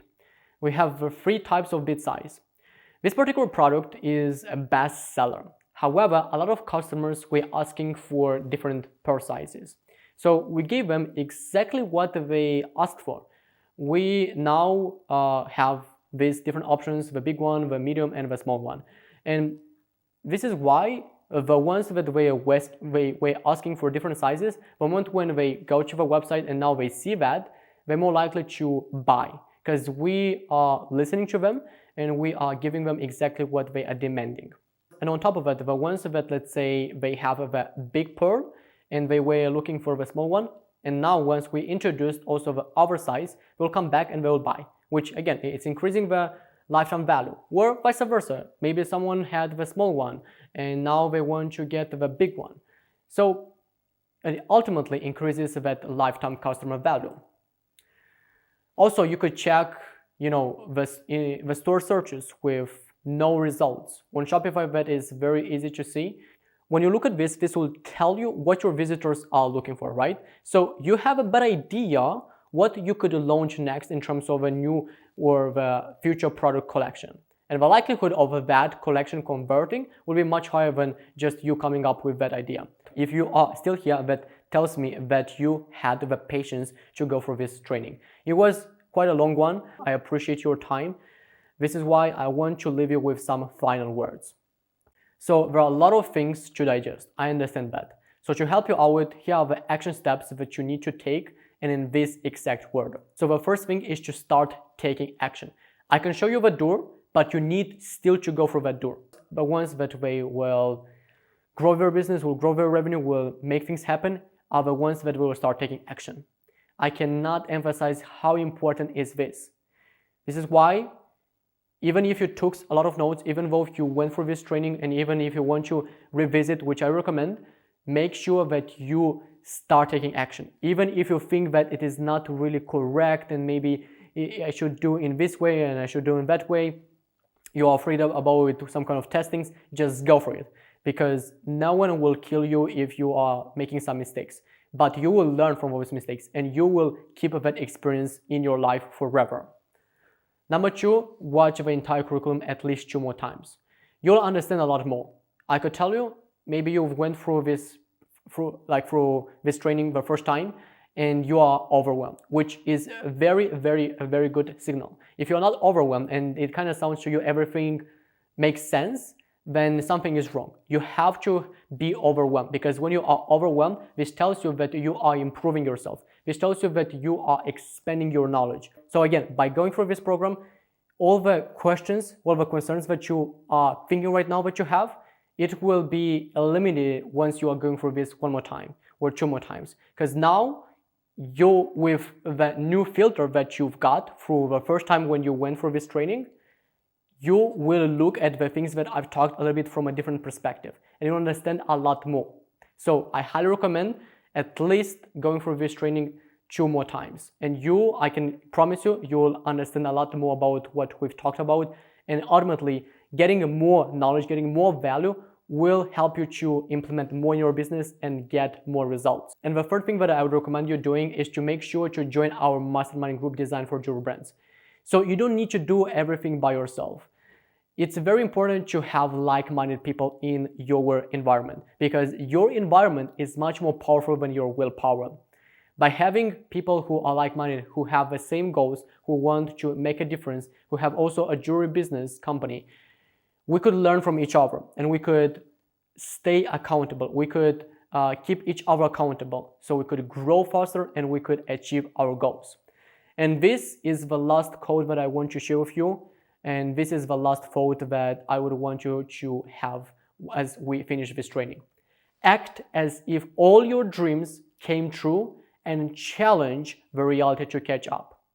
I want to end with this particular quote because it inspires me a lot throughout my journey. In the beginning, I talked about the be, do, have mindset, if you remember. All successful business owners saw themselves, this is statistically speaking, saw themselves millionaires before they have the money in the bank account.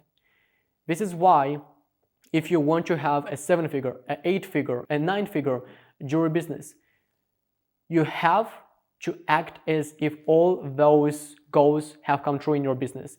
Act as if all the, like you see already the number in your Shopify store.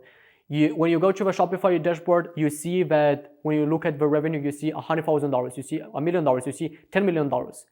When you are at that state, you are more grateful and you will take a better decision. You will be able to think better, you will be able to manage better your team, and ultimately just take better decisions that will lead to better results and will get you closer to your ultimate goals. I will see you on the other side. Bye.